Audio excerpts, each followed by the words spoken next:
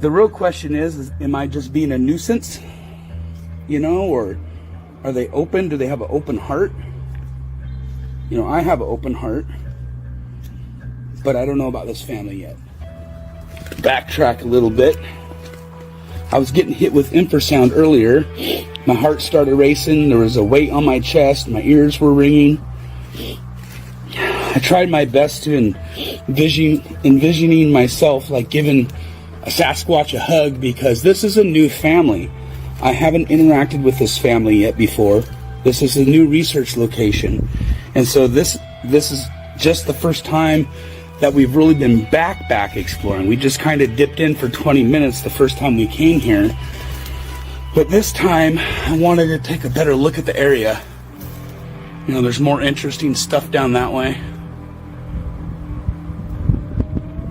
All over the place. Just a ton of sign that there's an indigenous population of Sasquatch that live in the area. Not to mention, you know, the first time we were here, in 20 minutes, we found a couple of the twisted and bent over tree branches. We found a couple footprints. I had a female Sasquatch make a whoop noise, which I've never heard before, I think, because it just sounded feministic compared to anything that I've heard before, really. And then my dad felt like he was being watched, and then I was able to capture a couple pictures of a family of them that were close, so I know for a fact that they're here. This right here, if I was to put, it looks like it would be a left foot, and if I was to place my foot next to it, it's much bigger than my boot, and I have my heel matched up to the approximate location of the back, because maybe a little bit further back. That right there, I believe, is a print. The carcasses right here, which still have a little bit of meat on them, or I guess maybe cartilage or something, where the meat have been stripped off the bone. And then there's, looks like some kind of a shoulder joint or something right there. And then miscellaneous bones kind of spread out over here by the structure, and then some leading off in, I think, that direction.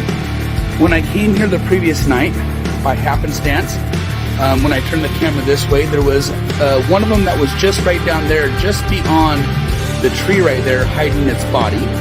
And I got nervous, and I felt like I was being watched. I had the hair kind of stand on end on my body, and then you notice that I kept going back and forth like this, the original video, because I felt like I was being watched from all directions.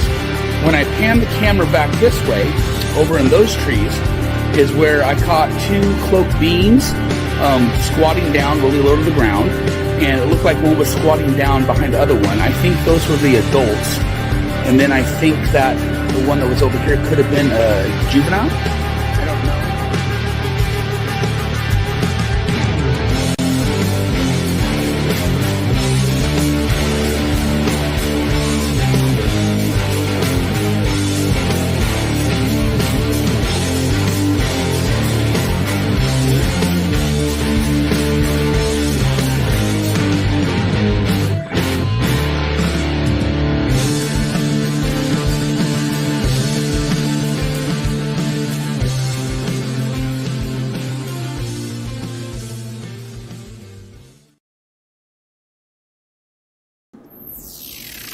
Condemnation before investigation is the height of human ignorance, and is the recipe to keep mankind in everlasting darkness. The truth is out there, and all you need to do is look, and it will find you. The pictures in this video were taken at many of my different research locations. They contain images of cloaked and uncloaked beings.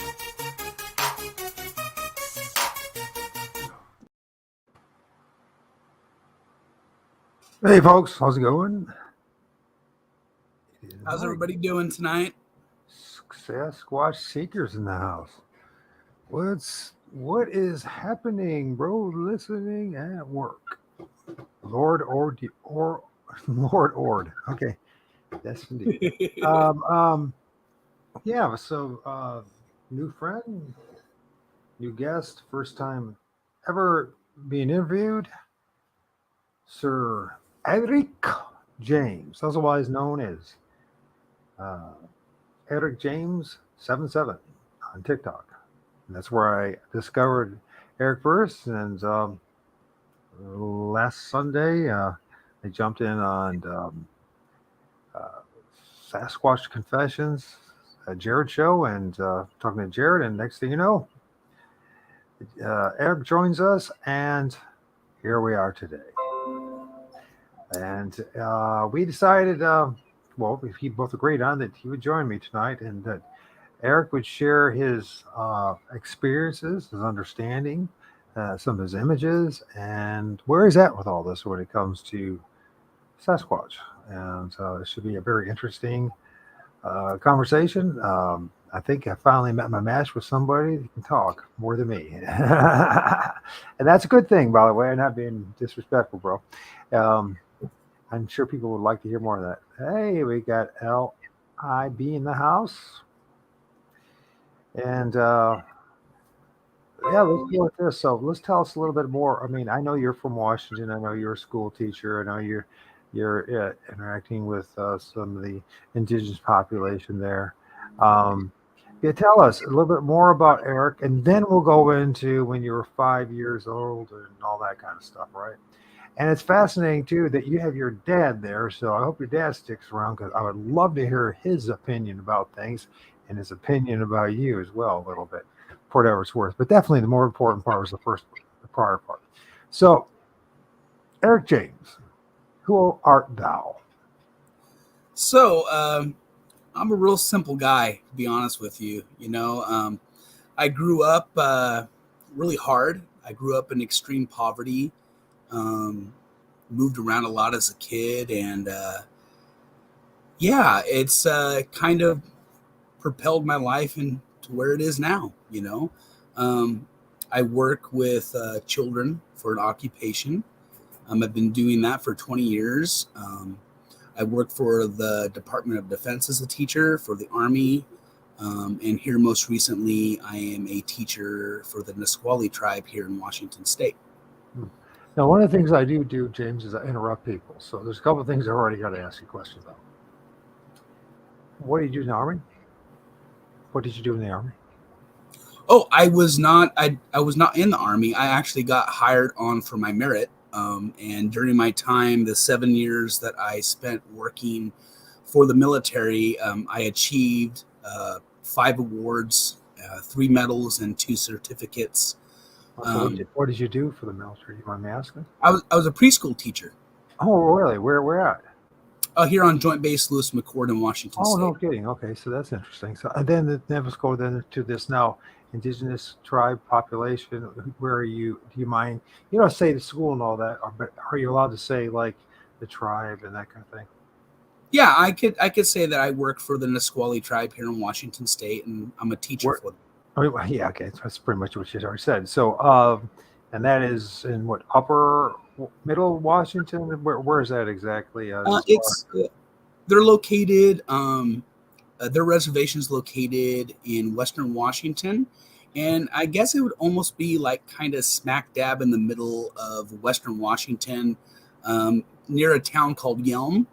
And if you headed to the northwest, you would run into where I live in Lacey. Right. Now, you did say earlier that it was not a big deal if we touch bases a little bit about that because of the culture. That it's part of their culture already, so they're not going to persecute you for having this conversation. So let's continue from there. So you're a school teacher. Well, I do have to say that everything that I share is of my own opinion, and it's nothing that is coming from any tribal entity. I just happen to be employed by them. So, yeah, well, we wouldn't expect any more than that, and it's definitely, we all know that that's how we're all operating with 14 experiences that it's based on our own experience, right? Is what it comes down to. It's the only thing that's ain't worth it.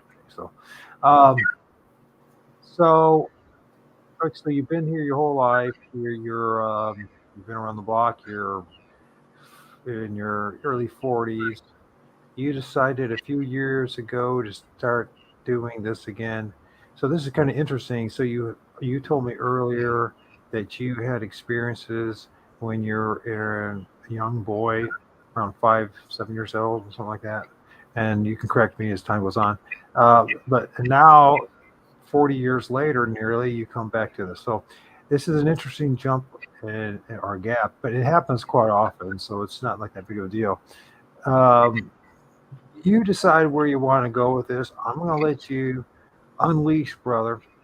Good. Tell us who you are. Excuse me. We already did that, basically. Tell us your experiences and where you're at with this. Okay. Okay. So when I was a small child, only 5 years old, it was the first time that I ever shot a firearm. And I have an older brother. His name's Larry Todd Ermy. And he decided when I was 5 that he was going to take me out to shoot a shotgun for the first firearm that I ever shot in my life. So we were on a old family friend's property out towards the Bald Hills, just on the outskirts of Yelm. And I used to go out there and hang out with my best friend, this boy named Brandon, and his dad was named Ted. And Ted, my dad Frank, my brother Todd, myself, and Brandon, we used to drive all around Western Washington, going squatching. We'd go up to the Olympics. We'd go up into the Cascades. We would do some of it locally around the Bald Hills area, since there had been so many sightings and experiences around there. But when I was 5, we were at the property and it was snowing, and my brother Todd took me out I'd say about a quarter mile just out of into the tree line, and where they typically would go and like sight in a rifle or practice shooting, right? And we were out there, and the only thing that my brother Todd showed me how to do was how to safely point the firearm and how to squeeze the trigger, right? And so when I shot a gun for the first time, it was a shotgun, a 12 gauge, and I had the butt of the gun about 4 or 5 inches, I'm guessing, away from my shoulder. And when I pulled the trigger, the gun slammed into my shoulder and it knocked me on my butt. And I started to cry because it hurt, right? Sure. And while I was crying, almost immediately, my brother, in a voice I had never heard him spoke to me like before, he told me to shut up. And so, like, somehow I recognized that he was being serious, and I just stopped crying instantly. And he helped me up off the ground, and then he pointed to the ground and he showed me a set of tracks. And now these footprints that I was looking at, they look like they were somewhere between 2 and 3 feet big. But when you're a small child, it always looks like it's way bigger. So, but the tracks, they led off further into the woods. And I remember him saying, he said, "We need to go right now." And so we turned around, and there's about somewhere between 4 and 6 inches of snow on the ground, I'm guessing. I really don't know because I was a kid, like really young. Sure. And we headed back to the trailer that Ted and his family lived in. And so that was the extent of my very first experience, was just the set of the trackway that led off into the woods that, it seemed like it scared my older brother, who at that time, he was pretty much my idol. I wanted to be just like him. Then if you fast forward a couple years, I was 7 years old, and I was staying at the same property with my buddy Brandon, and we used to stay up really late and play video games in a little tiny trailer that they had on the property. And when we'd come in to go to bed, my buddy's dad, his name was Ted, he was a Vietnam War veteran, and he used to have really bad PTSD. So, like, as a kid, we knew not to wake him up in the morning time, because sometimes it would cause, if he got abruptly woken up, it would cause him to have flashbacks, and he would, weird out and wig out and do some crazy stuff. So we were always very quiet in the morning time, knowing not to wake Ted up. and he also drank a lot too. So I'm sure that helped contribute to all of that. But the weekend I was staying there, I woke up, it was about 7 a.m. and I went outside because I knew not to wake up Ted. And it was cold inside the house anyways. They had kerosene heat for their heat. And so I go outside, I pick up a stick and a garbage can lid, and I'm walking around acting like it's a sword, and I'm like smacking stuff with the stick and just kind of like being a kid, role playing that I'm a knight or whatever I was thinking back then. And then as I started walking towards the property line, there about 300 yards away, there's this little tiny pond. And Brandon and I, we used to go down there and catch little tiny frogs, playing in nature and getting all wet and going swimming and what have you. But this particular morning, when I looked down towards the pond, I seen something. Now, from far away, it looked like it was maybe like an inch big, maybe an inch big. And the figure walked out of the woods. It was all black, walking on bipedal on two legs. And it went to the pond. I saw it squat down, and it looked like it was getting a drink out of the pond. It stood back up and then walked back into the woods. And that was the extent of my experiences when I was a young child. But, it left such a deep impression on me that anytime that the subject of Sasquatch I'm going to interrupt you there. Can you repeat that again? As far as you saw it stand up, you see it rise up, you say? Yeah, it stood up just like actually see. I always ask people this question: did you see the knees bend when it stands up, or did you just see it rise up, or do you even remember? The details. The details are foggy. What I remember was it looked like it just rose up. Like I don't remember seeing the legs bending.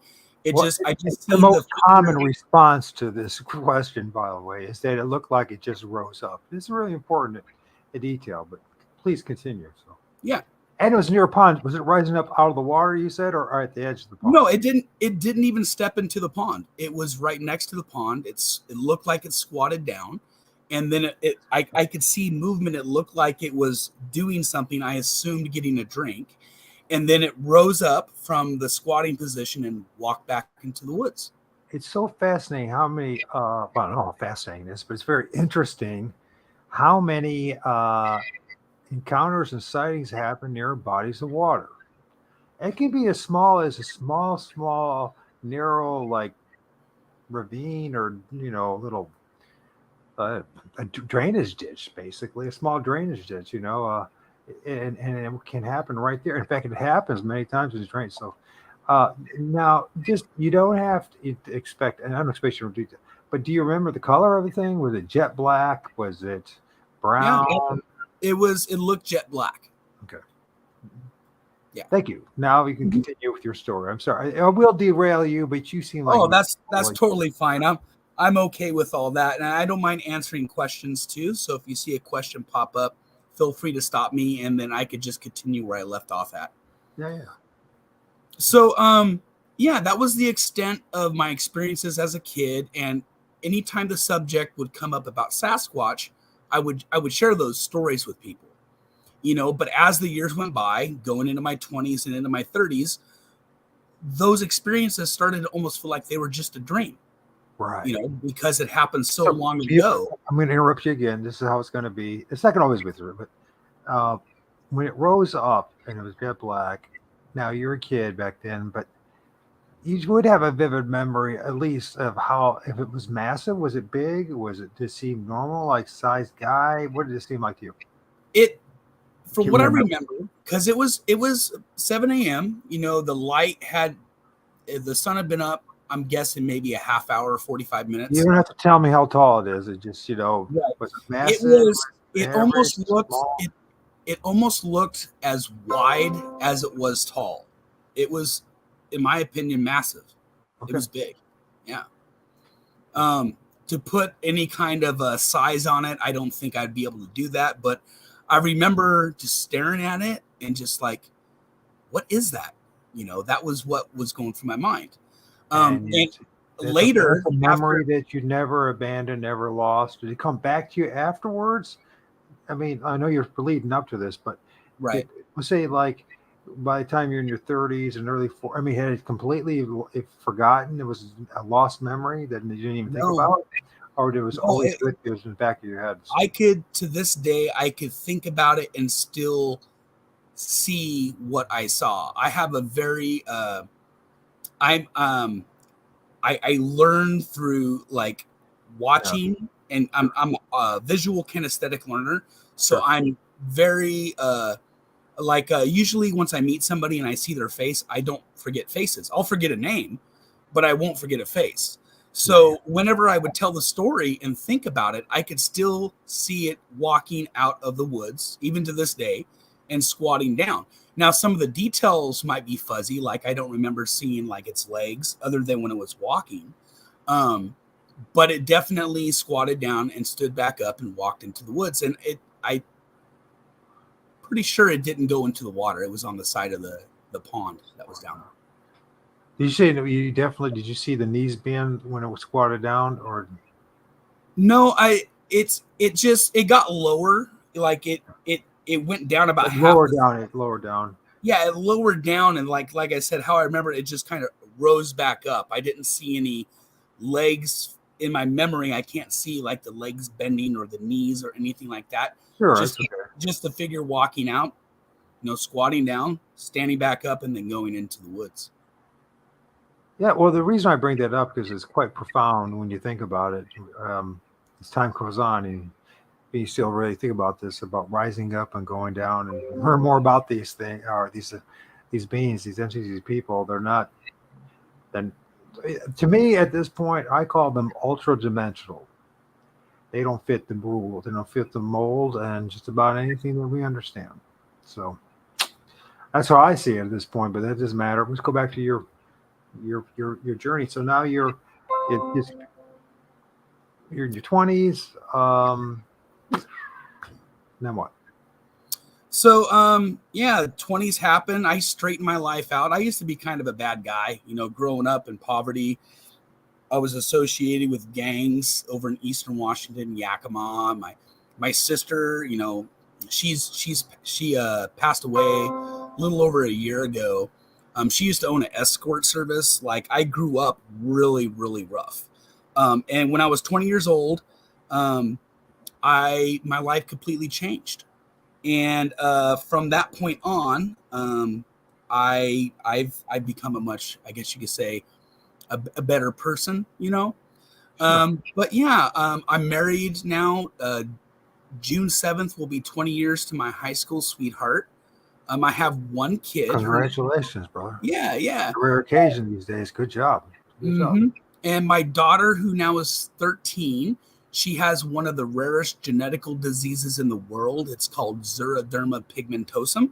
She gets skin cancer from daylight.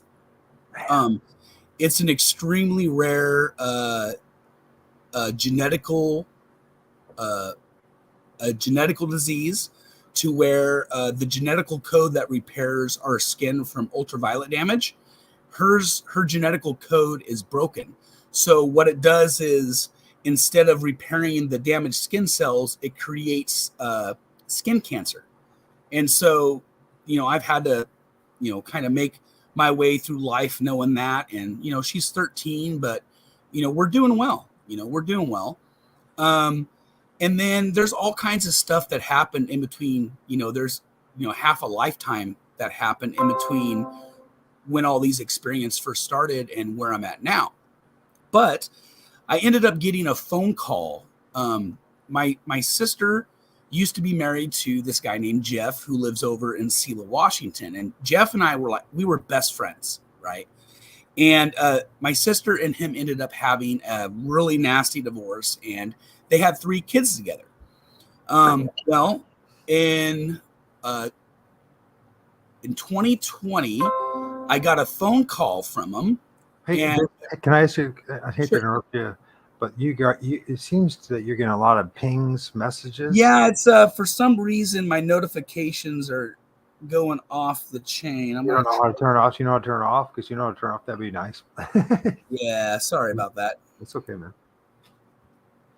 Meanwhile, while you figure that out, yeah, this sounds very interesting. It seems like a lot of us have such. Well, we all have tragedies in our families. This happens to everybody, but it seems that it's quite common among experiencers and people who have encounters. So, there's quite a lot of hardship and tragedy in your life. I don't know if that's part of the process of waking us up and humbling us to have the experiences and accept it or not. I just don't know, but it seems to be quite common. So I don't know too many guys and gals who were uh, fabulously rich and well off that share the same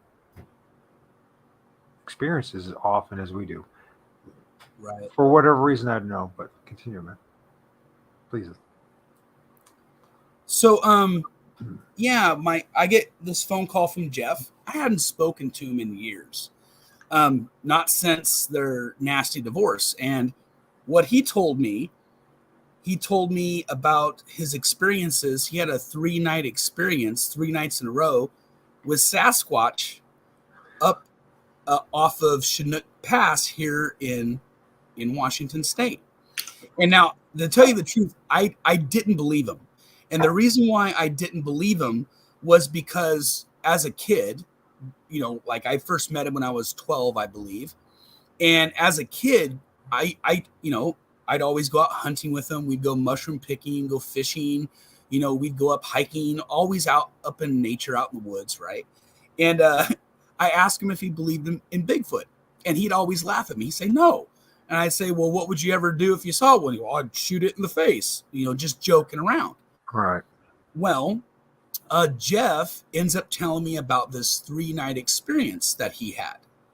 And the stuff that he was telling me was just, it sounded crazy. I was like, there's just no way that what he said happened, And so I just let it be. I let it lie. And it was nice to kind of talk to him and because I haven't spoken to him in so many years.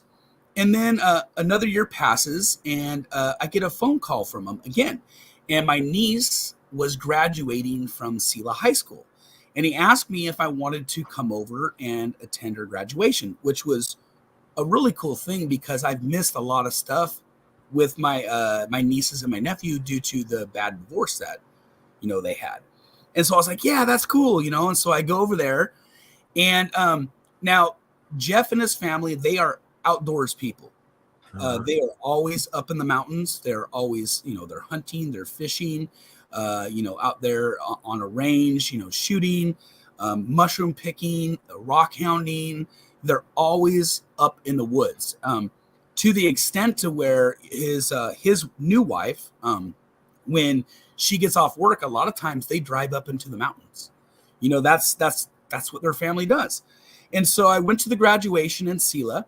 And then Jeff asked my niece, he was like, so what do you want to do to celebrate your graduation? And she said, I want to go up rock hounding.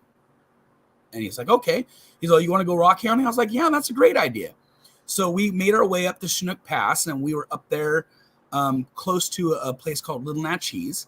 And excuse me, we spent the whole day after the graduation rock hounding. It started to get dark and Jeff was like, hey, let's go to my cousin's camp. She's there with a bunch of people in fifth wheels.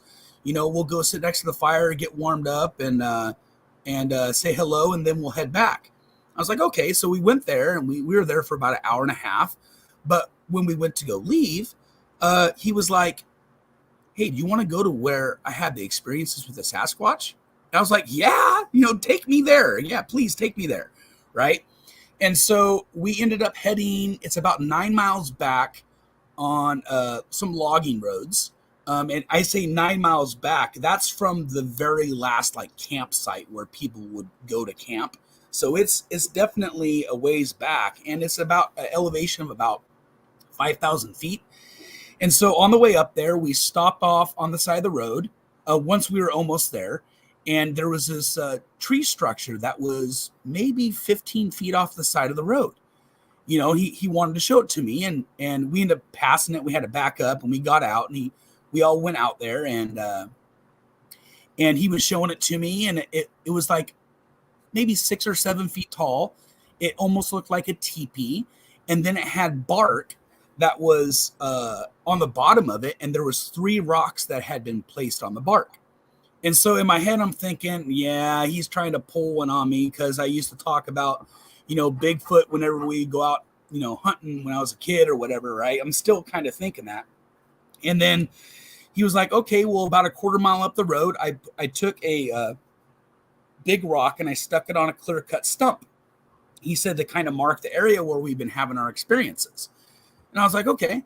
And so he has these really bright flashlights. They're almost like a spotlight, but they're a flashlight and rechargeable. They're really nice.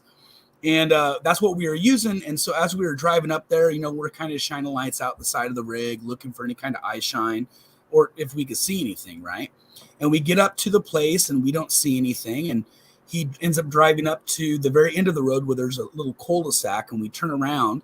But on the way back down, just as we pass the stone, I catch 2 sets of white glowing eyes off to the right-hand side. And I'm like, whoa, whoa, whoa, whoa, stop, stop, stop. And so he comes to a stop, and I show him what I see. We back up a little bit, and then everybody gets out of his vehicle. He's driving a Tahoe, so it was, me, Jeff, his wife, his 2 younger kids, and my niece. So there were 6 of us there. And we get out, and as I'm shining my light on them, their eyes, they shine so bright. They look like stars. And I'm, not a novice when it comes to being out in the woods. And I've seen just about every eye shine a person can see from, from wild animals here in Western Washington. Right. And this was like nothing I've ever seen before. And they look like stars. And the reason why I say they look like stars was because they had like little tiny light flares kind of coming off of them with the bright light that was shining on them. And we could see the eyes, but we couldn't see like a body. It was like looking at black on black. But as I'm looking at the eyes begin to look at each other, and then they'd look back at us, and they did that a couple times. Then they started looking away from each other, and then they just stopped and started staring, right? And then whenever they would blink, it was weird because when they blink, it was really slow. And I don't know if that was due to how bright of lights we were using or what the reasoning behind that would be, but I just found it really odd. And this whole time that this is happening, you would think that I would pull my cell phone out. You would think that I would be like, oh, wow, I need to get this on video. I didn't even think about that. I was completely amazed, and I had this feeling of what I describe as like pure curiosity just kind of wash over me again. I felt like I was that 5 to 7-year-old boy again. Like I, as a matter of fact, I don't even really remember feeling like that sense of curiosity in my entire life. But I had the light on them for about 15 minutes. And I'm just watching, and I'm standing there with his youngest son. And then Jeff, his wife, and my 2 nieces, they headed about, 100, 200 feet up the road. And he had these night vision binoculars that he was scanning for more eye shine. But while he's doing that up the road, the 2 Sasquatch I was looking at, when they turned to the side, it went from looking at black on black that I could see their bodies, I could see their hair, I could see their faces, and not a lot of detail because they were about somewhere between 100 to 150 feet away from us, right around that, it's hard for me because it's on a hillside going down to kind of judge exactly how far, Sure. they were away from us. But did you see their silhouette? Is that what you're trying to say? Oh, it wasn't just a Or the silhouette. profile? I could see their hair. I could see the light kind of glisten off their hair. I guess that would be a good way to describe it. Like their hair was kind of shiny, right? Yeah, I and do so know. they I turned to describe as shimmering. shimmering, right. It's like And almost so like there's static they turned to electricity this. running through it. What's that? Go ahead. I said it almost seems like there's like electric energy or static energy running through it. It's just like a million sparks that you're talking about, just like when you find in the eyes. Yeah. The skin is like each hair, the whole body, especially at night when you have one close, it's like a million sparks going through it. Yeah.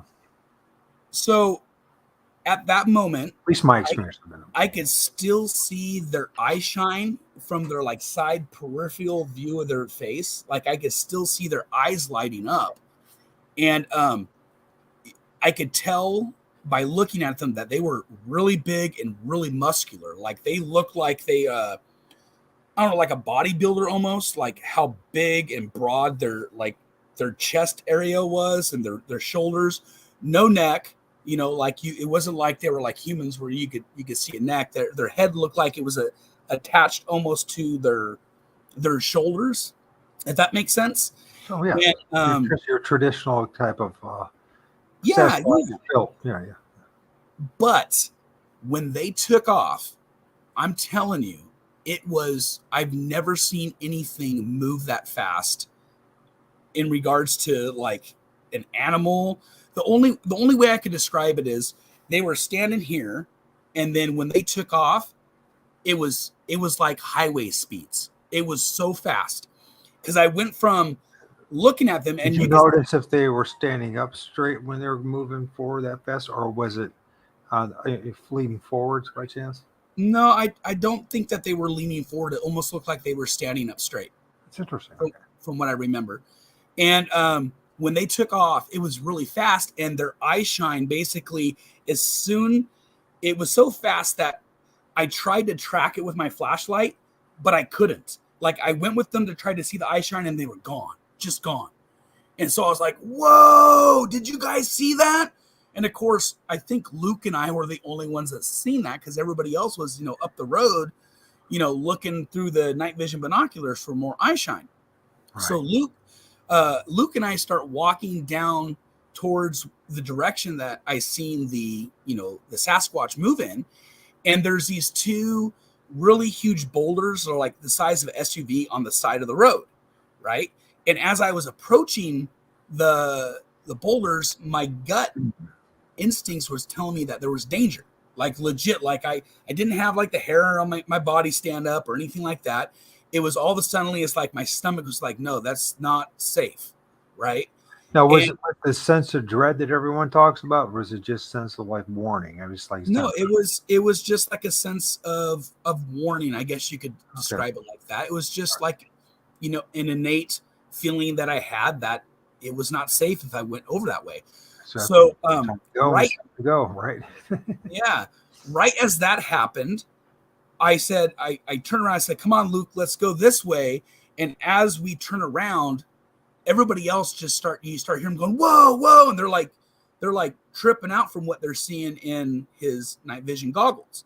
So we walk back up to where they're at, and in his night vision goggles, I think there might actually be a picture that I sent you that has what he actually captured. I didn't capture that photo. That just happened to be the first photo. Can you see the screen right now for sharing? I can see the screen now. I could tell you when to say. 1, 2.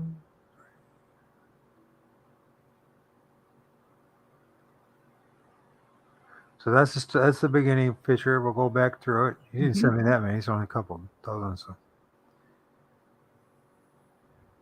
hopefully you have it. If we don't. If we do, we do.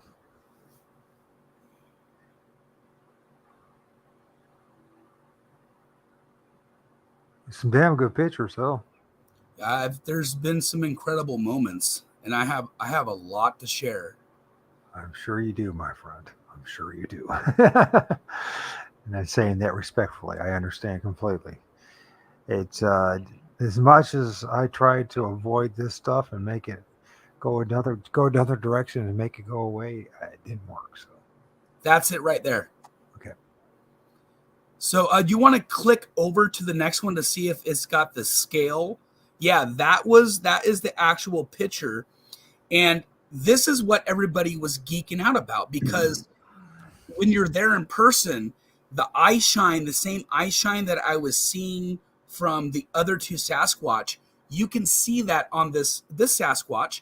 And this Sasquatch, to explain the topography that's there, we're up on a road, and the road, there's another lower road that's been gated off for years. We actually go hunting for green opals, rock hounding down on the other road. But it's a hillside and it kind of dips as it goes down. So all I could think of is why we don't see more of the Sasquatch is it was hiding in one of those dips, most of its body, or laying down, because I've encountered that in my time during my research investigating of them just trying to lay flat on the ground. But if you look at the scale of the tree that's been clear cut on, which would be my left of that picture, its head was huge. Whatever that was had a massive head. It was big.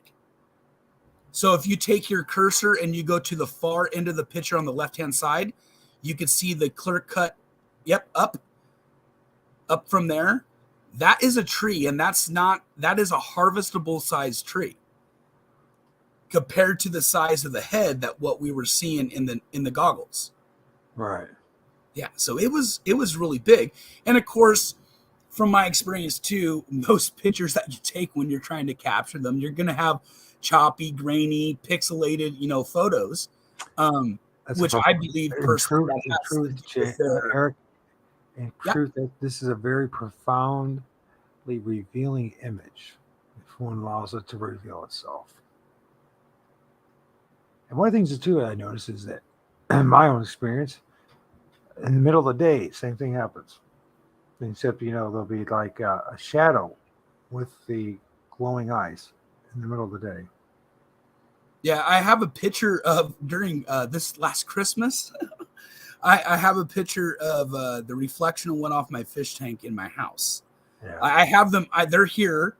If I don't go up into the woods every weekend, they'll come and they'll pester me. They'll bang on the side of my shop. They'll roll things off the roof.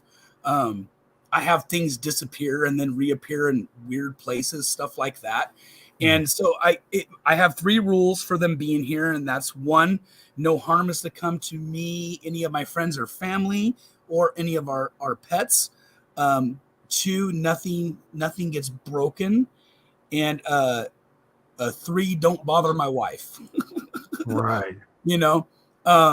But yeah, so that photo right there, that was taken at the time. It actually was a 12-second clip, 12 or 13-second clip that he took.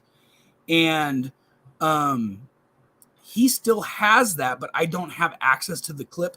In the actual video clip, you could see its head move slightly.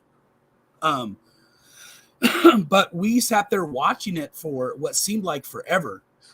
And then he told me, he was like, I want to pop off a shot with my pistol. He wanted to see what its reaction would be, if it would stand up and run or what would happen, right? And so he told everybody that was there that he was going to shoot away from us in the safe direction towards the ground, right? And while he's doing that, he points his gun, and as he pulls the trigger and he shoots a bullet, the other 2 sets of eyes that had taken off, they come running back. I've never seen an animal, run towards the sound of gunfire. I've had people say, "Oh no, yeah, they're, a bear, they'll think there's food there." It's like, nah, I don't see that happening, but they came running back, and I picked up, because I'm shining my light on what we're seeing in the through the goggles. As I'm shining my light, I pick up the 2 sets of eyes running back into where we can see, and then the one that was in the night vision goggles, it didn't even flinch, it didn't even move, it just stayed there. And so now we have 3 of them that we're looking at, and I'm getting, for some reason, I'm starting to get a little bit nervous, because now there's there's 3 of them there. And so I start feeling like there's something behind me. So I periodically spin around, and I'm shining my light up into the trees that are behind us to see if I could pick up any eye shine there. And in the process of doing that, about 250 feet away, I ended up seeing another one. And the other one that I picked up, it was like peeking out from behind a tree, but how fast its head was moving for peeking, I can't even replicate myself. Like, I can't make my head move as fast as it was moving, right? And so, and that one I'm looking at, then we're looking at the other three, and we kind of go back and forth. And then all of a sudden, the one that is in the night vision goggles, it just disappears. We don't know. We didn't see it move. It's no longer in the night vision. It's just gone. And then after that one disappeared, the one that was peeking out, it stopped doing that. It disappeared. And then the two that had the eye shine, we watched them until their eye shine filtered way down into the brush and the trees to where we would, only pick up the occasional like eye peeking through. And then the whole event was over. It lasted approximately an hour and 15 minutes from beginning to end of the experience. That's nice. That's a very nice, very, very, very long time. And nice. What happened to me that night, right? I feel like the veil was lifted. Like the veil that separates us from knowing certain things, it got lifted. The picture you're on is really cool right there, because I believe that's a mother Sasquatch with an infant on her chest, kind of leaning to the side. And I've captured several photos like that in my experiences, where you got a mom with a baby. And I contribute that if they have family, then they have to be able to feel things like love. That's just my take on it. Sure. But after that event, at least that's our hope, right? Yeah, something like that. Yeah, sure. Yeah. After that first event, though, my life completely changed. All the hobbies I used to do, like the things I used to collect and the games I used to play and the stuff that I used to do, it all fell to the wayside. Yes, indeed. I used to be an avid geoeconomics researcher and geopolitical spectrum researcher. All that stopped. Nothing was important. Important. It's like poison now, isn't it? I guess you could describe it like that. It's like poison. It's like this. Especially once you realize there's not much you can do about it, and all that bitching and fetching has got you nowhere. So, hey, I found something that's true, that I know for a fact is true. I know for a fact that Bigfoot is real now. Yeah. What it all entails and where it's taking me, I can't tell you, but I know it's true. It's changed my life forever. Absolutely changed my life forever. And the weird thing is, it hasn't stopped. It's not gonna. It hasn't stopped. I continue to have experiences. I continue to find new research areas, and I'm able to compare data that I get from one area to data that I'm getting from another area. And as of now, I have 12 research locations here in Washington State. Now, I do have a main research location, and that is a place I'll never reveal the location of, just because. Sorry about that. Jeez. Go ahead. I'm so tired, but I'm very awake, but I keep slipping. So it's been a very, very, very busy week. So go ahead. I can relate, brother. I know you can. You're working at school. My gosh, I can't even believe you're even talking to me tonight. Be honest with you. I'm a teacher, and I work with kids, and they will wear you out, especially being 43, man. Plus, I'm staring at this image, and the mother starting to come into focus, and it's a really nice, it's a very nice image actually. Once you see it, it's amazing how they blend in with everything, huh? Yeah, and I have a lot of points to speak about on the different kinds of cloaking that I've seen. There's a lot of different ways that they achieve it and they do it. Now, if you were to ask me how, there's no way I could tell you. My thoughts and theories are it has to do with energy, frequency, and vibration. That's my initial. Just like we spoke earlier, though, too. My opinions have been changing and forming continuously as I've been having experiences. So what I think right now, a year from now, I could have things happen that completely debunks a certain way that I was feeling about something. I'll put my money on that one. Yeah, it's an ebb and flow sort of Well, situation. what does your dad say? Changing. What does your dad say? He's an old timer. What does he say is going to happen? You ever talk to him about it? Oh yeah, I actually I took him out to my main research location, and he's was blown away, absolutely blown away with his experiences. They didn't shy away from us. They didn't shy away from him, and they No, I'm even went sure as that far. his experiences have increased due to your guys' interaction. But Yes, yes, the he is. question I was asking, in particular, I meant to ask, or to try to be a little clear here, when it comes to changing and morphing of your understanding experience, your dad's been around a little bit longer. He's known Right. it a little bit longer. What does he say has happened to him that way? No, so this is the thing. Or is he stuck? He says, this is it. And that's, and I, then, I mean, I'm not trying to, the word's not stuck. We have our own certain paradigms, our own Right. perspective, our own perception of how things are. Some people stay where they're at. And there's Yeah. no judging or anything of that. Just Um. some, So some like myself, I've thrown everything out the window numerous times in this journey as far as my assumptions and opinions about things. And it's actually has made this journey hell of a lot interesting for me. But it's everyone's journey is their own. So in yeah, go ahead. regards to my dad, so when I was a child, I do What's up, remember Derek?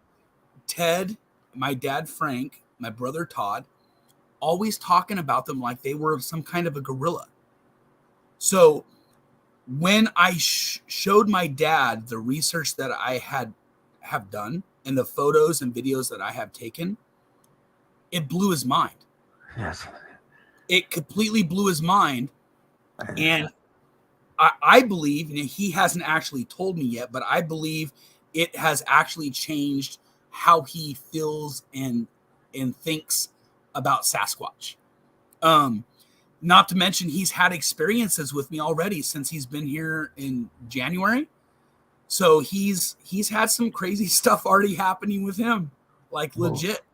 The So paranormal, the spiritual, whatever you want to call it, mhm, is mhm. it's very much the predominant thing that happens for sure. Right. I mean, it's just overwhelming. So Yeah, he was there with me when I found the footprint in the snow. And then the week before that, we went to the research location.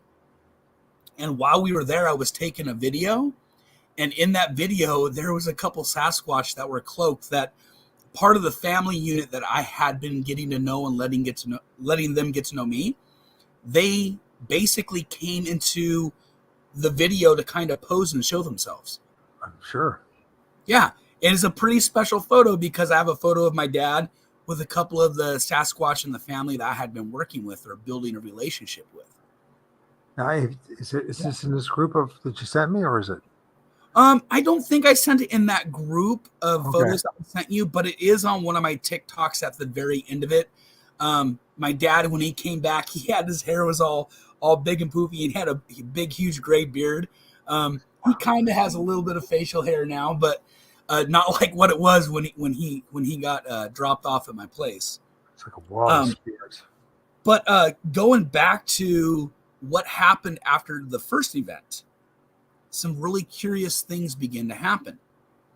So that happened, and the next week, I'm up at there's a stadium called Cheney Stadium here in Washington State, Okay. and my nephew was playing his championship baseball game, and so I went up there with my brother Travis, and I was going to enjoy and root him on and watch the game. But while I'm there, my phone starts ringing, and it's with an area code I don't recognize. So I answer it, and it was Matt Moneymaker on the other end. Right? Okay. So what would be the odds of that? I have no idea on how he even found it. No clue. What are the odds? The only way I can narrow it down. Like you were being tested in my book. I don't know. The only way, maybe. I've never even thought about it like that. But you were being the only tested thing, to see how trustworthy you might be. yeah. And so, you know what Mr. Moneymaker was doing? All he wanted to know was the location of where it happened at. And I tried talking with him about, the feeling of pure curiosity coming over me and the whole experience. And he didn't care. He said, well, what kind of equipment are you guys using? And I said what we were using. He's all, oh, that equipment, that's not good. I have way better stuff than that. It costs way more money. And I was like, okay. And he's all, can you tell me where the place is at? I said, well, I have to speak with, my bro Jeff, because this is not my discovery. He's the one that had most of the experiences up there. I can't just let you know where that's at. And that made him so mad.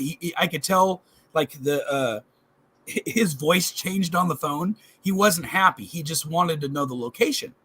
And so I said, well, I'm at my nephew's, championship ball game. Why don't you give me a phone call back? We could discuss this further in more detail. He never called me back. Sounds to me like this is very much reminds me of COINTEL. And then it gets weirder from there. There's such things as pervasive in our society and culture of people who are paid specifically to spread misinformation and disinformation and cause confusion. Yeah. It allows the oligarchs and the ruling elite to stay in charge. As long as we're in a profound state of ignorance, as we start off the show. Yeah. What can you do? You end up arguing about right? things. Right. Yeah. What can you do? That is a valid question. That was very dogmatic, right? Instead of knowledgeable. Instead, based on knowledge and true information, we end up arguing over dogma that is not based, that we can't firmly establish universally throughout. You know what I mean? So yeah, it happens in all courses of life and everywhere. So for anyone to think that this would not be steered and led at a very early stage of its, being unleashed to the public in general, all I got to say, you don't understand how the world works. This is spoon fed to us with a plastic spoon on a plastic platter, and when you and I and the rest of us are going to have to unravel this and work together at it and realize that there's lots of usurpers out there, and a lot of people not only are operating greed, but also they feel that it is a righteous, the noble lie to perpetuate it in order to maintain status quo or move their agenda along. So, we have to accept that. So I think it's very important to realize that if it's on television or in the movie theaters, it could be 70% true or 80% true, but that 10 or 20% that's flat out BS, that's what throws us all into a spin, and that's the reason why we keep on chasing our tails like a bunch of barking dogs, never getting anywhere.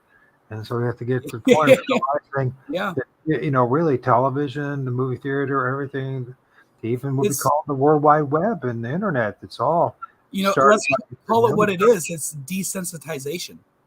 It's a big part of it. Absolutely. It's a big part of that, I think also our ancestors dealt with these ancestral spirits, and were not. I'm not saying they didn't have their moments of terror and dread, but they knew how to cohabitate with these things, and what they want us all to be in constant state of fear about these things. That's why we hear all day long, 24/7 on the internet, of one scary story after another. Yep. Adrenaline junkies. Well, no, and it's also the cause, so when this does happen, you're looking at these things as they're nothing more than demons, and they're evil, and they're going to do something to me. Now, I'm not saying that you're not going to have these senses, but, our ancestors have the dark night of the soul, in which, 12-year-old boys who spend 3 nights, 3 days out in the middle of nowhere by themselves.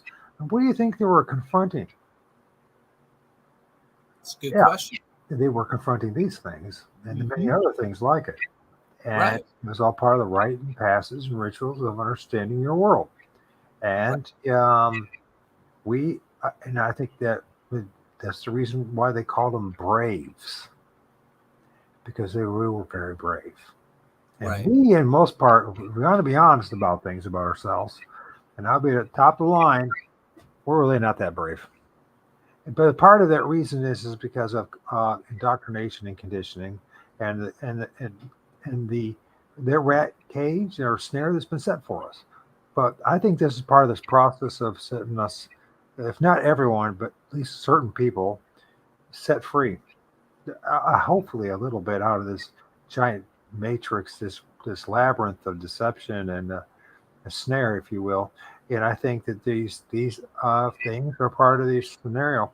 They told us, they convinced us that you look at these ugly eyes, and it's true. I mean, they're frightening looking. They look like some straight out of a horror movie. But you remember, that's what we were indoctrinated with, Mhm. conditioned with.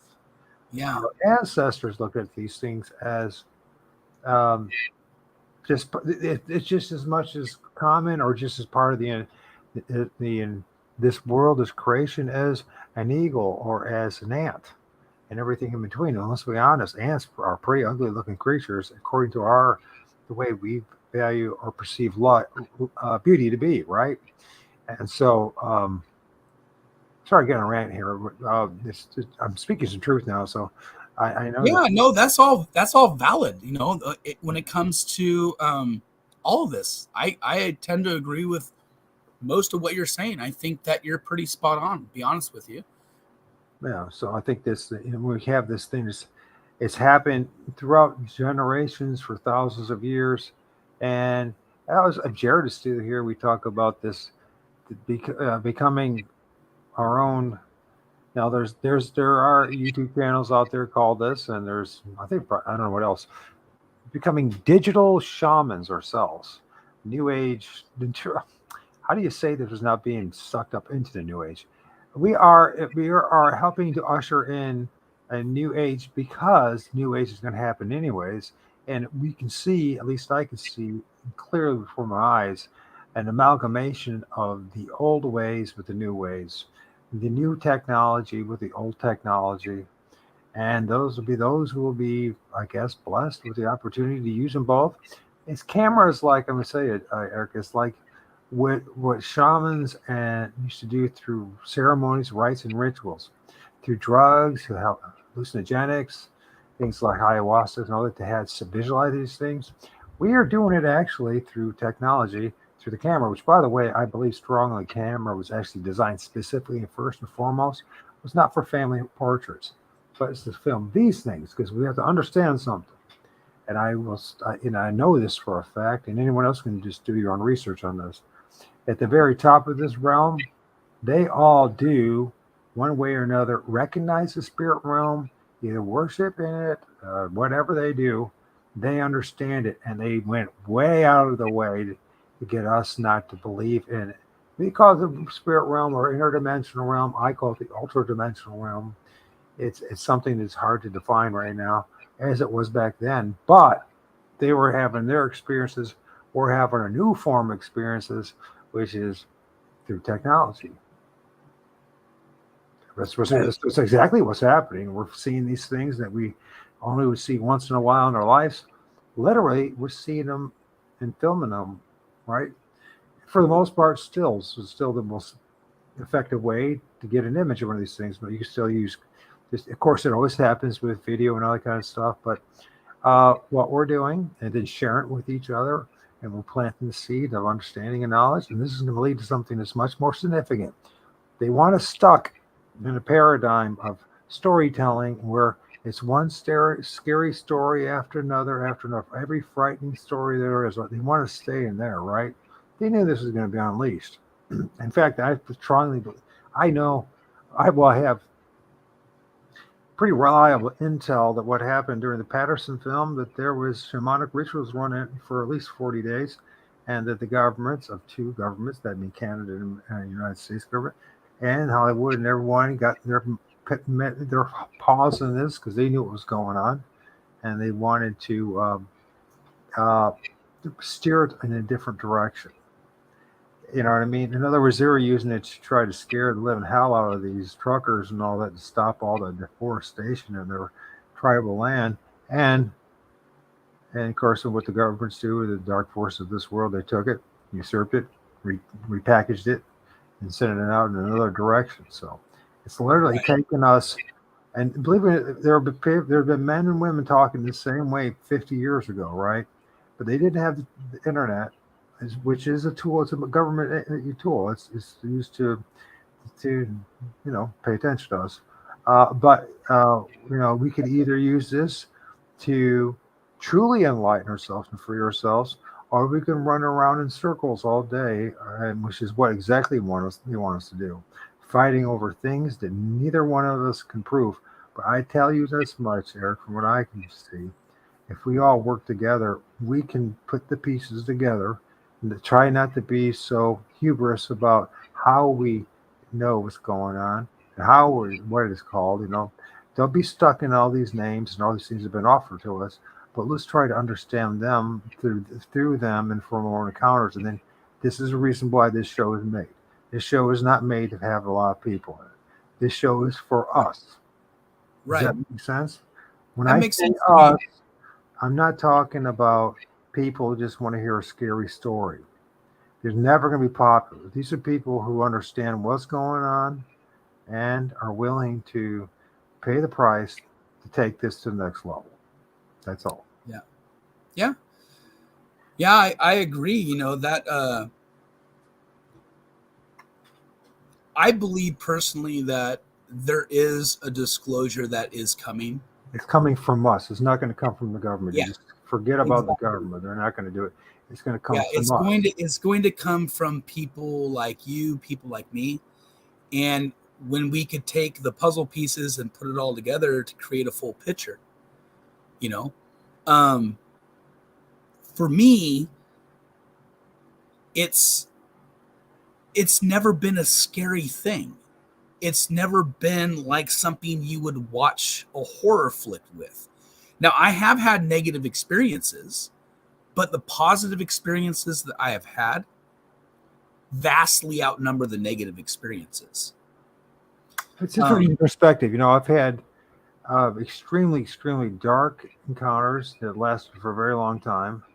And I've had, and then others. But what I discovered for me, I focus on the Lord of all spirits. Okay, and it's not a religious thing. I don't belong to any religion. I could care less what religion I belong to at this point. But for me, because in a way, well, not in a way, they are spirits. We call them spirits. We can call them interdimensional beings. We call things that come in and out of planes of existence, or parallels, or parallel universes. We have all these terminology, these terms. We're just shooting at the dark. All of us are doing that, right? One thing we do know is they come in and out. When they're here one moment, they're gone the next. Sometimes they're by themselves. Sometimes there's a whole bunch of them. They'll come in different shape to do shape shift, and everything else, right? They're part of this. I really do like the native, just some of the indigenous cultures. That's where they have the underworld, the middle world, and the upper world. And we are in the middle world. They are part of that lower world and the middle world. I see them, and I agree with what they say. They're more than just guardians of the force. They are the gatekeepers of the underworld and the middle world. They keep things.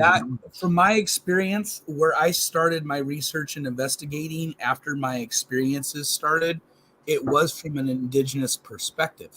Yeah, so was mine. I've stuck on them demons, right? I told you that before. Yeah, So yeah. Everybody knows my story. Yeah, and I have people that I know that say, "Oh, they're Nephilim," or "Oh, they're this," or "Oh, they're that." Close to being Nephilim. You know what they're closer to is Esau. Yeah. Esau and Jacob. And if you don't know the story of Esau and Jacob, I strongly recommend you read it, and you read it in its entirety. Yeah. And when you get done reading about the story between Esau and Jacob, you're going to realize, knowing what you know now, that they're talking about Sasquatch. And I ain't making shit up. Yeah. But if you don't know this, and you don't have the experiences that you and I have, and the people in this room and others, you would never to put the pieces together. You would just think, Jacob's mom covered Jacob and goat hair, did he? So to trick the dad. I mean, what other entity that looks human and has long hair like a goat? Oh, that would be Sasquatch, and there ain't nothing Right. else. Yeah, I Sorry to be a preach about that, but no, you're good. that's something that I say, well, Mike, prove it. Well, the only way I can prove that to you is you're going to have to go find out for yourself what I'm talking about. Because if you're counting on living your whole life with words is on page, you're not living life. You're under their snare and their illusion that they've created for you. Yeah. They give everything in plain sight and in allegories, metaphors. But if you don't have the life experience, you're gonna that they are trying to they're revealing to their own, the oligarchs, at least the ones that offered up this state religion and everything else. You're not going to know. You're not going to have a clue what they're reading. You're going to actually buy into some. You're going to buy into that Nephilim BS. Some kind of a BS story. Yeah, that's exactly right. You know, for me, and I believe Scott. That's exactly I know why Scott. I know Scott Carpenter, and I believe that he truly believes that they're Nephilim. And I know that scripturally and everything else that he's dead wrong, but it's, as long as you're still stuck in that paradigm, you're not willing to let go. See, this is the dangers of writing a book early. And it's very, if it's, towards the end of your life and you want to, reveal your journals. Right. But I swear to God, how many guys I've seen, even like 10 years or whatever it is, I know the numbers go further and further back, right? It's like listen to a Christian. I've been a Christian for 30 years. But, the thing is, the more and more that it's just when you write something down, you publish it, and you put it out there, and you're not willing to retract it when you're wrong, that becomes your trap. And I don't know how many people in politics. In my opinion, that's one way you can discredit yourself. If you're wrong about something, admit it. Well, what that would mean is for most guys, because they have a conscience. Well, see, I sold all those books, stole all that money from people, pretty much told me, because you have a conscience, this is what happens. So, like, when you probably didn't watch the last show where I did with Biggie and Josh, but the very first thing I told on myself, right? It was embarrassing. No, I seen it with the branch. Yeah, I watched that. Swell Crow, and you might see a guy who's been doing this as intensely as I have for 6 years and knows a few things, that I would be fooled by a branch of all things. Well, you know what? Yeah, it still does. And you know what? I told everybody that it was a spirit when it was nothing more than branch. Now, I could have sat on that and did nothing, because all it is I was just, it wasn't a white lie. It was a white lie or anything. I wasn't trying to deceive anybody, but I told people, I didn't tell people the truth. Right. Understand? And you cannot move to the next level if you don't make your amends and get your shit right and within your head. You cannot go to the next level. It's interesting that bringing up the truth. In a lot of indigenous culture, the Sasquatch represents honesty and truth. That's right, man. That's exactly isn't that ironic. And it's absolutely, look at so there's going to be young bucks out here. I'm old enough to be their dad.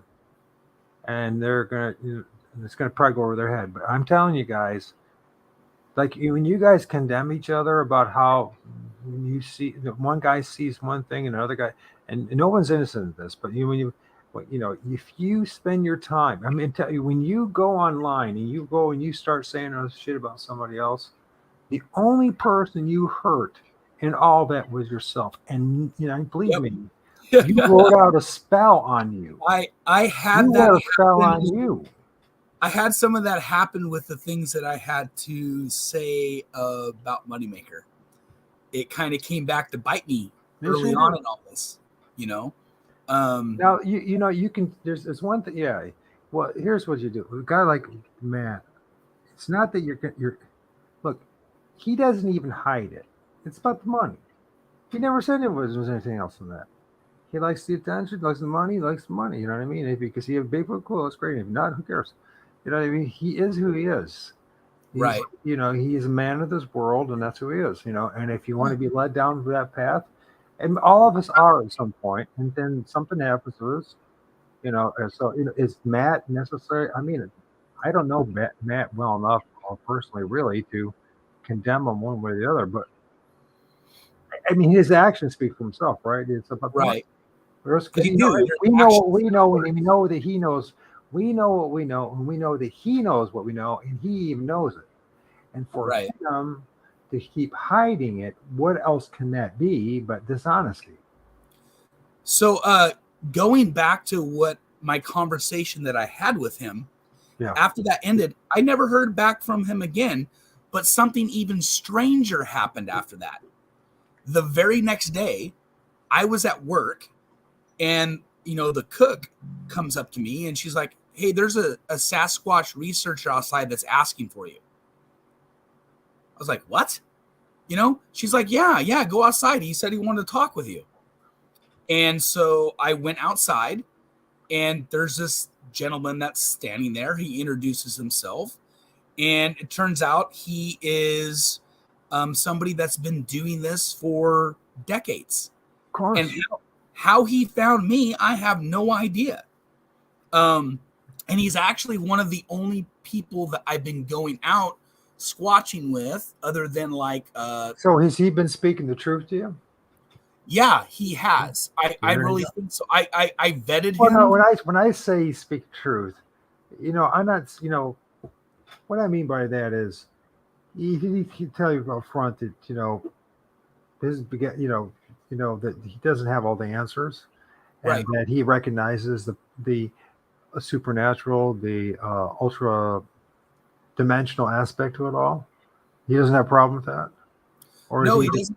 He doesn't There you have go. any issues with that whatsoever. He's more of a naturalistic kind of guy. Right, But he spent 14 years up in Alaska doing research and investigating. He right. spent 9 or 10 years up in Canada doing research and investigating. And he spent a lot of years here in Washington State doing research and investigating. He's written quite a few books, and he when I first met him, he seemed authentic. And then we ended up kind of connecting a little bit later, and I had the chance to go out with him and do some research and investigating. And during that time, I ended up explaining it to him later, but I was kind of vetting him. I was Well, we asking do him to each other, don't we? We bet each other. Yes. yeah, asking him questions to see how he felt about certain things. And it turns out that we both jive very well together. And I've gone out with him a few times, and he's taken me to one of his places. I've taken him to one of mine, and I've already had experiences and captured some stuff when I've been out with him. Cool. It's Which nice is you have really cool. that mentor. It's really nice you have that. That's cool. Yeah. But in the first month and a half to 2 months after the first incident happened, the first experience that lasted about an hour and 15 minutes, I had 8 more experiences in that short amount of time. And I absolutely couldn't figure out what was going on. I was like, why is this happening to me? Because they know that you know. That's why Yeah. it is. They know Why you're interested. That's why. Yeah, why does this keep happening to me? I didn't understand it. I was like, man, you go online and you hear stories, and somebody's lucky just to have seen one like up on a hillside somewhere or something, or happened to come across one and got scared and ran away. And there's all different kinds of stories that, you hear about other people's experiences. And up until that point, I was like, The game is well, on. why am I different? What's so different with me? And I really do think it has to do with that veil, the peripheral veil being lifted, and me being able to see more clearly what the truth is. Well, I do. I think there's there's multiple facts, but the one thing is it becomes more lifted the more honest a person you are. I think it Right. reveals a certain element about who you are as a human being. Now, it doesn't make you perfect, and I can tell you, the Bigfoot community just has many problems and issues as every other community, and you know what I mean? Right. But and sometimes even more so. To be honest with you, but that you're even willing to accept this, embrace it. I think it was you were. One thing I can think of is that we were meant to be here this time, to do this, to have this conversation, to do this thing. and we're just kind of like we're tools for greater design. That's all. And it's just instead of, and I think you get to a point too. I think you have to have your world pretty much crushed a few times, so you don't really give a crap what other people think about you anymore, especially when it comes to this kind of stuff. Because if you're still worried about what people think about you, or your paycheck, or your boss, what they're going to think, or what your wife's going to think, you're just going to naturally develop that cognitive dissonance and that wall, and you're just going to just not deal with it. You compartmentalize things. I'll throw that in the backside. But if you're meant to be this, you're meant to be doing this, you can throw in the backside. And you actually expressed this while you were in the first part of this. You sharing your story, in which you had an experience as a child, and then you pretty much brushed it to the side for 3 decades. And guess what? Now it's coming with a vengeance. Yeah. Because you are always meant. Yeah, I've had some really to be part of the event stuff happen, be stuff involved. that I can't figure out yet, and I'm full of stories. I could sit here for weeks and continuously talk, and I probably still we can do that, everything. And that's a fact. I want to take a break. A break. It's usually a good sign, a for sure sign that I need to have a cigarette when I start rambling on and talking, right? I take over the conversation. If I have a break, I know you smoke as well. We'll have a little smoke break. Well, in the meantime, we'll play some music, intermission music. And if it's okay with you, I would like to open up the door, open up the chat room and allow anybody who's interested, they don't have to join us. You can talk to your dad, maybe see if he might be interested in being part of the pate. And because we'd love to hear what he has to say. If he's got experiences. He's got a lot to say. He probably could out-talk me. This is actually a very good thing. And it's something I want you two to think about. How many father and son tandems that are out there that are doing Bigfoot research? Not very many, at least I know publicly. I'm sure there's plenty of them out there, but publicly, I'm not hearing too much. And so this is an opportunity for all of us to see what it's like for a father. I have a son, and someday this is going to happen. He's not interested now. He doesn't want anything to do with it. Let's go on, Dusty. He doesn't want nothing to do with it, right? But because of me and because of family lineage and everything, it's coming. It's coming to my son. He's not getting out of it. So, will I be around to have it? It'd be great to hear what you two have to say. So, if your dad's listening, or if he's not, you talk to him about the whole idea of you two coming back on the show and talking what it's like for a father and a son who know this is real and how they see it, because it's a very important. I think it's a very important topic. So, and it's part of the bigger picture, and it would be really nice to have. And you guys can share your scary stories, but you see where I'm coming from, right? I'm not going to let you stay there, right? Yeah. And I know that he probably would love to do something like that. Like I said, he has a lot to say, and he has a lot of wisdom. He's 74 years old, All right, let's mute each other. There's settings there. If you want to stop the camera, you don't have to mute yourself, but if you want to stop the camera, there's stop camera. And what that does, that goes like that. And you'll have an avatar, so you don't have to worry about people watching what you're doing. So you do that while we take this break. I'll put it on full screen. Sure. Yep. Just let me know when you're back and I'll hop back on. I'm not going anywhere. Well, I would say we're going to play some music and then we're going to, what else am I going to do with this? I think I'm going to play AM Bite, that one again, because that was a great, thoughtful stuff. I really do like Miguel. And then afterwards, we'll probably play another video, and then we'll get you in there. So it'll be about 10 minutes, okay? Sure. Sounds good. I'll see you in 10. Okay. Here we go, folks. Did my revolution just bury our minds instead of freeing them? Encrypting Evil Corp's data was meant to empower us. Instead, it left us powerless, scaring us into even more submission. 5'9" didn't get rid of the invisible hand. Turned it into a fist that punched us in the dick. And like a botnet, the fear I created is spreading so fast it's practically airborne. It swallowed us whole, digested us, and now we're stuck in its asshole waiting to be dumped out. And while we're here, they're having their way with us. They packaged a fight into product. Turned our dissent to intellectual property.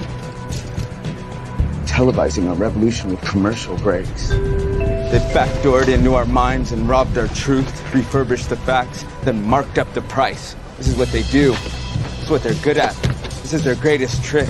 Lobotomizing us into their virtual reality horror show. And this all started because I tried to hide from society. Remember? Fuck society. Yeah, well, I fuck society, all right. I reset it to 0. And if I don't do anything about it, it'll continue to grow in this malignant way. And that's what I'm afraid of the most. This dark future that I set into motion. Who knows what could come from this? What if instead of fighting back, we cave, give away our privacy for security, exchange dignity for safety, trade in revolution for repression? What if we choose weakness over strength? They'll even have us build our own prison. This is what they wanted all along. For us to buy in on our worst selves. And I just made it easier for them. I didn't start a revolution. I just made us docile enough for their slaughtering.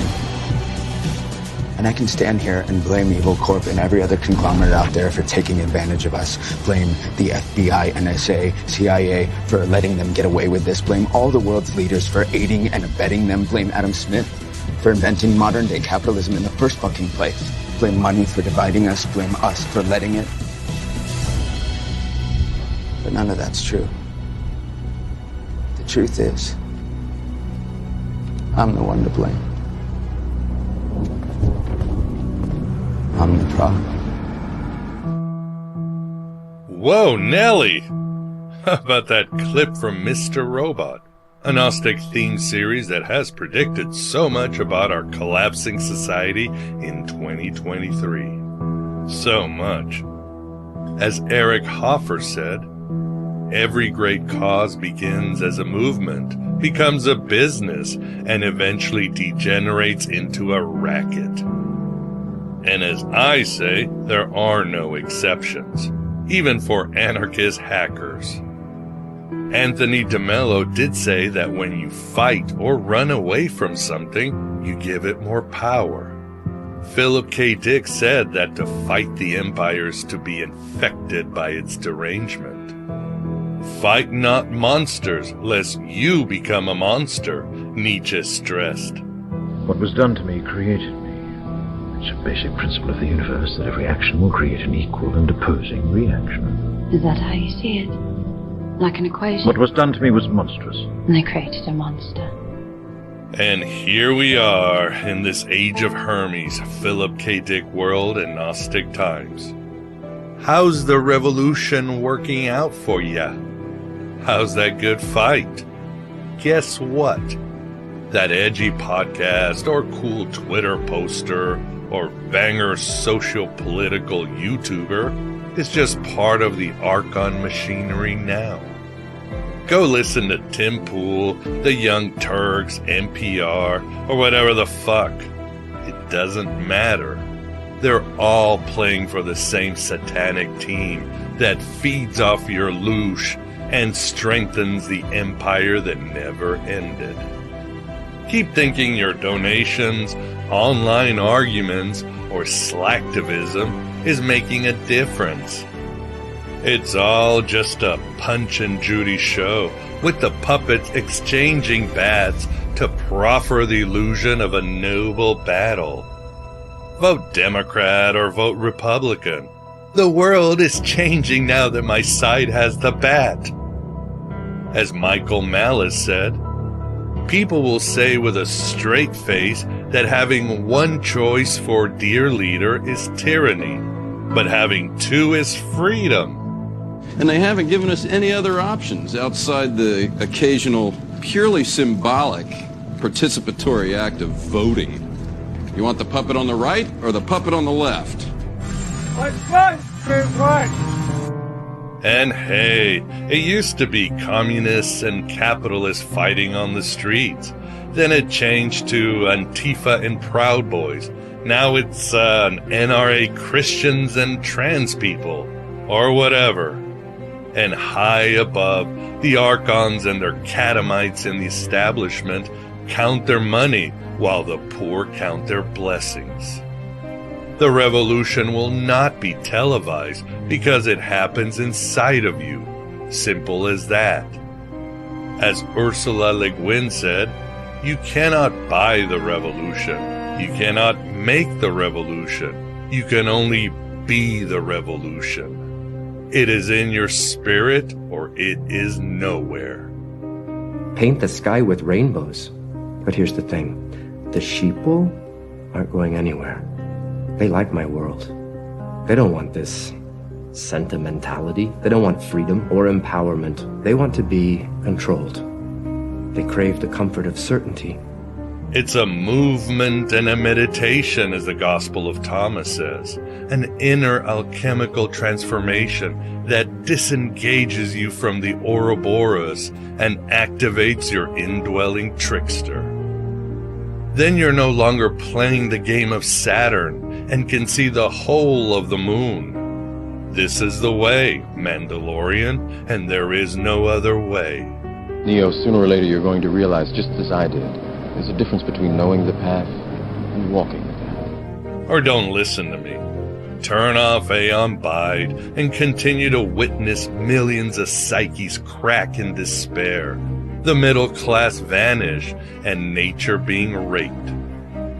Continue watching Ukrainian, Russian, and Muslim boys being pulverized by the military-industrial complex. As Beck sang, things are going to change. I just know it. I'm a loser, baby. I wish that I could bake a cake made out of rainbows and smiles, and we'd all eat it, be happy. She doesn't even go here. Do you even go to this school? No, I just have a lot of feelings. Or instead, take the greatest and most heroic journey of your life and go within for the supremacy of self-knowledge, finding out that you have an original purpose and a grand destiny.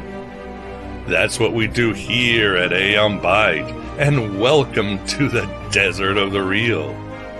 I am Miguel Connor, always your Pompatus of Gnosis. A high-powered mutant of some kind never even considered for mass production. Too weird to live, and too rare to die. We continue going inward. Part of this is deprogramming our egos, which always includes understanding, as Alan Moore said, that all history is fiction. We must learn history and then peel back its skin of propaganda for a more authentic history. Whoa. One of the most critical annals is the secret history of the Gnostics and how it was repressed.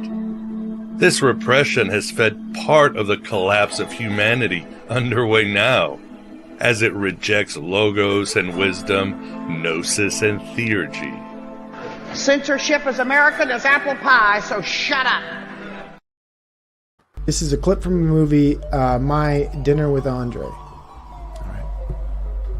Why do you think that is? I mean, why is that? I mean, is it just because people are lazy today, or they're bored? I mean, are we just like bored, spoiled children who've just been lying in the bathtub all day, just playing with their plastic duck, and now they're just thinking, well, what can I do?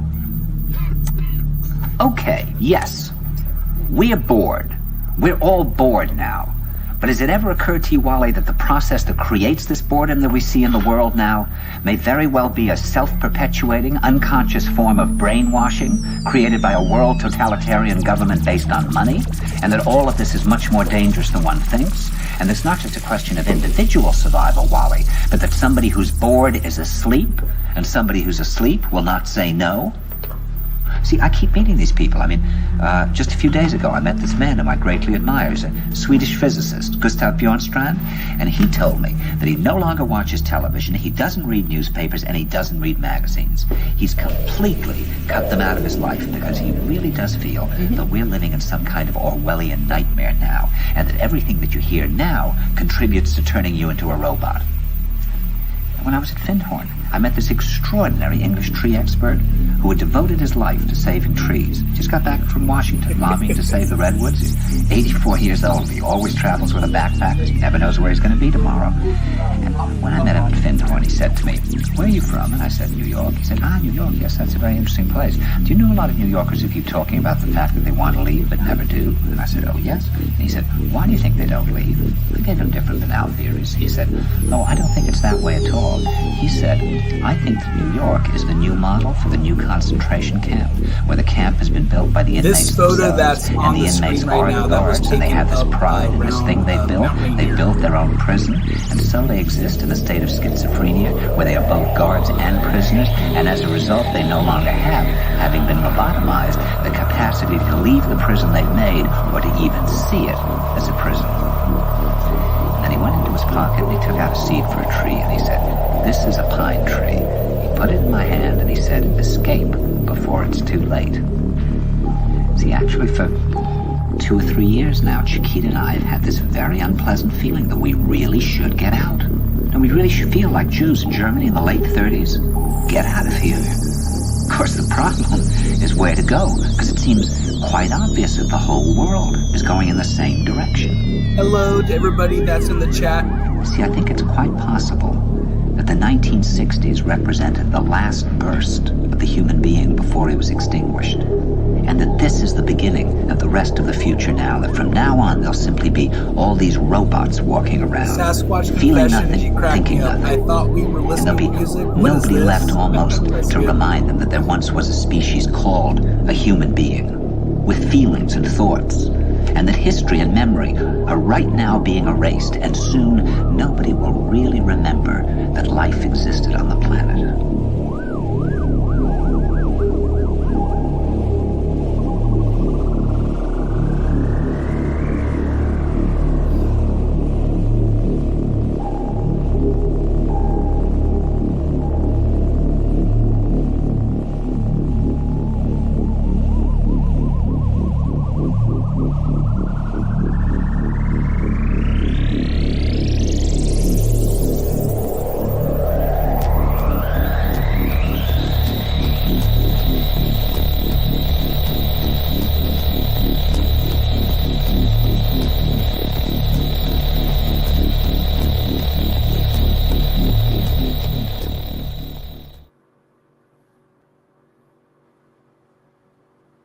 I like that.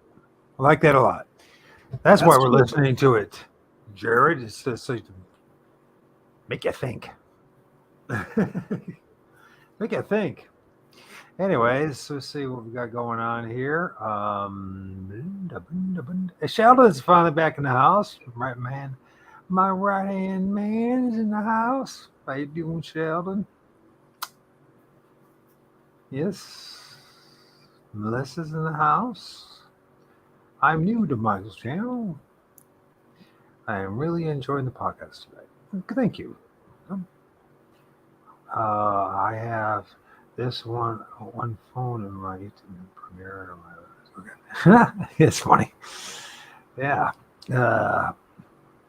These intros are fire, Mike. Thanks, brother. I like the intros too. Yeah, thank you, man. Thank you, Erich. Erich. It sounds like such a Viking name or something. It actually is. My brother Todd's the one that named me, and my name is spelt similar to a Viking known as Eric the Awful. I don't know if that's a compliment or what. Well, I don't either. So I'm going to once again send out an invitation. Anybody's willing and capable, you're more than welcome to join the show and the conversation that we have. As pertaining to, of course, Saturday, Sasquatch, Four Spirits, and what is the Force, etc. And what has been part of us all along. And we're recapturing, or I don't even know if that's the right phrase. We are reestablishing our fuller essence of ourselves, who we are meant to be. And this is a very interesting image, by the way. You mentioned a little bit about it. I tell you, there's some fantastic imagery here. We got this thing going on. Yep. That thing going on. We got this guy down here. Yep. What's the story behind this? That is a steal from about a 4 to 6 second clip. Okay. And yeah, so I actually have that a short video clip of that. That's good. I'd like to hear that, Sheldon. Starting to see the big picture. Yes, it's very important to see the big picture before one. I think so. For one to be able to understand oneself. So tell us more about the story. Where is this at? This is in Washington, I'm assuming, and then what's going on here? Okay, so my wife and I, we decided to take a day trip up to Mount Rainier, and my wife, she's not into Bigfoot, although she's had a couple experiences. So I guess that's why she lets me do what I do, is because she knows that I'm being truthful and I'm not just making stuff up. Right. But we were just out for a hike, and as we were walking, I was just taking some random photos and some random video of just the beautiful scenery. And like I do with all of my videos and all my photos, I inspect every single one of them. So if I make a video, I go frame by frame, and that's how I'm able to pull out some of the really incredible stills and video clips of the things that I'm experiencing, is because I'm very methodical with how I kind of go through things. Up to date, I have around 11,000 pictures and a couple hundred hours of video from the research and investigating that I've been doing the last couple of years. This particular that means you've been spending a lot of time. Yeah, I'm a boots on the ground sort of guy. I needed to go out and see and experience all of this myself. I needed to try to hi Sheldon, hi Don. I needed to go out and experience it myself and see if I can figure things out, because my whole life I've been a truth seeker. That's just part of my personality. And so we're up there at Mount Rainier, and while we're up there, I just happened to capture this on video. I end up capturing a few other photos with some of my random photos, but that was my favorite part of the trip, was finding this little gem, and we ended up doing a loop where, you drive up and you go up through Chinook Pass, and then we cut across over to White Pass, and then we headed back up to I-5 before heading back up to home. And we've done that a couple different times. We've also been down to one of the best photos I have of a Sasquatch. Oh, I love that picture, by the way. That's at my my main research location, is where that one was taken at. When that photo was taken, I didn't see anything. That was a random photo, and oftentimes they will show themselves to me. Par for course, my friend. In the random photos that I take. But yeah, I would say my best photo came at Mount St. Helens. We went up there hiking to Lava Canyon by Muddy River. We went to the Ape Caves. I actually have a video of when we were in the Ape Caves and heard some really weird stuff. I timed it so that we would be the last people inside the cave. And I did a whoop, just messing around, and I got answered back. And then you can hear chatter at the end of the video clip. It's a pretty crazy. Really? Yeah.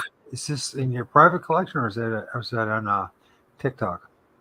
That's in my private collection, and I do have the video of that on TikTok. That the saying that goes with this photo, this one was also taken at my main research location. And I really believe that when you're trying to find the truth out about Sasquatch, that you have to investigate frequencies, energy, frequency, and vibration. I think that is how they are capable of doing. I noticed you have an EMF reader on one of your videos. Is that pertaining to your interaction with Sasquatch, or the rocks and that? It does, yeah. All of I leave no stone unturned. I come from a Christian ethos background, okay? And so some of the things I've been looking into, a lot of other Christians might call it blasphemy. They could call it whatever they want to call it. But I believe in order to find the truth, I have to have a broad spectrum of the research and investigating that I do. I don't just... You said other Christians. That's just... Does that mean you're Christian? Yeah, I'm a Christian. I used to be a children's pastor. I have a lot of stories about that as well. A lot of supernatural experiences. And the one thing that I know both my channels, or did you just know the one?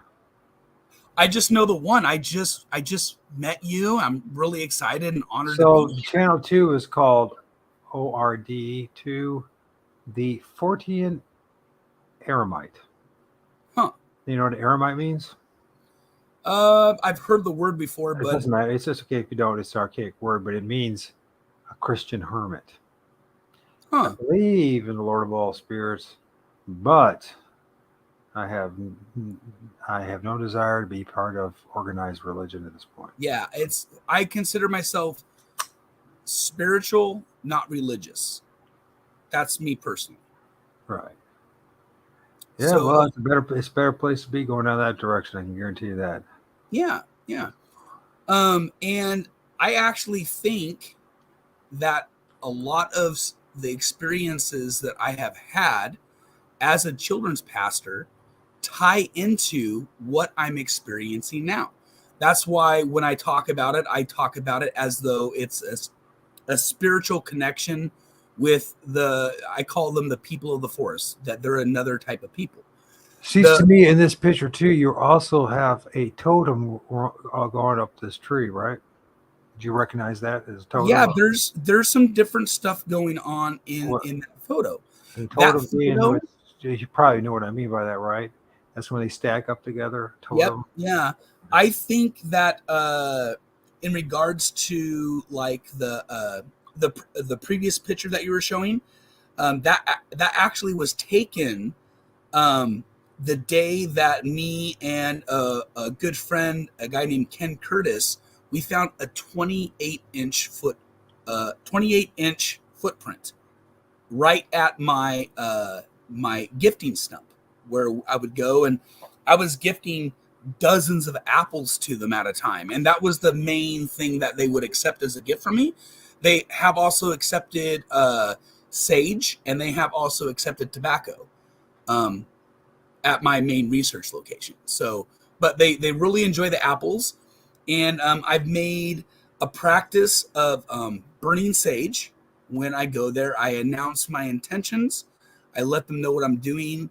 I thank them for letting me be there in their home. And I take a very humble approach with it in regards to when I'm actually there. Right. And the next photo that you're showing, the one that you're showing right here, that also was a random photo that was taken. And when I looked at it, I was like, well, what is that? At first, I was like, that looks like a face, but is my mind playing tricks on me? But the closer that I got to inspecting the actual photo, the more and more that I was finding in it. And what I find to be true is that there are different types of ways that they cloak. I believe that they can cloak their bodies. I believe that they can cloak the environment. I believe that there are multiple facets of ways that they can move around without being detected. They've come to us in a purple haze, like when you're out there looking at fog and all the fog is purple. You know, I could take a picture of that, and a lot of times they'll show up in the photograph. They also will come to me that Oh yes, Melissa, they are at my house and they're here almost every single night doing something. Whether that's rolling pebbles off my metal roof in my shop. They have, they're kind of tricksters of a sorts. I've had things hid from me. I've had one, a whole nother story. I had one cloaked inside my shop, which was crazy. And I've had another experience with something in the sky that was shining down lights. And I had to go inside and get my nephew because I was like, I was like, man, this is towards the beginning of my research. And I was like, Eric, you're going crazy, man. This is nuts. This isn't true. So I went in and I got my nephew, Aaron. And then when we came back out, another light started shining down from the object.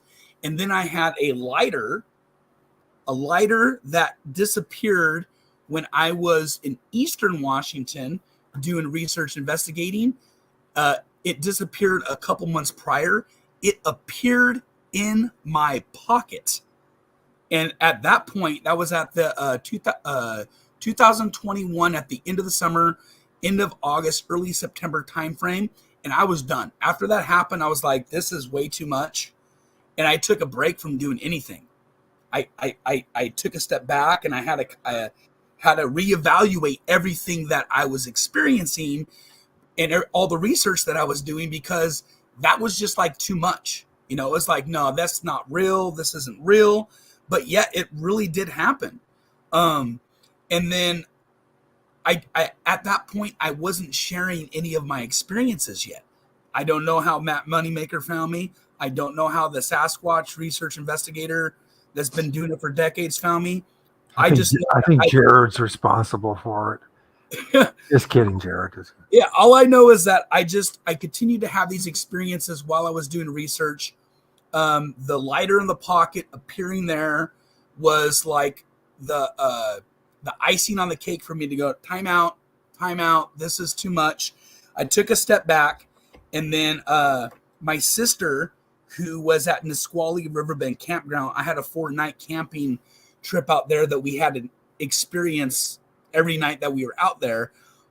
And she got to experience it too. She got hit really hard with some negative, like infrasound or like negative energy.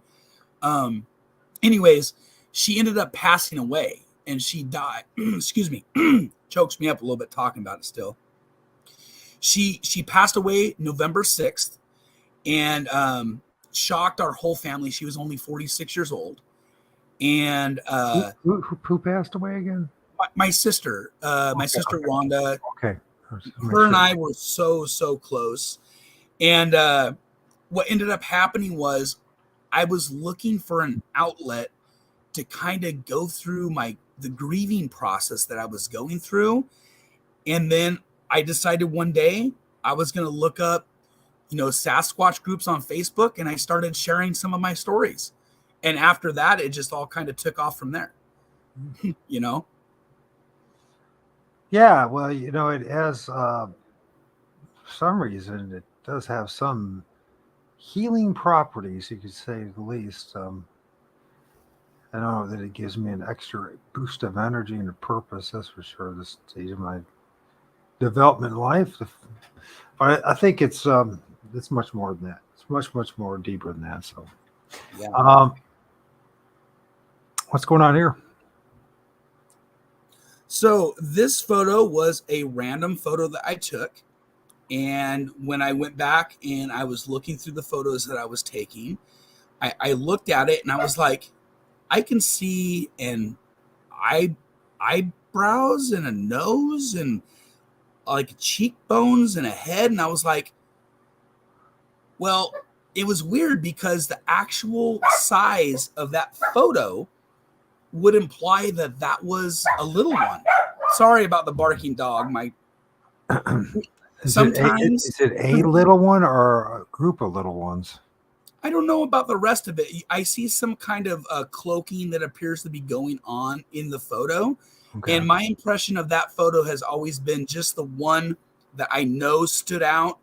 And the size of that one it would have had to been a very small Sasquatch, like a very, very small one. Mm-hmm. Yeah. It's interesting. Very interesting stuff. You got some neat photos. What the heck's going on here? The old Green Man. I've seen this. How many times have I filmed the Green Man? This one is a really cool photo because my hypothesis about when they cloak, a lot of people, I mean, anybody could do the stuff that I'm doing. But a lot of people, whenever they are taking photos, I hear a lot of people talking about, oh, look, there's a cluster of them. They're all together, or there's like 5 or 6 in one photo. I don't believe that to be true. I believe that whatever their cloaking process is, for lack of better terminology, I think that's more of the accepted norm of somebody that believes that they can make themselves unseen would call it. We should clarify this a little bit. Sure. Go ahead. And that is, when you say not always true, it depends on the photo and the circumstances. Correct. So, Correct. I have multiple images in which they do mass up in blobs. I also have, where there are images and where there are multiple entities, but they're not all in blobs. And then single shots and single ones and all that. So it all depends on the moment that you take it and you find it. Type of thing. There's multiple things going on that we just. Yeah. It's very dangerous.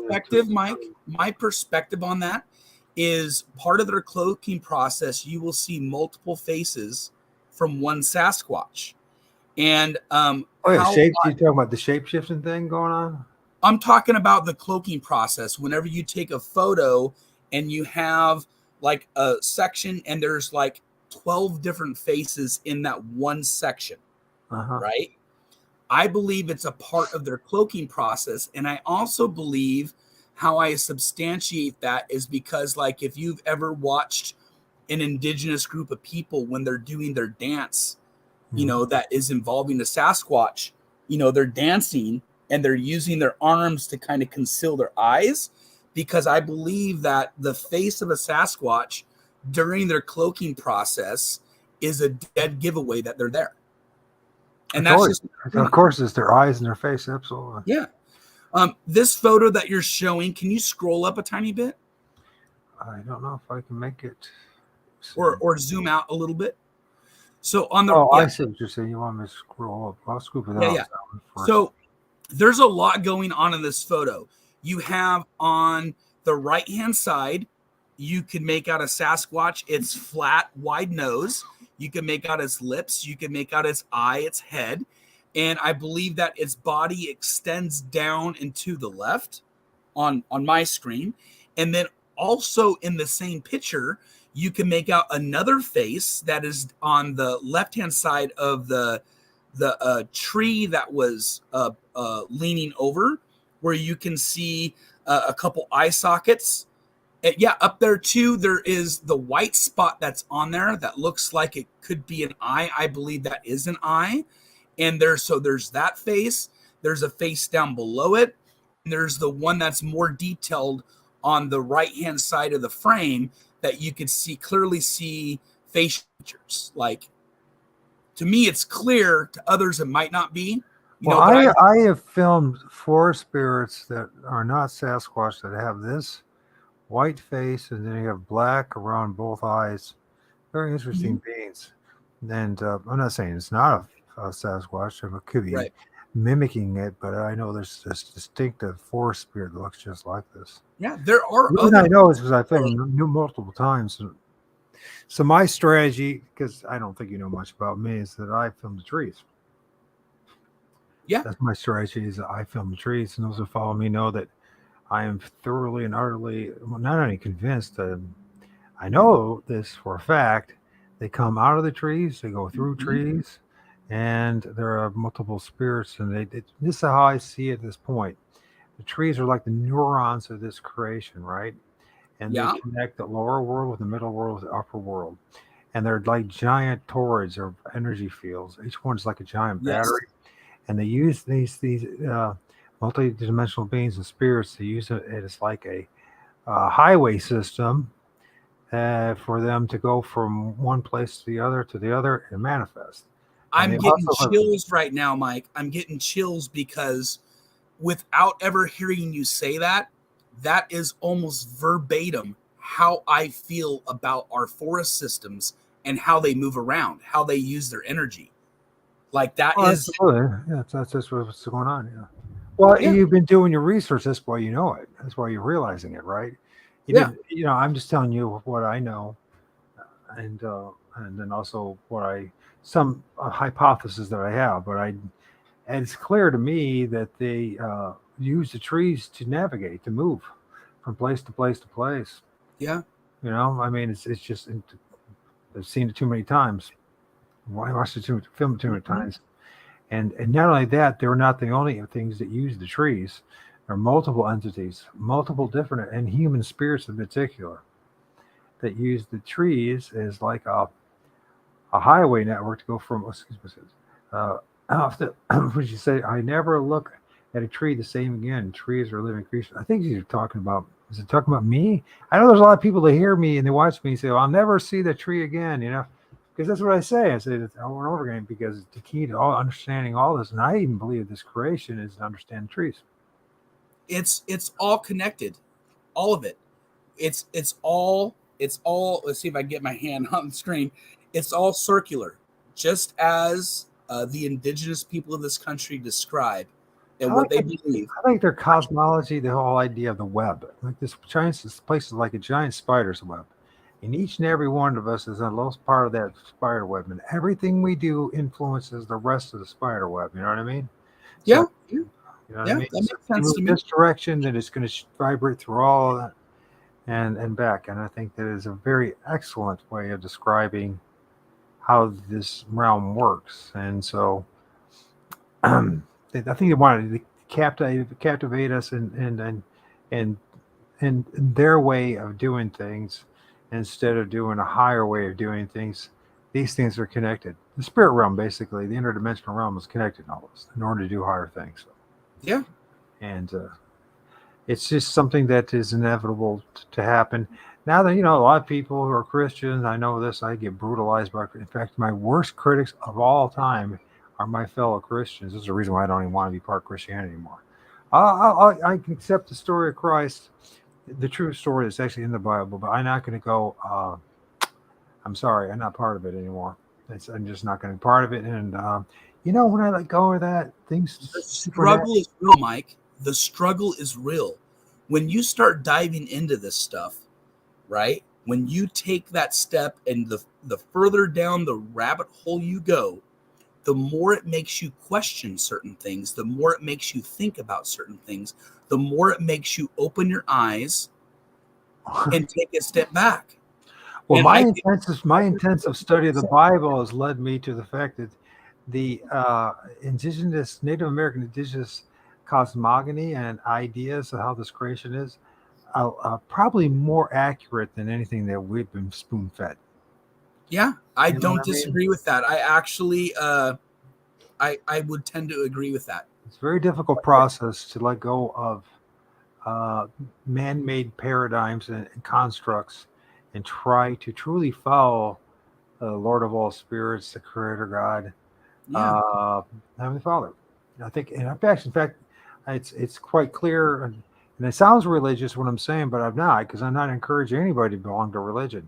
But I do believe in the ultimate, deeper message in Christ, and that is, as He tried to convey to His followers, and that is to follow Heavenly Father, to be a son of God or a daughter of God, which means to follow Heavenly Father. That means to believe in Him and follow Him. That means to follow. I call Him the Lord of all spirits. I call Him, Heavenly Father or the Creator God. Right? I talk to Him. I don't talk to anybody else more.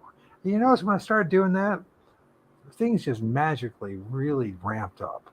When I stopped playing games, and I stopped trying to force my will on things, and I stopped to what did I say this? I stopped trying to BS everybody and think that I know what the hell I was talking about. You know, because what we did, we're fantastic at being parrots. We parrot stuff, but we never question are the constructs that have been fed our brains, right? And when you do, you start seeing the gaping holes in it.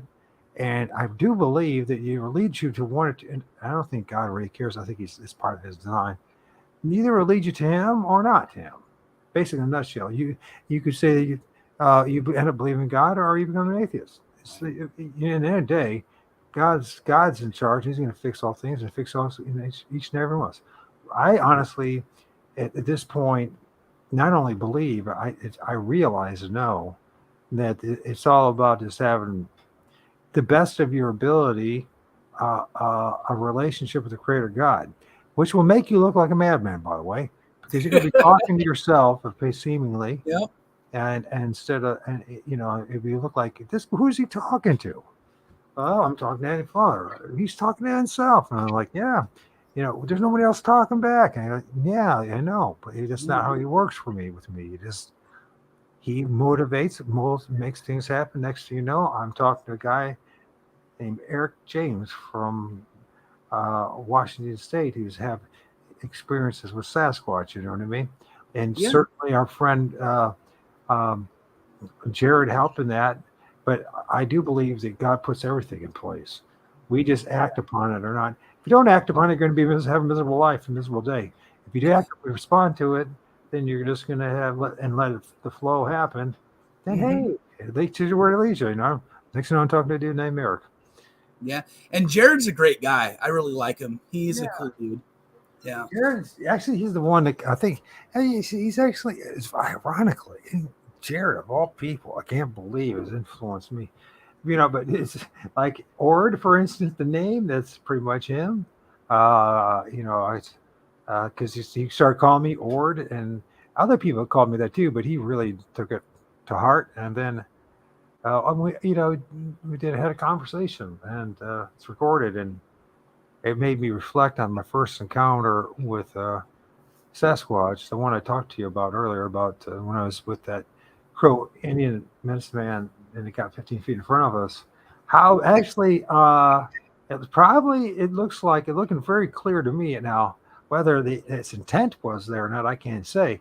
But his Sasquatch actions, the Bigfoot, or what we call Bigfoot here, its actions most likely saved my life, because this guy was a really dark character. He was a practitioner of the dark arts and dark medicine, death magic, and all that kind of stuff. I found out later as I was driving him home and everything else. It's a supernatural thing from the beginning to the end. The whole thing is, I have to go over it one more time. But it's really, there's no way that anybody's going to convince me that the spiritual realm is not real and that it's not in action. And and this has nothing to do with religion. All you have to do is open up your eyes, like you said, lift up, allow the scales from your eyes to fall, or the veil, and see clearly what's going on and how we are being moved one way or the other. So, we've been conditioned to demonize these things, and it's because of ignorance, and that's our biggest enemy is our ignorance. And either we allow that to keep ruling our lives, or we go find out for ourselves what's really going on, because no one's going to spoon feed you this gold in place of gold. You're going to have to do it yourself. The photo that you just pulled up, that's one of my more recent photos. That photo was taken, I guess. See that some hands and stuff too. About a month ago, I guess. And inside that photo, there's multiple faces that you can make out. The one that stands out to me as being the main face would be the one where you could see the white of the eyes. I can make out cheekbones, a nose, a mouth, eyes. And then in part of that face, if you look down lower, there's yet another face that's intermingled with the first face. So what I see is a nice, very positive one right here. You see the white guy? And then there actually is another guy right here. Yep. And then it seems to do with this thing. It's massing or packing up. You might call, some people would call a pot of them, or a group of them. It's just a grouping of them, right? Yeah. That's what it comes down to. But it's a nice picture. It's a very nice picture. Yeah. It's a lot. The first time they showed themselves to me, that's how they came. They came in a group. I took a random photo, and in that photo, Thanks, it Damon. blew me away what I was seeing. I couldn't believe it. That was the actual, not this photo that's here. You actually have the photo. I did send it to you.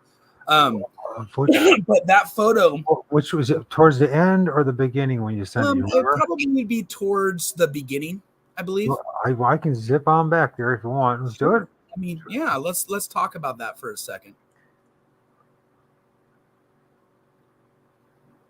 We're not there yet.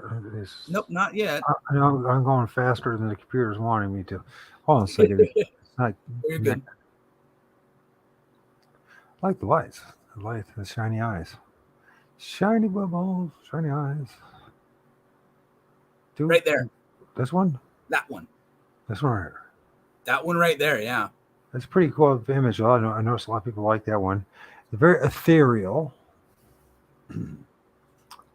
Very magical, and almost got a hint of indigenous people involved in it. Yeah, this photo right here. So me having multiple research locations, the one thing that I could say that is true is oftentimes when you're at a new place, for the group to accept you to be there, they're going to test your mettle. Oh yeah. They're going to test your mettle when you're there, and if you pass whatever perceived test could be, your experiences will change. Yeah, so, I think it's like, I know I had in the beginning about a lot of very, very powerfully negative experiences. Extremely. Yeah. I'm now at this point. We're at like I would say it's a truce, if you will. They always knew I existed. And now of course, the past 6 years they've known I exist, and I keep a healthy.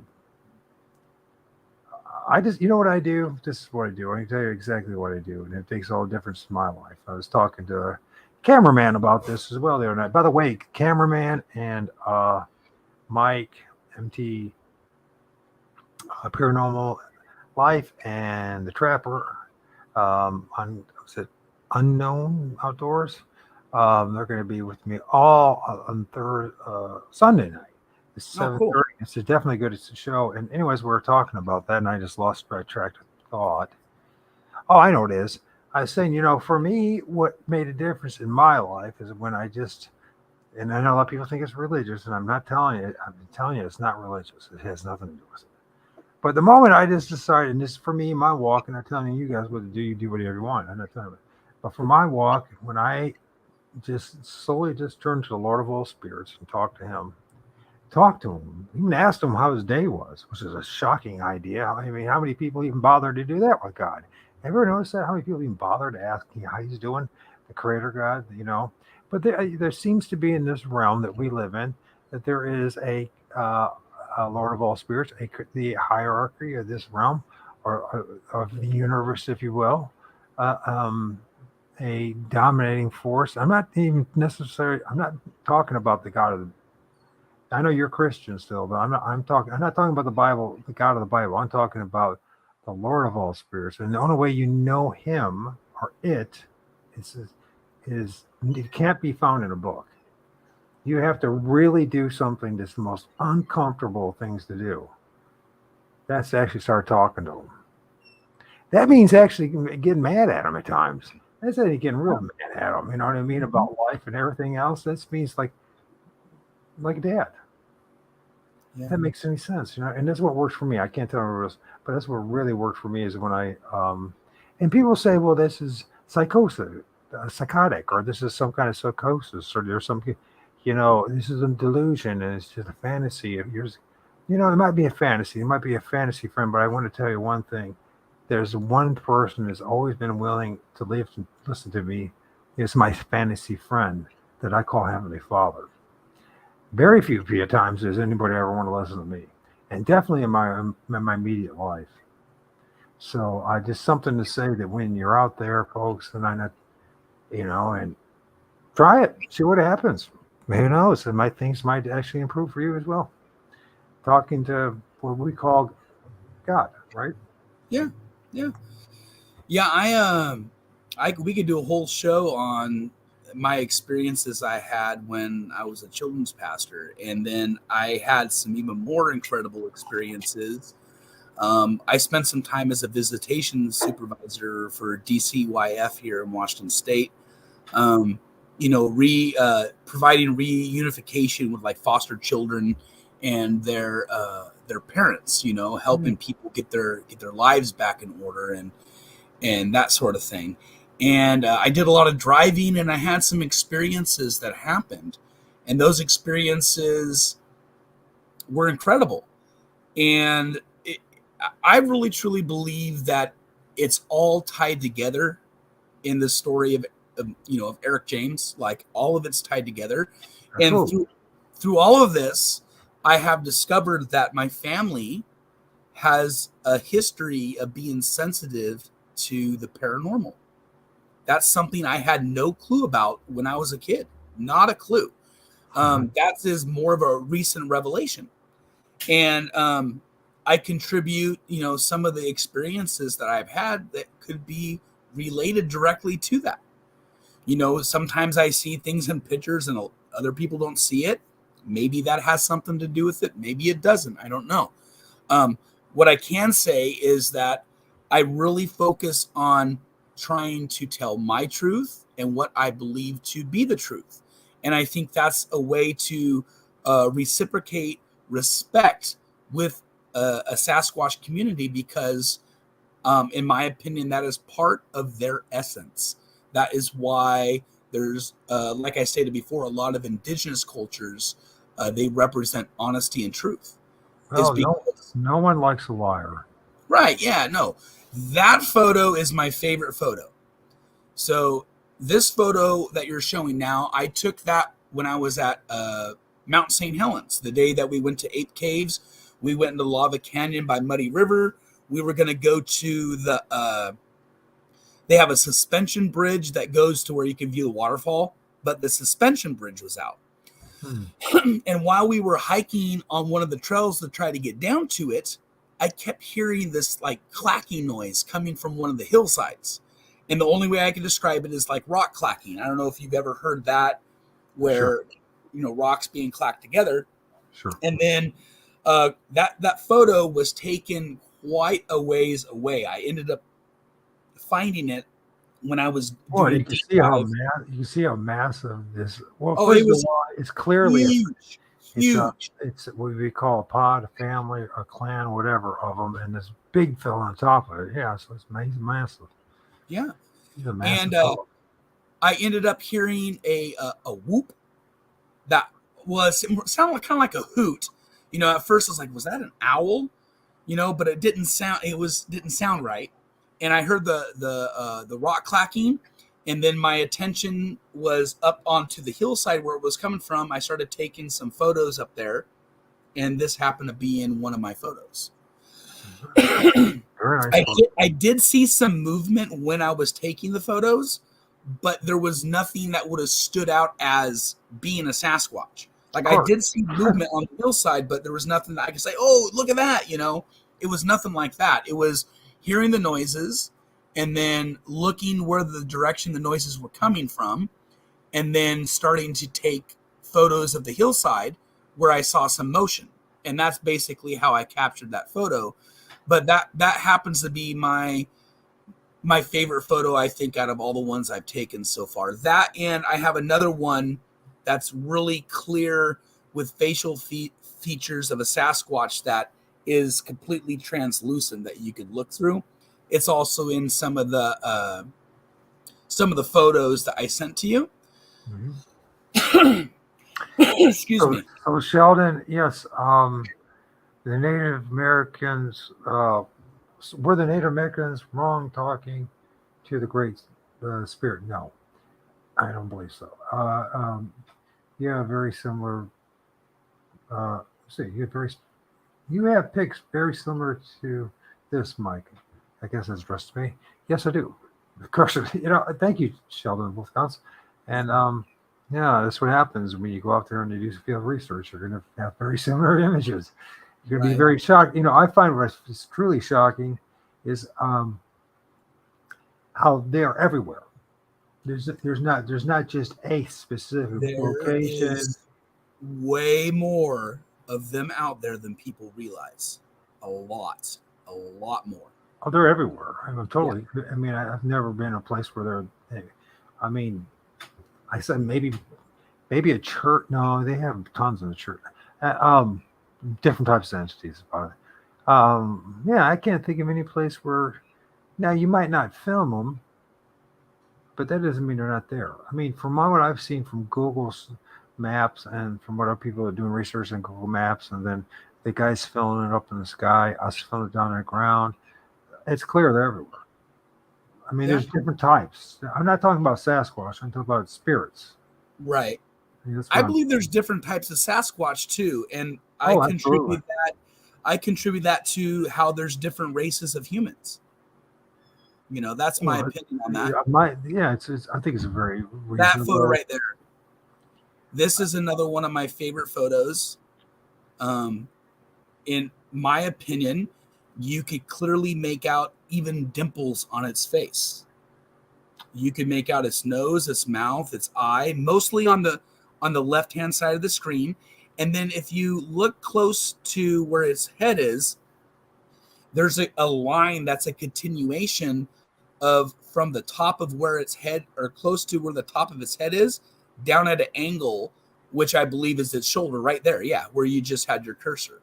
If you move it over a little bit, that would be where, down, right there.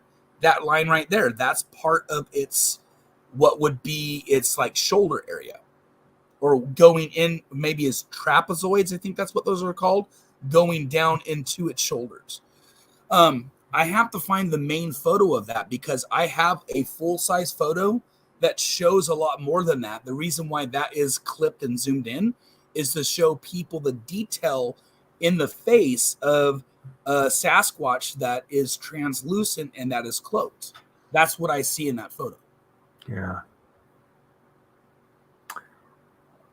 Well, I do appreciate your humility in saying it's my opinion, and your opinion is very valid to us, by the way. Okay. Thank you. Appreciate that. Yeah. But yeah, it's I know for certain, Mike, that my life is never going to be the same. That's another good photo too. That is a picture of a Sasquatch hand, right? That also was taken up in by Mount St. Helens, and you'll see all kinds of faces and different things inside the darkness that was there. But and there's a bigger photo that goes with that. That photo was cropped to show what I believe an almost uncloaked part of its hand. So this his nubs, his fingers? Yeah, I think that its hand is like this, and that's what you're seeing. Like if I was to, on my screen, what you see on my hand is kind of what you're seeing there. Well, that's very interesting. I got a photo of one, like a hollow grass man. That's what it looks like, and he has like a mask that looks like it's made out of bark, right? And he's got his hand holding onto it. It's very fascinating. I rediscovered that one. I was looking on another one I just discovered that I probably, although I could share it now if anybody's interested in seeing it, is of a Bigfoot, because like I said, they come in and out of trees. I got one that's sandwiched in between two trees, and his arms coming out, and it's very ethereal, but its hands out like this, and in his hand, at first I thought it was rocks. And hey, I finally found some Sasquatch carrying a rock, and I'm looking at it, and I go, nope, they're heads. They're white heads. Now the thing is, are they, spirits that he? Because I have a fantastic image that I found. It was actually I had permission to have from a guy that used to go by Mr. Butterbud, and he's no longer on the internet. Well, he filmed in the sky the formation of a giant Sasquatch, and what he was doing is he was casting out all these smaller spirits, or he's grabbing one of the two. Whatever he's doing, he seemed to be manipulating these smaller spirits.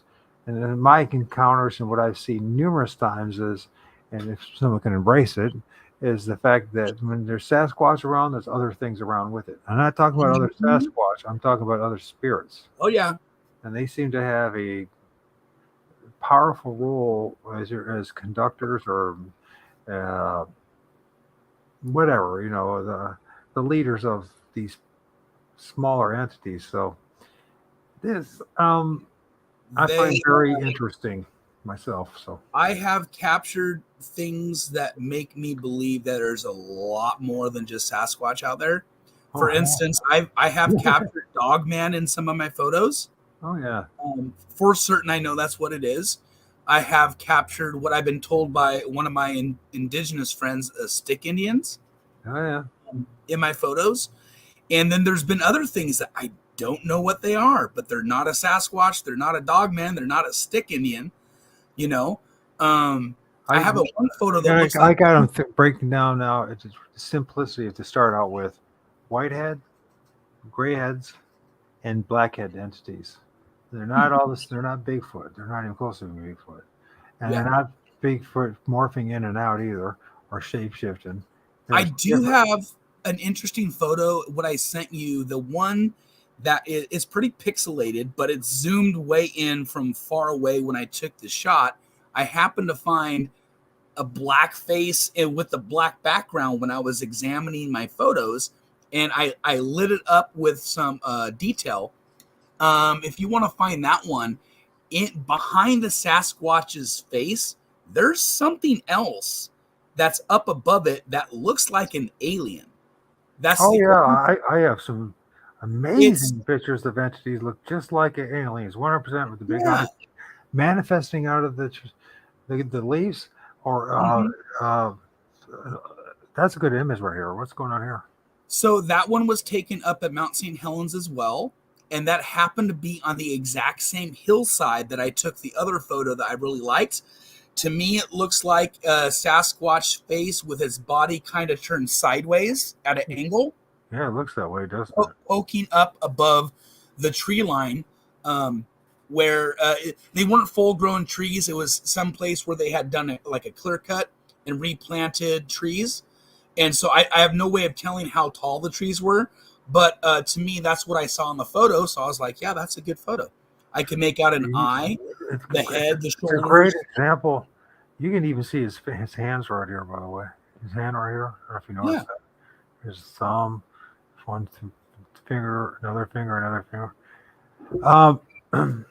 See, 1, 2, 3, 4, 5, 6. Yeah, probably. Another thing that's interesting is accompanying smaller spirits. That usually is, to me, at least it's an indication that we have a larger spirit as being associated with smaller spirits. Now the question is, who's really in charge? Are the smaller spirits influence the bigger spirit, or is the bigger spirit influence the smaller spirits? Now in the physical realm, we would assume that the bigger one would be influence the smaller ones. We actually don't know.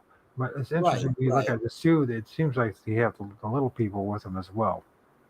Yes. And you can see them all around, and in the background there. Then they usually have like this pinky face that kind of glows.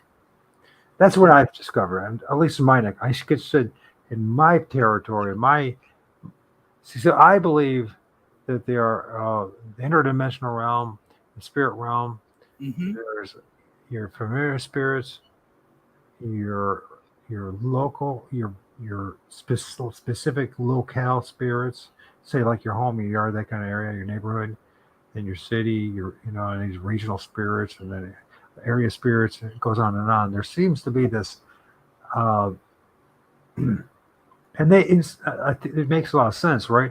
And somehow they have interaction. So like the spirits that are interacting with Eric in Washington are also interacting with my spirits. It's not just my spirit interacting with Eric. It's actually multiple. It's wild. It's like it goes back to this torrid and the vortex type stuff. Yeah. Right? It comes and it's somehow we're creating one, and both of us, and then it influences someone. Mike, that's why in some of the photographs I sent you some of the pictures of the orbs that I happened to capture. One of the orbs went During the through day too. During the day. A green portal. Right, I happened to capture it. I believe it's like, what in the heck is that? There's an orange orb you passed. There was another white one. Well, I was going to go to the one. Let's see. Oh yeah, that one right there. So I was like, what is that? But if you zoom in on it, there's kind of a green haze that comes off of it, and you can make out faces inside of it, right? You make out faces inside of it, and it also makes me question if I'm not saying it's for certain here, but it's this actually, I'm going to just suggest that what we're looking at here is daylight eye shine. Maybe. I think there's one that's not shining, and that's that one. Or is it this right here? I don't know. It's hard to tell, but it seems like. I've gone through those photos time and time again, and I put in the bucket of I don't know. That's definitely in the bucket. I don't know, but yeah, but it's still valid. It's still a real photograph, Oh no, it's really cool. It's actually cool. Hey, listen, if it's first of all, for someone who's been taking tons of imagery, I have a hard time believing that is an anomaly from light or refraction or something that's messing with your lens. That generally looks. In fact, some might even might have even see something like this. Now think about this, and saw that right above them or whatever, or in a dream or whatever, a vision, or what, as a UFO. Yeah, maybe so. I can tell you that, right? The distance it was away from me, it was really small. Like it was like kind of squinting your eyes, looking at it, like, what is that? What if what people call UFOs are just orbs? I mean, look at that entity right there. And there's a lot going on in this picture. Look at the black person, or the black entity right there. And orbs, I believe, can change, shapeshift as well. They become extremely. Well, in fact, we have somebody that's been on the show. He's called by the Orb Whisperer. We need to get him back on. Paul from Australia, who has numerous videos of him interacting with orbs, and it's not him messing with any kind of static charge or blowing on them and all that. He's actually outdoors, and you see him. They come to him, they go, and he says specifically that they actually come out of the trees. Now, here's another thing: we see numerous videos of orbs that are much larger than that. And so I think that they have the capacity, however they are able to expand in size, whether a bunch of them get together and create a bigger orb or whatever, which might be possible. Right. This whole thing that we see as UFOs, right, or an orb, could be as small as that, or appear to someone to look like a mile-long freaking object in the sky, right? Or be, or something. Well, maybe not. Maybe it looks like an orb is a circle or a sphere, right? Which can be perceived as a disc shape, right? Like a plate, like a circle. And so I think they're very much the same thing. I think it's how they're perceived. Mike, this photo happened to be captured while I was hunting over in Waterville, Washington, in eastern Washington. There is no trees for miles. It's all like tumble brush and bushes. And I even found a footprint while I was out there in the least likely place that you think you would find something like that. And yet there it is, which makes no sense. And also is another factor that contributed to put it in the I don't know bucket. I don't know. Yeah, sure. Have you ever seen spirits or entities, Bigfoot, whatever, and you noticed them holding an orb? Have you noticed that picture, or thought you saw something like that? Because we've been kind of banging this around and having different guests to show stuff, And one thing is, even I filmed it myself, of an entity that kind of looks like a young Bigfoot, and he's actually holding an orb in his hand. The orb is very clear, and so is the Bigfoot.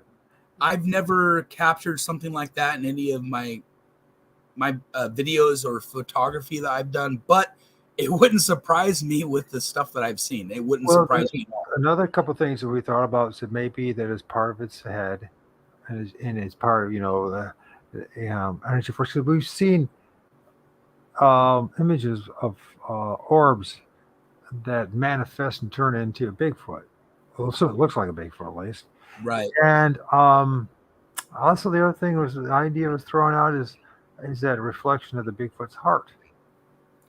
Huh. You know what I mean? That's a thought that I've never thought of before, but where I'm at right now, I wouldn't be surprised with other people's thoughts and theories.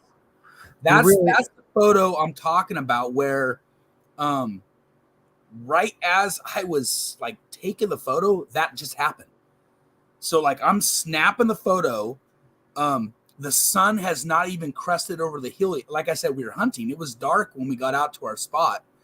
The sun had not even crested over the hill yet, and this thing moved. It was moving at an angle away from us. So first of all, is this the same location where the other picture is taken? That is the exact same location.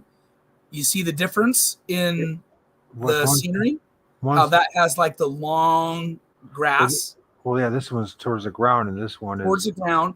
And it was moving up towards the top of the hill when I captured that. Interesting, but they have very similar shapes. Yeah, it's the same thing, the same orb. Was it round? Now, notice, yeah. Well, not sure to say that. Check this out. We have this round circle, and then we have this thing that's almost like almond-shaped eye. I'm not saying it's an eye, but also could be also perceived as a disc-shaped flying saucer. And this is just another possibility. After that happened, right immediately as I was snapping the photo and this happened, it disappeared. Oh, I believe it did. Yeah. Yeah, it's gone. Sometimes they'll linger there forever and ever too, but sometimes they won't. So, what if these things, and because our humans' perception is really terrible, our visual perception is awful. It really is. And so these entities can take advantage of this at any time. So you could see one of these things hovering over you, and if it's blocking the right portion, say, of your eye or whatever, it could look like a UFO flying over you when really it's one of these things. That's something to think about too, because you look around and you think, well, where's all the evidence of these UFOs real close to people? There's none, but there's orbs galore close to people. Lots of video of people filming orbs or something that looks like orbs or eye shine real close to us. You know what I mean? Now, I mean, we'll see images of quote unquote UFOs up in the sky and all that. But I'm trying to paint a picture and say how many independent, not generated by CGI or anything else, of just something that looks like a UFO, flat out, no questions asked. Of how many times is that really filmed up close? I'm talking about now, like you filming a car or a house or the bank or whatever. We don't have very many, if any, and most of them turn out to end up be, hoaxes. Right. And my challenge for people would be just not even go out and take a photograph of somebody that's 75 yards from you, and then try not to make it grainy. You're not going to be able to do it. You may take a picture of somebody 75 yards away from you, and it might not even look like a person sometimes. What kind of camera do you use? Oh, it's just my cell phone. It's like a Samsung G21 or something like that. It's a couple years old now at this point. I'm actually have to get a new one because I've I have. I use the P900, and I get a lot. Hey, there's Mike. Hey, Mike, you were supposed to call me. We need to talk seriously. We do need to talk about the show Sunday. I got some questions Mike. for. I have some serious questions to talk to you about Cody and Steve and what's going on over there at Swamp. So I know what the title of the show, and it's a very important aspect of the show. So we need to talk. So, I mean, we can talk public if you want. You can join us here if you want to do that. If not, yeah, I'm down for that. If other people want to join us, or if we have questions, people want to chime in and ask any questions, about the photos that you're showing or anything from my experiences or your experiences, I'm okay with that. So copied, send it out again. Okay, I'll call you, or I don't know what he meant by that, but I'll send that again. If you want to call in the show, you can. There's a link. Anyways, let's go to the next one. Very interesting photo. Very, very interesting photo. And this is this whole thing once again. Is it the one? Yeah. They're out of order. Oh my gosh, there's different ones. Taken the last one was taking. This one should have been the middle one. That was as it was transitioning from where I had taken the first photo, and as it was making its way over to where what I believe is some kind of a green portal it went through. Now this has nothing to do with issue of your lens or the light. No, not at all. Okay. Because when you look at it, 1, 2, they look pretty much the same. Yeah.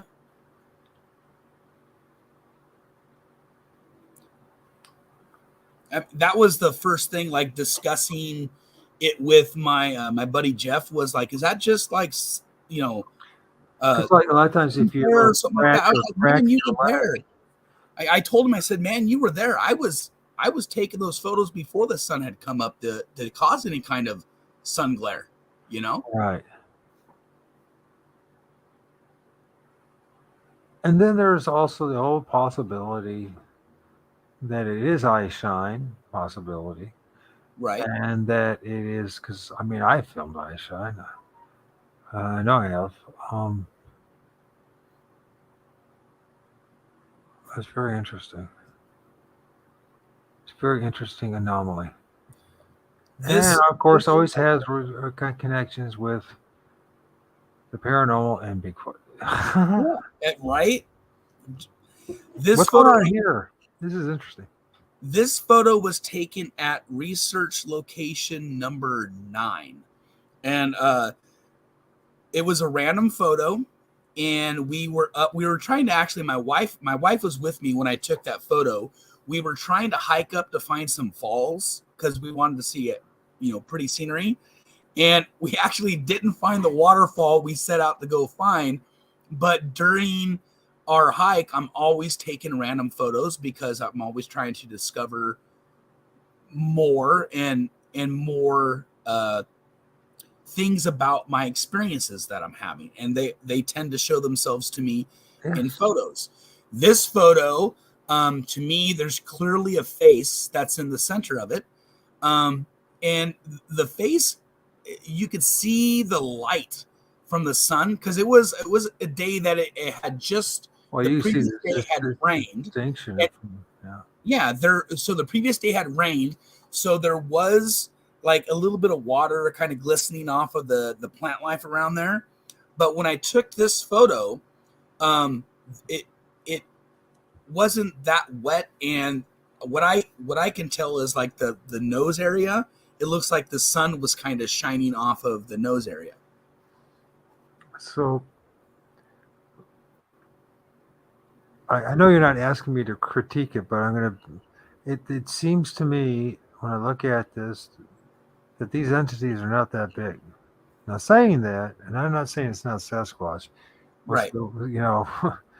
They seem to have the ability to shapeshift and go from being very small to actually next thing you know they're 11 feet tall. You know what I mean? So I mean, they seem. And I emphasize what I'm saying. They seem to have the ability to do that.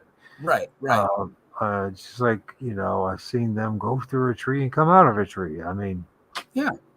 big ones too. I mean, at least one that specifically started crawling up a hill, like ravine, towards me. You know what I mean? So Yeah. at least I get the appearance of it. But that's one of the things too about all this audio.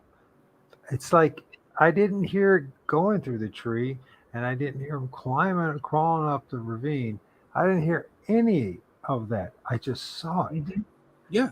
You know what I mean? And that photo, it does appear to be rather small, but there's more than one face in the photo. Well, by the way, that doesn't mean that's not a negative on it. I think I know. part of the data collecting is you have to, and you know, then we come back to this all that, you know, by hubris and humility.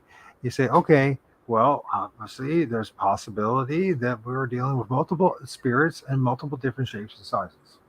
And it's okay that, you know what I mean? You know, now Bigfoot community, a lot of people will crucify you for saying that, but that's their problem. Yeah. I've gone the rounds.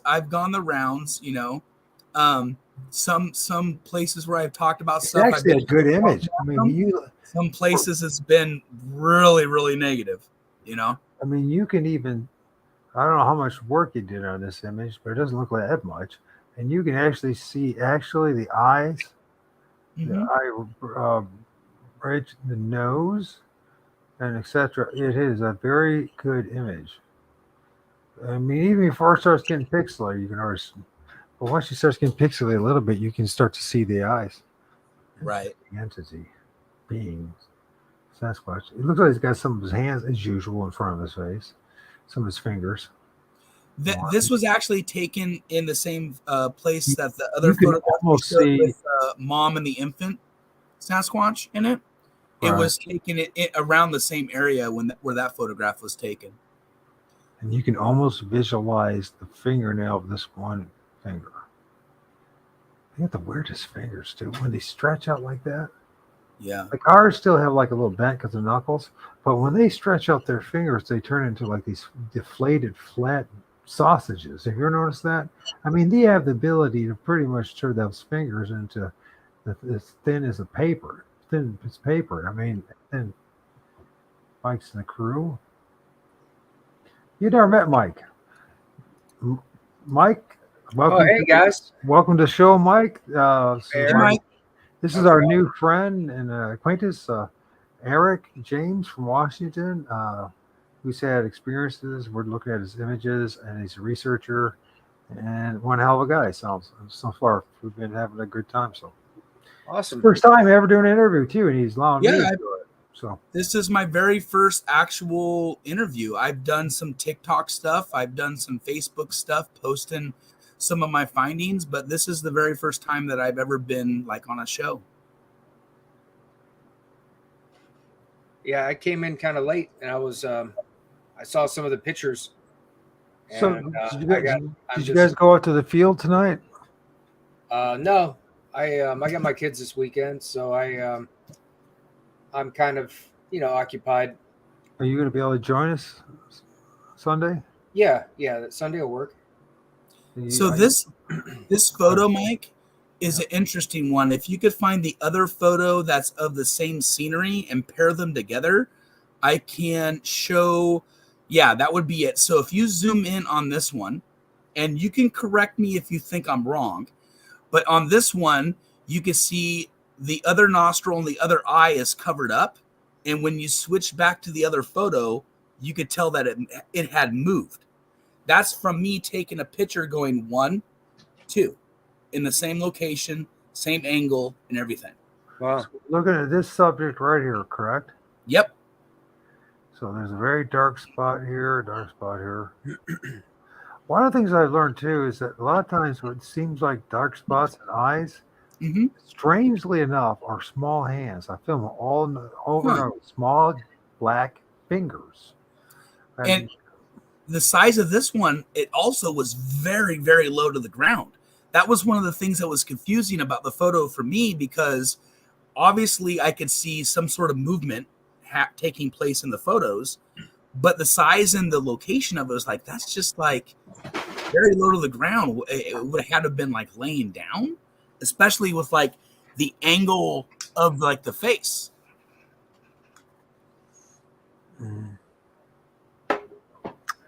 Should I do that? Oh, should I do that or not? I got a problem to it. I was going to put them side by side, but I think it'd be too much.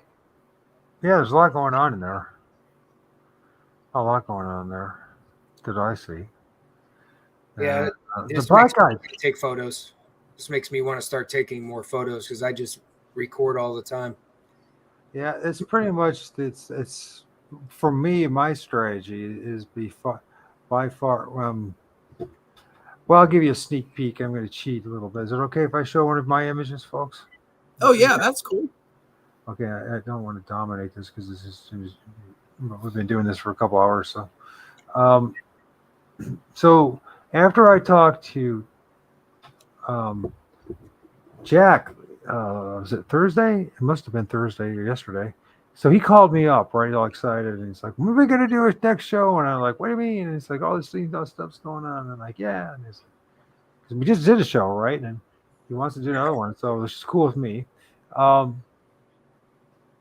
And we're talking about the stones and throwing how we don't have any images of Bigfoot throwing stones. Yeah, we've got a surprise for you with that one. Yeah, well, I know you told me about the movement, and I won't say any more, but and the details about what's there and what's not there. And so right after I talked to him, I'm looking through these images of mine because I'm trying to catch up to get everything, and just want to do big montage of all the images I filmed from the 20th of February to the 7th of April, because I believe that the next round is going to be some more detailed images, not only of Sasquatch but of other things, right? So, anyways, I find this image and it's right. So, and I'm looking at that, and I'm like, what possessed me to take that picture? You know what I mean? This is the original, right? And it's just weird. And I just like, so, anyways, I look in there and I go, that's an arm. That's clearly fingers. And I look at this and I go, there's holding rocks. I can't believe I got one of Sasquatch holding rocks, right? I don't know what it is, to be honest with you, but it does look like some of the white faces. But you can actually, with quite detail, see, this is hair. I think this is ethereal in nature. But you can see, once again, we're talking about the sausagey fingers that they have, right? There's one, there's two, there's three, and this is him. You can see the face and everything going on here. Actually, there's multiple entities, but there's so you can see it. It's coming out of the tree. It's what it's doing, and it's got that damn hand there. And I'm just looking at that. And I think, is that dude? Is he carrying a rock, or is that a face? Or is it one of those? They make these masks. Have you seen this, James? They make this kind of like mask that they make, right? Sometimes it's made out of bark or whatever. Sometimes I don't know what it's because it's ethereal, so I don't know what it is. Or is these entities that he's holding, or are these rocks? And it's just there really are rocks, because I mean, look, there's entities there, but when you look at the original. I mean, so this picture, this is an entity, this is his arm, you can see his fingers. Something's going on there, gentlemen. Do you see anything going on there, or am I under? Well, I know I'm seeing something. Do you see anything? That's what I should say. Well, if that's his hand, that looks like the fingers there. It looks like something. Like you said, it might be holding something, and I don't know. It looks like it's got like little arms, and there's a little head, like it's holding another. Well, at first I thought it may be like Doll's head, and like, nah, I don't think so. But it does look like it. Something like it's like. I mean, there's an eye right there, another eye's closed. There's a white head, and this is the nature of Bigfoot. This is the nature of it, and this is. I mean, I'm not. I know it's very hard for many people to swallow the, you want to call it paranormal, or you can call it the ultra dimensional side of things. But I'm gonna say this till I'm dead in my grave and probably beyond. They manifest and come out of trees. They do. They do. I've captured several photographs of them coming out of trees myself. I believe that 100%. I kind of jumped in late, Eric.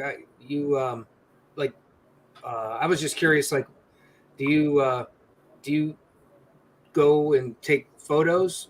Are you I guess you tell me, what you do.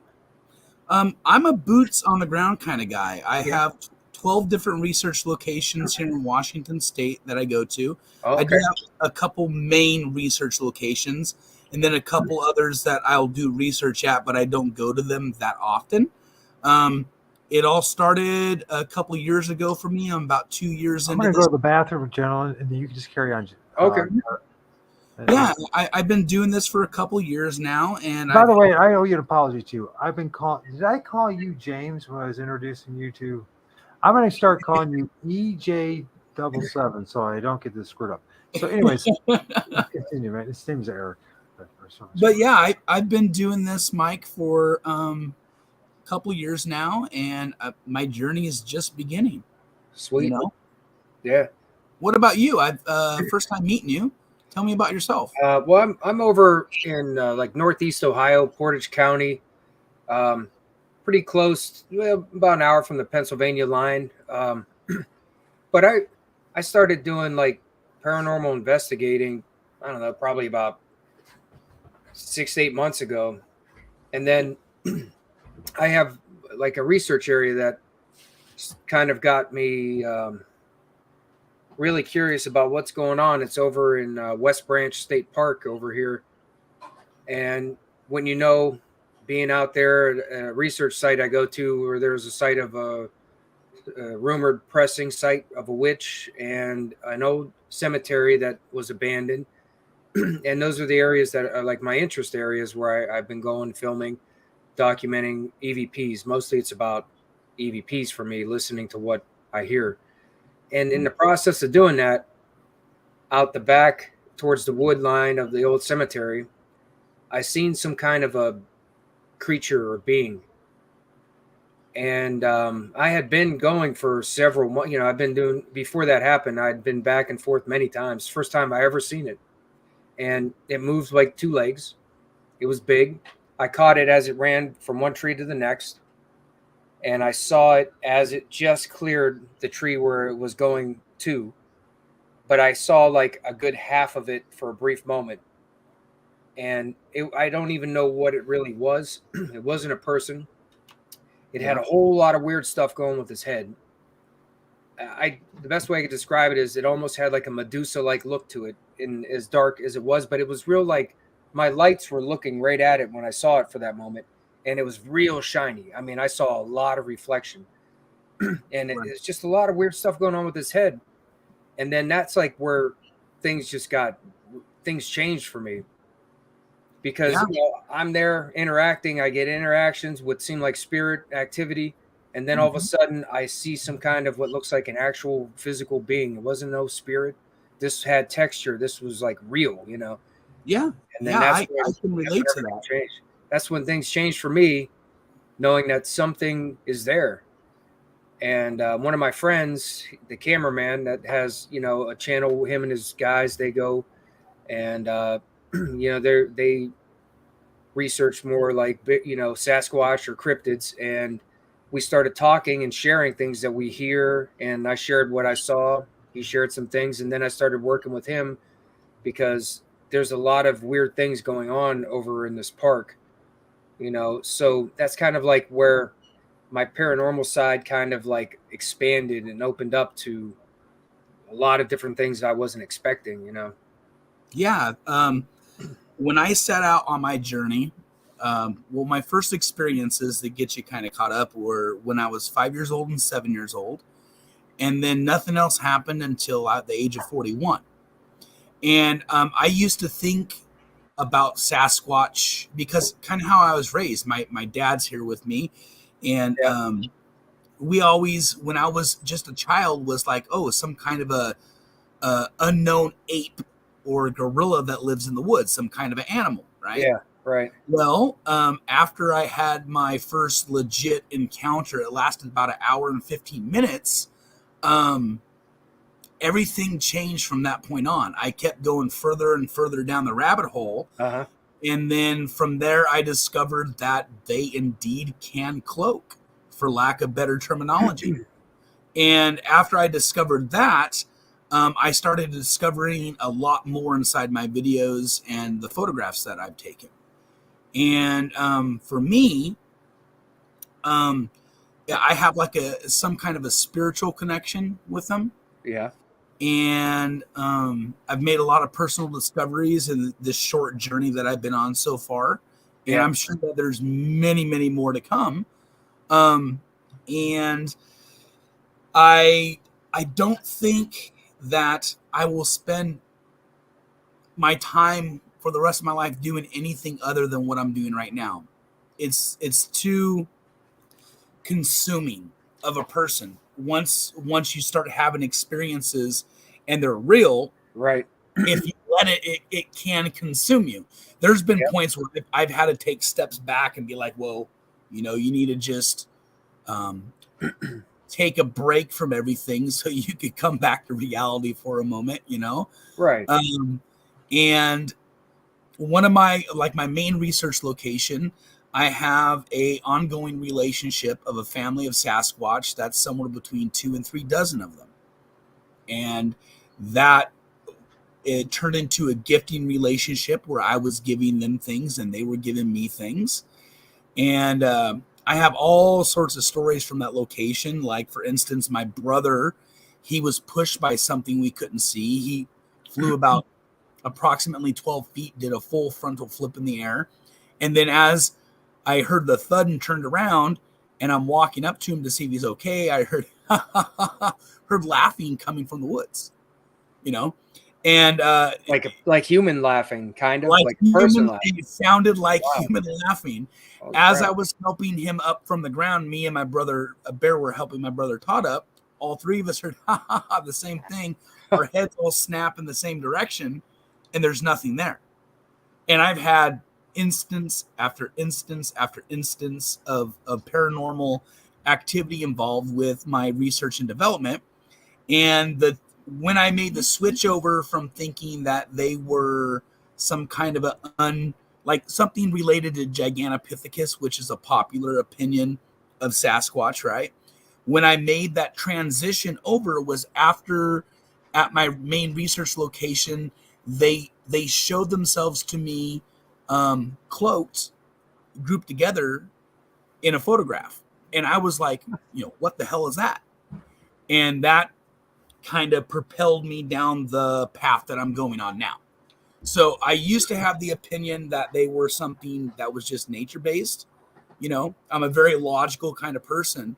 But from my experiences that I've had, I can tell you that is not the instance. They're in a category of something else. And that something else is paranormal. Right. Yeah, I agree with you 100%. Good job. I'm glad you said that. I'm glad you said that. Like my it impresses me that you had enough courage to say that. So. It's the experiences that, it's like if you're open-minded, you are reason or rational when things happen like that.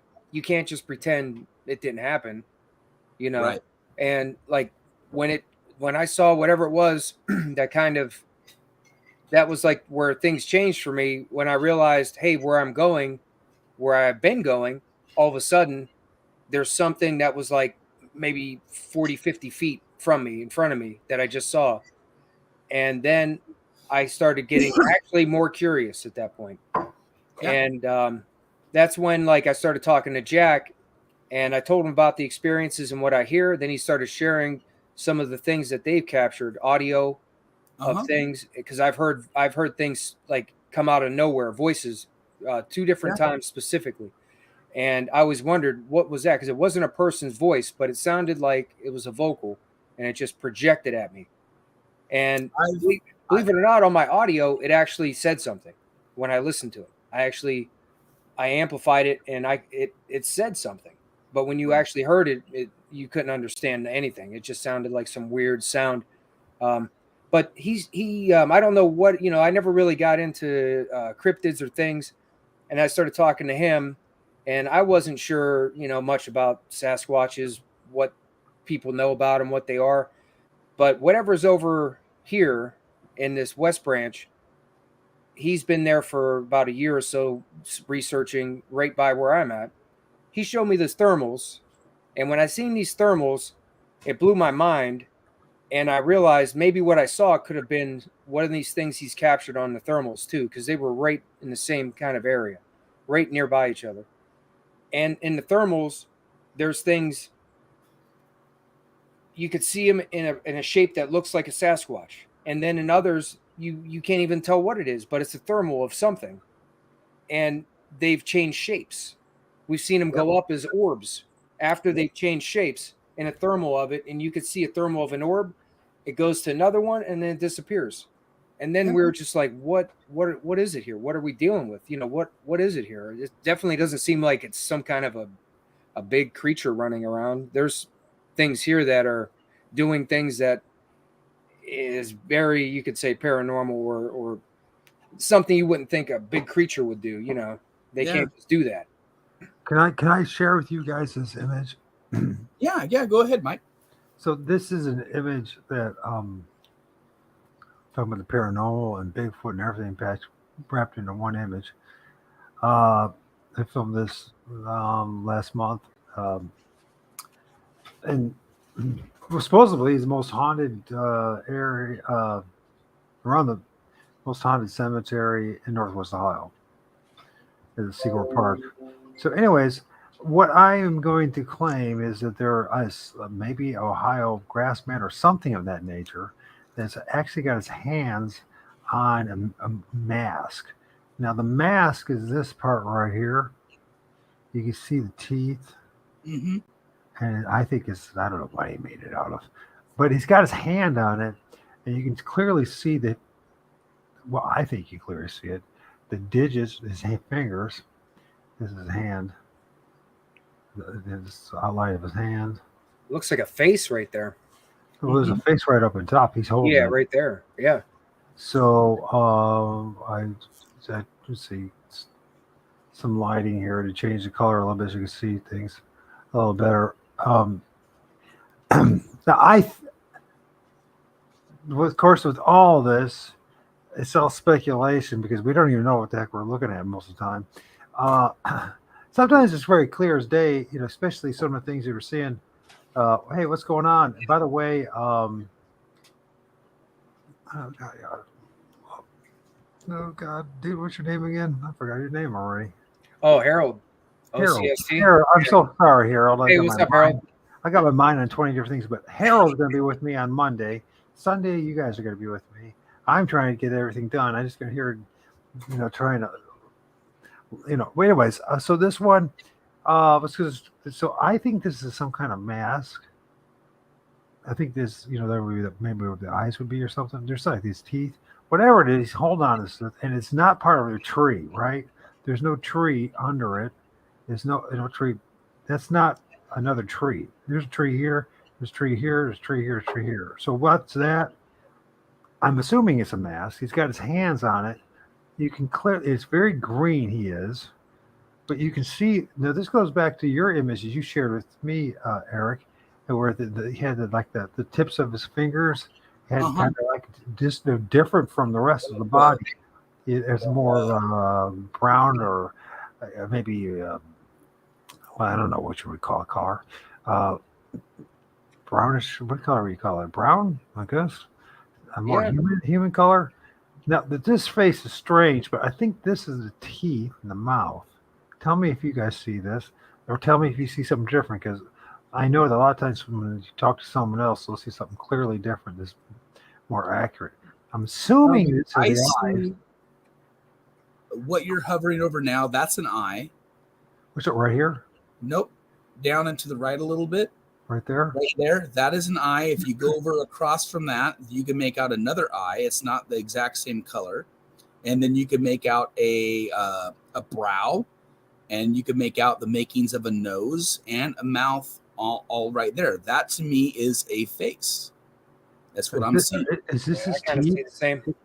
Is this his teeth and his mouth and his lips? I mean, I guess if you look at it from like a sideways point of view, it could be. Well, these things, okay, one of the things we can't, it's weird how what they do with themselves. Remember, these are interdimensional beings. Their bodies and everything contorts and everything. So Yeah. it's almost like that's his mouth's pushed over here, like it's leaning, like, you know what I mean? Like you're leaning against something, like, but somehow it's like shift over to here. Yeah, the eyes must be right here. I don't know. There's something going on here. Yeah. It has all the indicators of a cloaked entity. Like if you were to zoom in again where I was describing like what I perceive as the main face, all the way at the very top of that, there is a tiny head on top of that head. Oh yeah. I see that. There's a head right there. There's a very interesting head up there. There's a very interesting head right here. Look at this one. Yep. And this one, of course, they're all packed together. But what is really intrigues me is this thing right here. It's almost like it's an orb. Let's see if we get a different. Oh, yeah. I see what you're talking about. The round circle and a very crystalline looking round circle. Kind of similar to that one with that looked This like is a to give paper. you an idea. This is the image. It's right in here. This is once again way up high in a tree. And there's multiple good images, entities been here, but it's right up here. Now there's something else.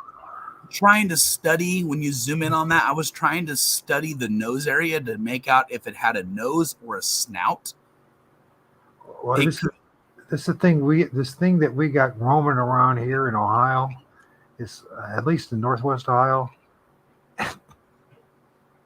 Like I said, it looks like a cross between a Bigfoot and a Dogman or something else completely. We have something. I keep filming this. It's like a head that has no hair, and I got other images I could show you, but I don't want to waste our show on me. Very bald heads, no hair, nothing like you guys have out west with Sasquatch, all hairy, right? But these guys that are roaming around here don't have any hair in their heads, and sometimes it's light. It looks very white and it's like skeletorish, like maybe a rake. That could be maybe. It doesn't. Well, it could be, but I don't think. The problem is, I don't know if we have a name for it yet. That could be the case as well. And I think that whatever's going on in my neck of the woods, I'm documenting something that's completely different than anybody else is talking about. And for better or worse, that's the way it is, and that's what I've been given. That's my job. That's my, we all we've talked this. I mean, really, but I talked about regional spirits, local spirits, familiar spirits. I truly believe also we in this whole idea of our destiny, a journey, a life script has been given to us. We've been placed in a specific place for a specific purpose. Each and every one of us are different parts of the country for a reason, for a certain reason, to reveal something that needs to be revealed. And it could become something that contradicts everything else that everyone else is saying, but it needs to be revealed. You know what I mean? Yeah. And that's because, to be belligerent, to be contrarians, but to reveal the truth about what's going on. And one of the things that's truly going on, that I think is going on at least, is not only interdimensional or and paranormal, but there's just a ton of magical things going on in the force. I think part of this journey too is about learning to accept these things. Like there was a time, when everyone, let's say you're into insects, right? And you study insects. You study studies, and you learn to love insects for what they are. You know what I mean? But insects are, they're a freak show for us, right? And how we think, right? So you look at all these millipedes and these spiders and all that, and they're scary looking and frightening. I think we're kind of dealing with this the same way, right? They look they don't look right to our eyes, right? Because we're not familiar with these things. But I think as time goes on, and we can be brave enough to share these images and talk about it, take our arrows and darts. Certain people are going to wake up to the fact that the world's much more mystical, magical, and miraculous than even the understanding that we have today. Right now, we learn a lot in the past, let's say 500 years, about ecology and all the different, what's going on in the world as far as in biology, right, and ecology. But now we're in the next phase of a new level of understanding that's been running around parallel along with all the rest of this stuff. You know what I mean? And because now we have the technology to be like digital shamans to reveal the truth to people without having people all been drugged up and everything, and forgetting things. We have imagery to show people that there really is something going on around us. And Bigfoot's a big part of it. Sasquatch is a big part of it. I don't even know. Like I've told numerous people, you guys have Sasquatch. I'm wondering what we have. I think Sasquatch shows up at our place because I think it can go anywhere it wants to. That's my feeling, because it's an altered dimensional being. Mm-hmm. But there's certain areas in the world where it's its main territory, where it belongs, where it normally is. That's where you guys are at. Now here in Ohio, we're finding something that's, as far as I can see, it's not the same thing. You know what I'm saying? But that doesn't mean they don't cross boundaries and blur the lines. You know what I mean? But you guys seem to have something that's more, this dynamically a little different. So, saying that, thank you for looking at that. I mean, I think it's a pretty special image, to me at least. I really like that image. I think it is special. For what's going on there. It's like it has an orb on the top of its ear, and I don't know what that's about. I gotta get decent enough software to really bring this stuff out. But you can see the hand clearly, the big hand that potentially has 6 fingers. We are finding a lot of entities that have 6-toed footprints, right, in our region. I would call it the Great Lakes region, right? We're finding a lot of 6-toed footprints, and if they have 6 toes, there's a good chance they have 6 fingers. I think this thing actually has 6 fingers, but God knows, a rake, could it fall into that? I don't know. I mean, looking at the white, Mike, looking at the white part of it, and from what you're describing, it sounds like somebody could label it as a rake, but looking at this photo right here, I wouldn't say that's a rake. I would say that why I wanted to look closer at like the muzzle area or the nose area of it was because to me it looks almost like cross between a Sasquatch and a Dogman, but I can't pick out enough facial features. Which is what I'm finding over. Yeah, I know, and it's worth finding over and over again around this area.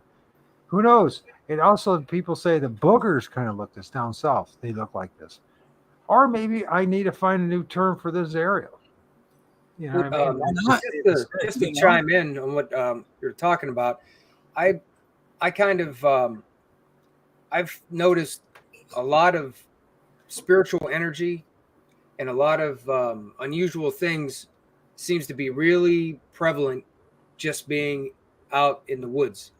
And that's something I didn't expect. And to me, I'm almost more inclined to go different places, different areas, different woods, and do investigating there. Like my interest has kind of changed. I'm not so much wanting to telling your brother a house, the neurons of house or something. Yeah, because it's been a lot of experiences outside with energy and voices too. A lot of voices. A tombstone doesn't have the life force, the energy, and everything that a tree has. You know what I mean? Yeah. That's why I have 12 research locations, because of that desire to go see if I get the same results at different locations. Yeah, that's why the variety. You're right, Harold. There's a lot more out there than it's been somewhat consistent. It's been somewhat consistent, even in a big variety of different places that I've gone. there's been a lot of somewhat of a consistency with running into what seems like spiritual energy that's intelligent and will communicate, and then at the same time there's things throwing rocks. I got a couple. I always keep those with me. We've got some, which is strange, in West Branch we've actually picked up EMF on footprints we found. Yeah, which was very I've had full conversations with yeah. unknown entities using this in my shop. Mm-hmm. You know, they would spike the meter for twice for yes answers and once for no answers. Yep. Well, you know, when I look at your images, Harold, I'm looking at the eyes, and I look at my images. There's a possibility that they could be a lot more similar than we realize. Whereas your entities have their eyes more wide open, or are open, whereas because of sunlight, direct sunlight that's hitting my entity, maybe they can't open. This sounds kind of bizarre, but maybe not so bizarre. You know, because if these things are multidimensional, they don't fall the line of what everybody else, you know, biologically. Right. What if, you know, like say daylight actually does bother them? If Right? you want to find them in the daytime, right? Follow the light. You want to find them during the daytime. The best advice I can give you is to follow the light. If you're taking photography and imagery, and you want to find them, and you follow the light, you will find them. Oh yeah, definitely. When a sunny day, I get better images than any other day. Overcast, night, whatever, a sunny day. So somehow, if you think about how this creation actually is working, we kind of live on a giant battery to begin with. We are batteries. Trees are batteries. Electrical. Everything's electrical. So they're getting their charge, if you will. It's a great time to actually film them in the trees during the day, whereas at night you'll see them more active, moving around, right, with your thermals and with the shadows. And in my opinion, we're crystalline entities. We're composed of mostly water, and whenever you dissect water, you will find minerals and crystals. So for me, there is a connection between the crystal substances of the world and whatever phenomenon we're experiencing with whether that be paranormal or physical with the different entities that we're talking about.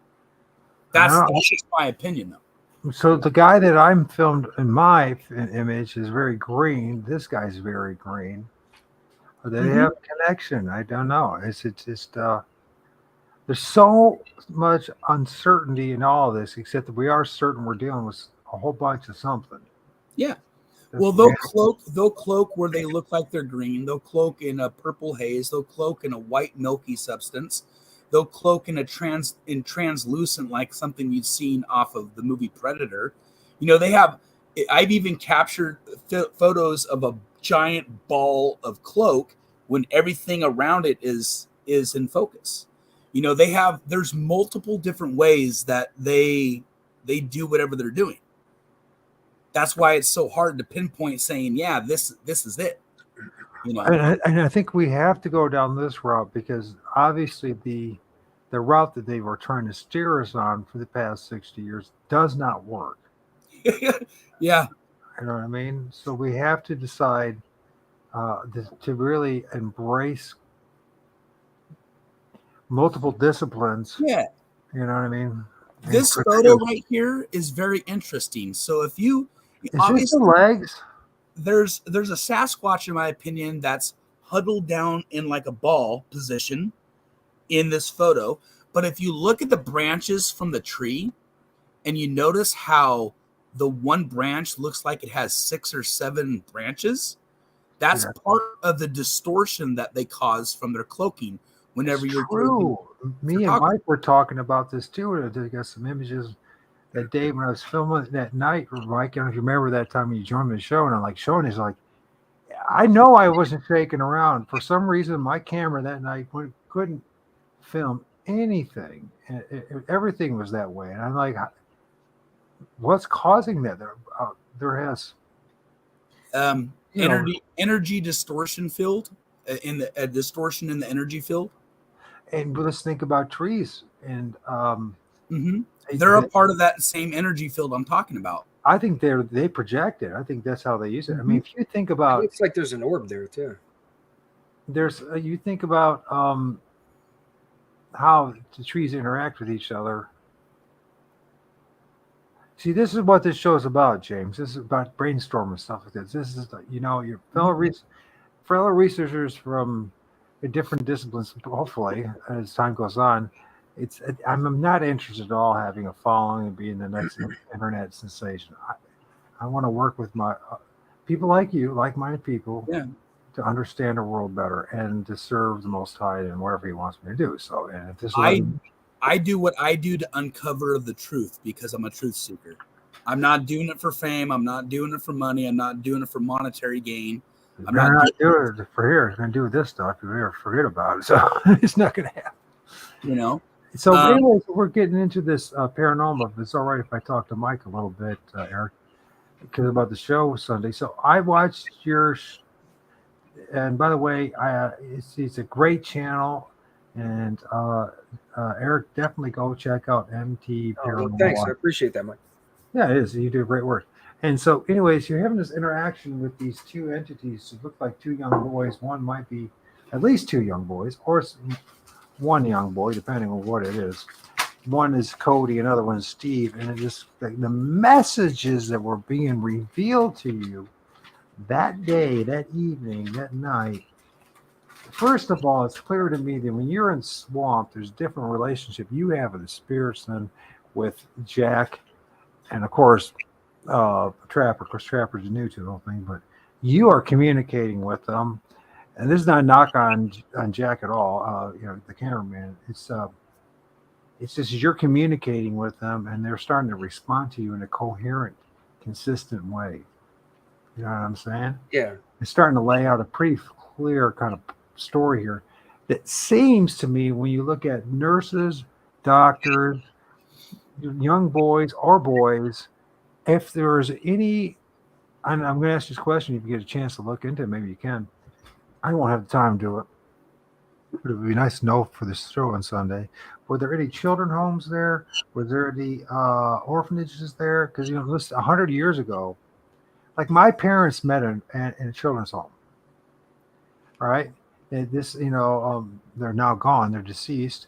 But back in the 30s and all that, because of the Depression and the war and all that, a lot of parents couldn't feed their children, and they had to send them to children's homes. That's where they met. Not because they're bad parents. It's just circumstances. It was extremely difficult, right? And I know that a lot of young children and all that did not like being in these hospitals, these children's homes and orphanages, and they would run away. And a lot of times, a lot of negative things did happen in these orphanages. We know this. We know this in other, look what happened to the indigenous populations and cultures that happened. We know stories now coming out of Canada. That was universal throughout North America. By the way, I don't know if you know this, Mike, but Eric actually is a school teacher. Did you tell him that? No, I didn't share that with him. Yeah, I am a teacher. I've been a teacher for 20 years. Wow. But the special part is, where do you teach? I work for a tribe here in Washington State as a teacher. This is a very important bit of data. This is going to make it. I do believe the ancestral spirits, in particular, the indigenous population, have a big part in this story. But back to the Cody. And if you look at all this stuff, the woman scares me. The man scares me. Sit and talk. He's actually I've never either. I'm the biggest sucker there ever was, and I can fully accept that, or you are really having a communication with a young boy spirit that loves the light, wants to see the light, is not even familiar with. Think about what I'm saying here, Mike. He asks what's in your hand. You have a flashlight. He doesn't even know what a flashlight is. That's an indication to me that he came from a time when there was no flashlights, right?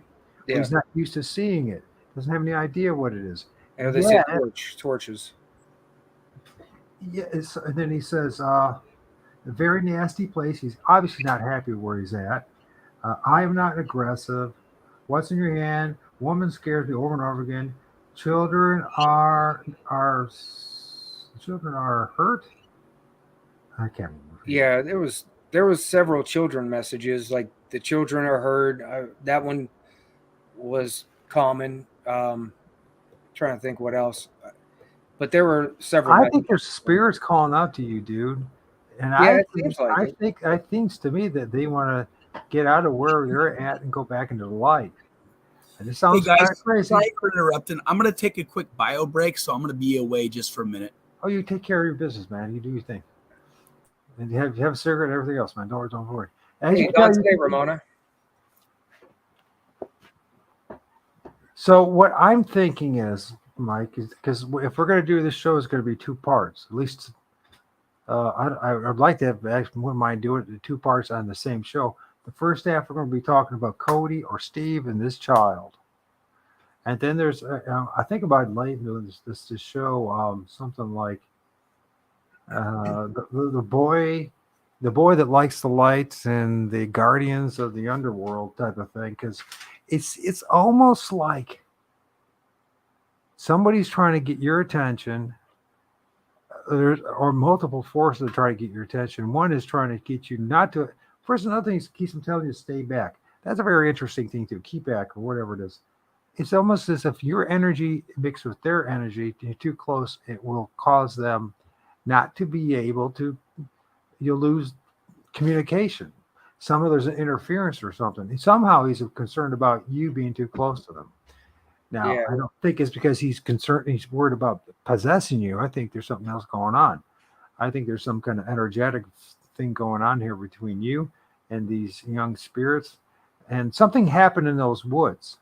Now, this is what I'm thinking, and it's just projection, but who knows? Somebody else may be able to figure this one out. But, I know, but it's again going back to the orphanage, the children's homes, that a lot of children ran away. And a lot of them ran into where? They had nowhere else to go. They needed to hide. Where did they go? They hid in the woods. I wonder if they hid in the woods there and something tragic happened. Yeah, that definitely makes sense. And that's something that I'm definitely going to be trying to find out now that we're talking about that. That's got me thinking about it. There's a couple of different scenarios to go with this, right? Now, I truly believe that there are different entities that are very similar to Sasquatch, right? They're big entities, big feet, and all that kind of stuff, right? Some have a role of being the guardians of the forest, and some have the roles of being the gatekeepers between the underworld and the middle world, where we're at, right? And eventually to the upper world, right? They keep souls in check. Keep some souls. This is found throughout all cultures. I'm not talking about hell. This is something completely more advanced and more interesting. But there's some souls who are trapped in the middle world and the lower world and don't want to be there anymore. Maybe whatever happened, causes them to be stuck and they want to go back into the light. This kid wants to be back in the light, from my impression. So I'm thinking, anyways, I want to run this by you and see how your take on things. First of all, is it Cody or Steve that you're talking to? And is it possible that when I'm throwing at you, it's sticking? Yeah. I mean, I definitely am really curious now about the history. As far back, I guess, to see if there was something like something that had to do with a place for children around there, or something to that effect, because that could definitely tie some of that together. Speaking to spirits, I do speak. I don't know where you got that idea from. Did I give you that impression that there's something wrong with Steve speaking to spirits? I have no idea. Right? I didn't say that. So, I was just sitting here though. We're talking about the distortion, like in that photo. I want to say something. I got Bear Claw. I got a feeling you don't like me, and I don't know why that is. But I bet you the reason is because the spirit realm doesn't want you and I to have a talk. Because I think we actually would gel. So, anyways, you'd be shocked, actually. It might be a little annoying, but I think we'd still be able to gel. like this distortion, right? You're talking about like in this photo, and the one that you remember, the one that you showed before, it was like distorted like that. Oh, absolutely. It was wild. You could see it dripping off the trees. Yeah. It wasn't me moving. It was literally dripping off the Just trees. very similar to this one. When I was at that swamp area on that first visit there, I was trying to find a place where I wanted to like find some place to see where there's some kind of energy, maybe where I could communicate. And when I was filming, I remember when I was panning, looking around, I saw distortion, like almost looked like I called it like it looked like some kind of like radio waves or some kind of interference, and it happened over just a certain direction. And I was like, that's weird because I saw it through the camera, but I don't see it really anywhere else. So that's where I went, and I set my REM pod down in that area, and I was getting some interaction. But that was strange though, because it looked like that, like it looked wavy, like it looked like some kind of interference. Yeah, and notice another thing. Okay, if that's not the case, I apologize sincerely to you, Bear Claw. Okay, I'm a sensitive guy. A lot of rejection in my life, so I'm. Anyways, this. I mean, I wish he was here. Eric, maybe still listening, but to me, I know he sees it one way. Brand new. What I see is a guy very much like a very large being that's laying horizontally on the ground. I mean, you can see it almost like his legs are crossing. His kneecaps. You see the arms wrapped around one ear. And I notice a lot of times when these things are moving or laying horizontally, stuff like this happens. Doesn't mean it happens all the time. Doesn't mean I'm right. I don't know. Eric, you know the image better than me, but when I first look at it, it looks like it's a guy laying down, crossing the leg. His lower knee ankles are crossed. He's laying there, and as you go further away, of course, it gets smaller and smaller, but it almost looks like he's, let me tell you this, like there's an arm right here and another arm right here, and it's almost like he's putting his arms like this, I could be absolutely wrong. And you've seen that thing a million times more than me. And you look at you guys last show. I'm like, those guys pointed out that I filmed Bigfoot with an infant on it.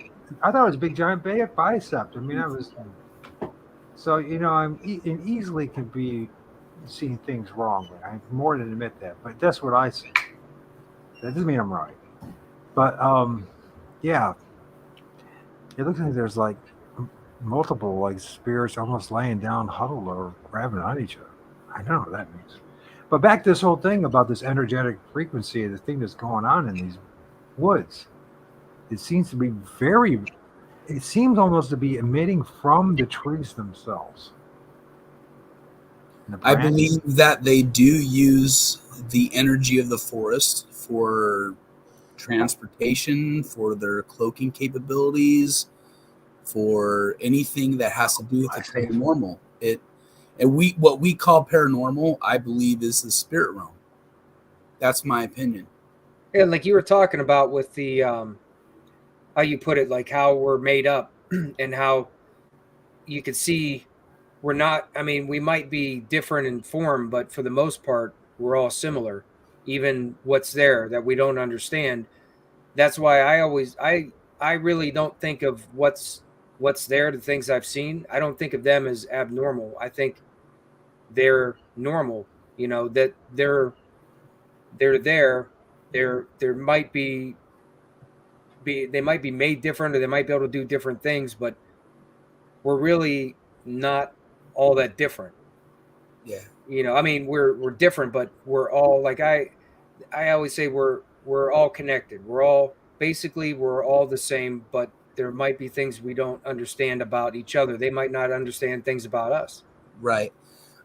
Can I pause just for a moment? I would just like to acknowledge Native Medicine Bear Claw in the chat, and just acknowledge that the land that we are on is indigenous land. I think that's something that's really important, that whenever we are graced with an indigenous person to mention, it's just part of my culture where I'm from. I'm not indigenous, but I believe that it's really important that whenever we have somebody that is native that graces us with their presence, that is acknowledged, that we are on taken land, that this was the indigenous people's land long before we got here. And I just noticed that she was making some comments, and one of the comments said that I just said I can't talk to you about something due to our native laws. She's talking about me. Yeah, I think Which that is that's the damnest thing, because I'm in this. There's a whole bunch of people like me, or half breeds, right? There's so many people are stuck in the middle, right? Nobody can talk to us. Nobody can be part of it. We're not allowed to be part of them. We're so, you know what I mean? It's like I'm like, okay. I mean, and anyways, you don't have to tell me all the secrets. You don't have to tell me anything.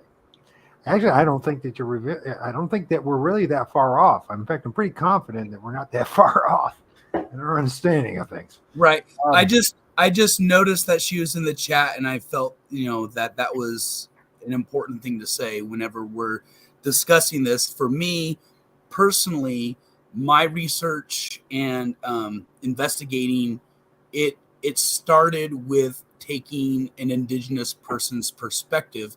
I mean, after all, the indigenous people of our land, they've had thousands of years experience with the things that we are talking about. So I always feel compelled to give the utmost respect whenever I'm speaking with somebody that is native.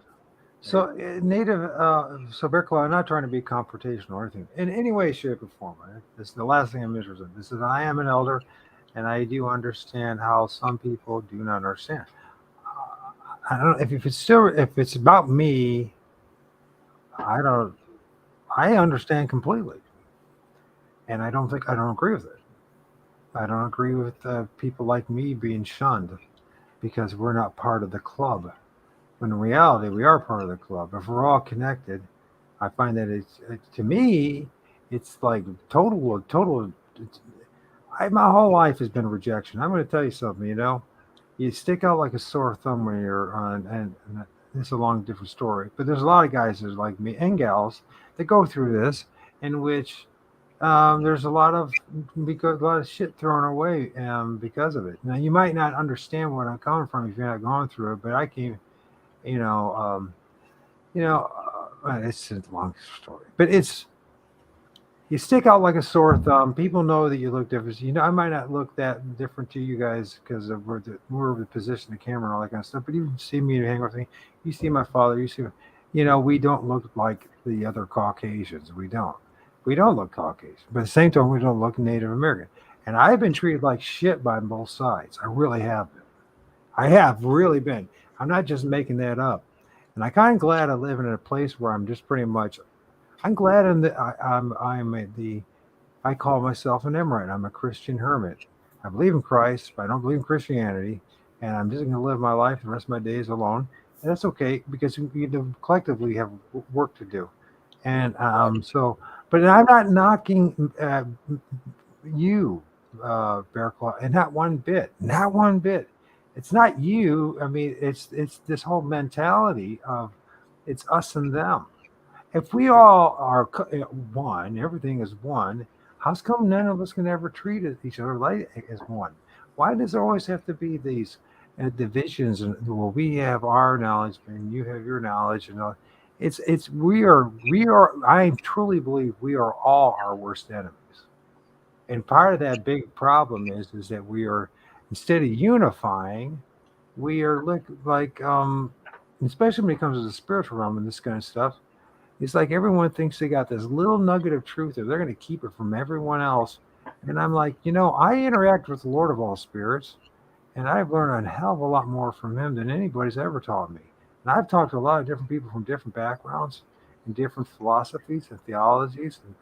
And I'm just thinking to myself, this mentality is part of the problem of humanity. and so I'm not knocking the medicine man or Bear Claw. I'm not knocking her at all because I don't think it's her fault. I don't think, and I understand her the pressure and position she's in. I'm just saying, we don't ever need to talk. I'm glad you're here. You know what I mean? And I'm not trying to take anything from anybody. I'm just trying to understand the reality and the realm that we're all in. I mean, a lot of us have paid the price for the evil that's come to this place, right? It has been truly evil what has happened in North America. What the Europeans did and what happened here. And we all know that they're lying about the numbers. And we all know that they've lied to every treaty that ever was offered up. But don't forget, we've all been lied to. And we've all now ended up in a giant concentration camp, basically, the giant matrix, in which very few of us actually have any freedoms left. Right. Period. And so my point is I just wanted to give her some love. That's my thing. I think if me and her ever meet, we'd probably get along great. But I think how do I say this? I noticed something there's something, I don't know what it is, except that there's a brave heart, a warrior spirit that's inside those who have X amount of blood, native blood. I'm not saying it's a different type. I don't know what it is, but I noticed like we can talk this way, right? And I think there comes to this understanding that we have that, if given the chance. Now there's other people. I don't think it's a problem because when I was forest fire in California, man, when I was working with those Navajos and the guys up in Canada, the tribal guys, I felt more safer with the guys in the orange jackets. You know what I mean? The chain gangs from the prisons from the forest fire fighting. Because man, a lot of those guys in Navajos, they hated my guts, and I could never understand why. I never could understand because I never did anything to them. But man, they were like, and by the way, I noticed that if it was a flat out, straight out white dude, they didn't treat him that way. I just, it's a weird thing, and I think it's you can't blankly say it's everybody's this way, but you can say this too, that it's universal. Prejudice, discrimination happens at all places, and if we're ever going to get this shit right, first thing we got to stop thinking that we're separate from each other. You know what I mean? So I don't find myself separate to my those people I know who have. Gary, I mean, Biggie is an awesome dude. You know how many guys ever just tell you I love you? He's Native American, he's black, but no, I mean, I'm serious. I mean, how many guys like in a text or whatever they're going to end with I love you, man. Most people don't even do that. Most people don't even give a crap about you. You know what I mean? It's the truth. Yeah, you know what I mean? You're right, Eric. Like Ramona, she deserves the love. She's been my mentor since I started. She's guided me. She's been the one that's kept me on the right path as far as just doing the right thing and protecting. She protects me. She helps me make sure that I'm safe. And and I know she with her tribe, and there's things that they don't discuss with others, with outsiders, and as maybe that might seem kind of harsh, but I respect that. We got to stop this. Let's stop this. Let's nip this in the bud right now. I'm okay if we don't even talk about this stuff together. Right. Period. Right. The only thing I ask is just get the impression, it's spiritually, I get this impression like you don't like me. And that's all I'm saying. I don't care if we ever talk about Sasquatch or any of the spiritual things. Honestly, that doesn't bother me. It's the least of my concerns. So, and I hope this doesn't seem like confrontation because it's not. It's just airing it out, and this we'll drop this and let it be. I respect Biggie. I like Biggie a lot. And I respect you, Bear Claw. I don't know you that well. All I know he's from there, these chats, but he's from the Mike, one of the funny things things is I keep hearing you say Big E. That was my nickname growing up. So there's another Big E out there, and I think we got two. We got two biggies now in the club, and there we go. It's only get bigger, no pun intended. Yeah. So, but no, I do think that ultimately, what we're going to have to do collectively is work together. I do believe that we need to find some very knowledgeable shamans who are going to be willing to work with us on this stuff, because this is more than what meets the eye. This is not about ghost chasing or finding Bigfoot. This is something about reconnecting to our past and this world and what it's and its totality and its magical side of things. This is not about abusing anything. In fact, I was thinking about the other day, if we could actually convince a Bigfoot to prove to the world that it actually comes in and out of trees, and we could film it, and the world saw it, I wonder how the world would start treating trees if they knew that they lived in the trees, if the spirits lived in the trees, if the world really understood what's going on in those trees and in the forest. I wonder how they would start treating it. Now, I'm not a tree hugger in any way, shape, or form, but I will tell you this much.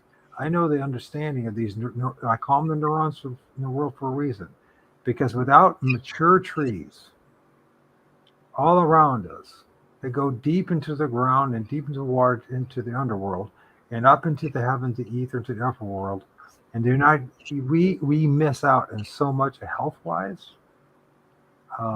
spiritually, and in many other things. I think it's very detrimental to us, and it might sound like some new age, new fad thing, but it's not. This is something that has been understood for thousands of years, forever and a day. People used to respect trees. Past 200 years, with their total domination and as we know, was colonization. It's basic genocide and democide, and total destruction of this place and disregard of it. We've lost so much, and we have to regain it for our health, for healthy societies, for our own bodily health, for our spiritual health, and for our own understanding of this realm. And I don't even believe it. It's self-evident. Anybody that has any two eyes can see, and has any kind of conscience can see. There's some value to what I'm saying, right? Once it's spoken. So I think we're all in the same boat. So. Yeah. But back to this whole thing, because we got sidetracked. Got totally sidetracked. Maybe it was my fault as usual. But back to this, Mike, about this show for Sunday. Because I do believe there's something magical and supernatural is happening with you over there. I don't know if you recognize it, but I can see it. I bet you Bear Claw sees it as well. And there's that these spirits are interacting with you for a reason. They're calling out for some help. They're not just there to, when you see how things are transpiring and how the conversation is becoming intelligent and more repetitive. Tell me if I'm wrong, Mike. Things seem to be ramping up as far as there's those periods of time when there's interaction going on that is becoming more coherent and more personal. Well, there's a lot going on, and like I said, just to connect it, when you're wherever you're at, and it seems like just anywhere out in the woods, wherever, it seems like the energy's there. There's some form of spirits of people who were once here, and who knows what else, but there's a lot tying a lot of this together, and I think somehow it's connected. Even you're hearing spirits talking to you that could be people who have passed, and you're out in the area where you're running into what seems like some form of a cryptid or something throwing rocks at you, and somehow it seems like it is close in proximity. Like there's something to some energy that seems to be in everything, and sometimes it seems like it's coming together where it's like closer together. We just don't realize it. Yeah, hey, Eric, I think your messenger thing is back on. Yeah, that's me. I think that's mine. Sorry about that. Oh, is it you? Okay. So when I'm seeing clearly, to me at least, is with this attempt by this being, this entity, whether the boy. Well, here's the thing: what would happen? Because the boy wants to go. He likes the light. He wants. So, wonder if he wants to go back into the light, because he says he doesn't like the place where he's at. He says it's very nasty where he's at. Right? It's almost like, figuratively speaking, he's stuck in the muck. Yeah, it seems like the more you piece it together, there's some kind of trauma of some kind there, and it was communicating it. So I just wondered if there's a strategy afoot to help set these beings, these boys, these children free. It almost seems like they're stuck. They're in a place in which they don't want to be. Yeah, like if I get a feel like that, or it seems like that, whether it's EVPs or messages, I usually will try to offer encouragement to leave, even if I can help. Like go back into the light. Well, yeah, like to see if, because long story, but I have a guardian that's with me, whether it's an angel or some kind of a spiritual attachment. And Ramona knows it. She's recognized it, and others have. And I feel like that's the key to why I get some interaction. And I think it's meant to help others come to me, or to come to what's there with me to help them move on, is the way I see it. And I try to offer. It seems like that's the case in this. I try to offer that, whenever I think that might be the case, that maybe someone or spirit can move on, I'll try to offer that. And I think the videos of documenting all this, I probably have done that every time. And that's so with this video, you have this clear, really quite special communication going on. And then did the rock throwing happen after or before? It happened near the end, probably the last. So I'm getting the impression is there was some other entity trying to distract you in this conversation, because this conversation was leading somewhere. Yeah, I mean, I kind of had multiple thoughts when that happened. I thought maybe somehow the messages were meant because maybe as warnings about staying back. And then the messages kept repeating, please stay back, please stay back. And then at some point, this big ass rock gets thrown at us, bounces off a couple trees. Well, it got thrown at you. Well, I mean, it's hard to say. Trapper was right by me too, but it ricocheted. Like it hit, and then it hit, and then it fell.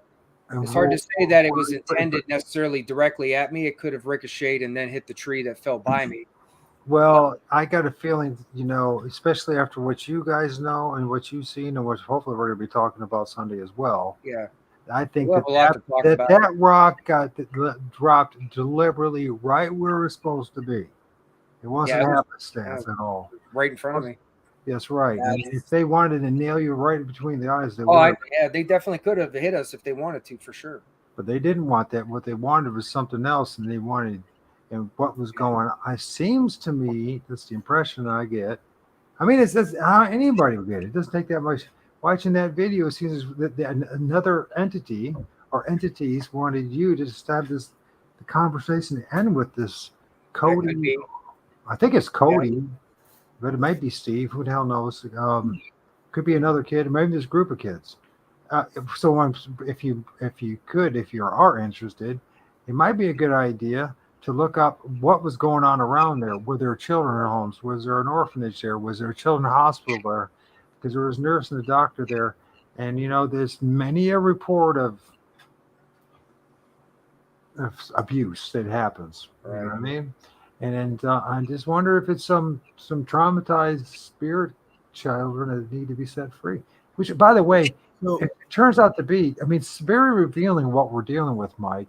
We're not just dealing with Bigfoot. We're not just dealing with a bunch of tree spirits. the vast majority of things, not the vast, but a large majority of things that I'm filming in woods look an awful lot like human beings. Yeah. I wanted to ask you, Eric, about knocks. You get a lot of knocks? Yeah. Like, sounds like tree knocks, right? You probably get a lot of them, right? I actually, I think from my experiences that there's a possibility that it might not be wood striking wood. What if it was a form of communication, like a... And I brought that up because the incident we're talking about with the rock that got thrown, that ricocheted, if you watch it, and we confirm this, it sounds like it hit a tree, then hit another tree, then fell right next to me. But there was another one that sounds like some kind of a knock or noise like that followed shortly after, but there was a pause. Like the rock went bank, bank, fell, and then you hear a knock. And it wasn't, and that was like, I kept thinking about that when I heard that, and the cameraman agreed that what we just heard after the ricochet was some kind of an audible noise that was made from the area. Can I ask you guys a couple questions about this? So we keep claiming that this is a tree knock.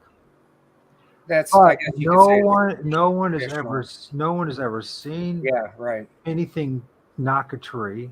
No one's ever been anybody next to it I know of, next to a tree when it's knocking, right?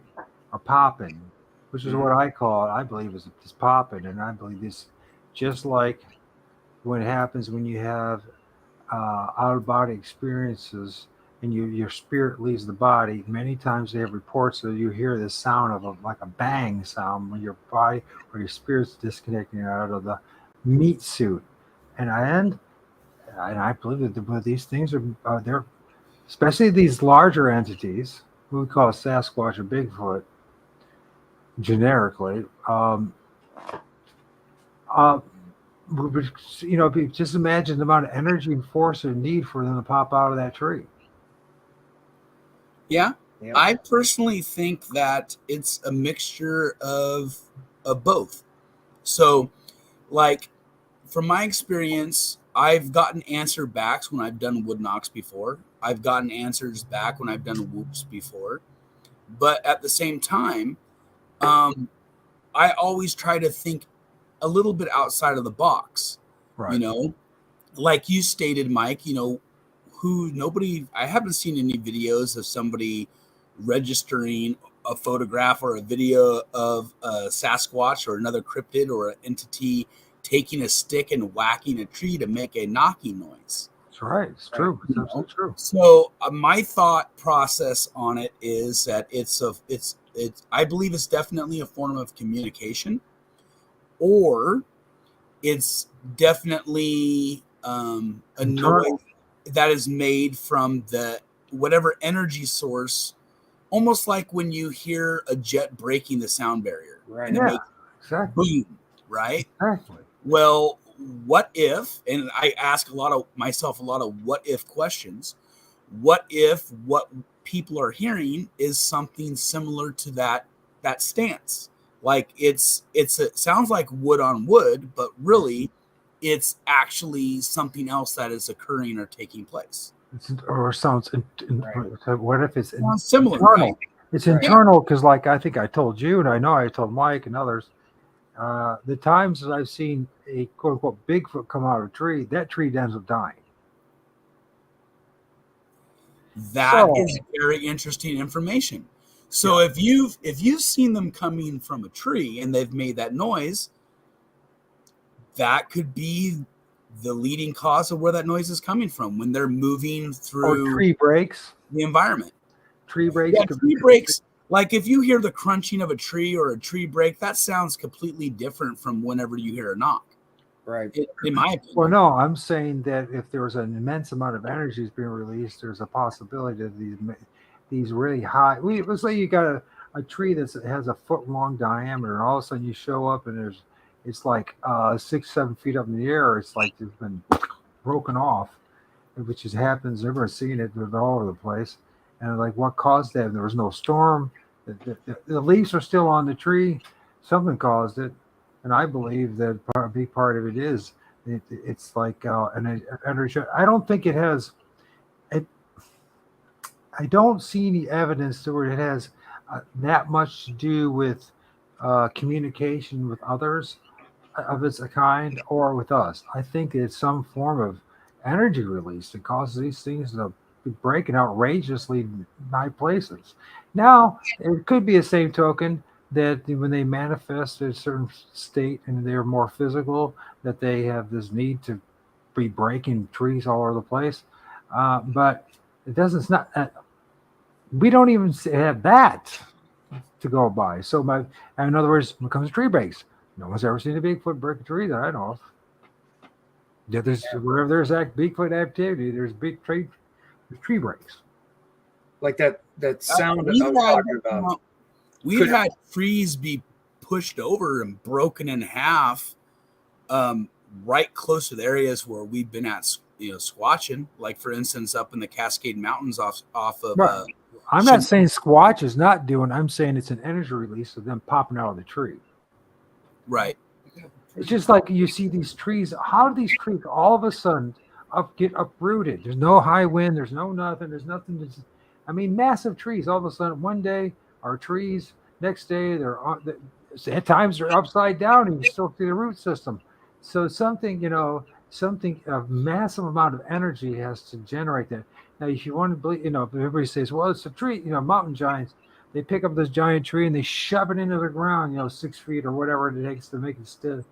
And if you want to believe that, that's fine. But just even if it's a massive mountain giant, okay, first of all, there should be footprints everywhere when this tree has been broken or being tipped over, or you know what I mean, or flipped over, and it's now sticking in the ground and the roots are not there.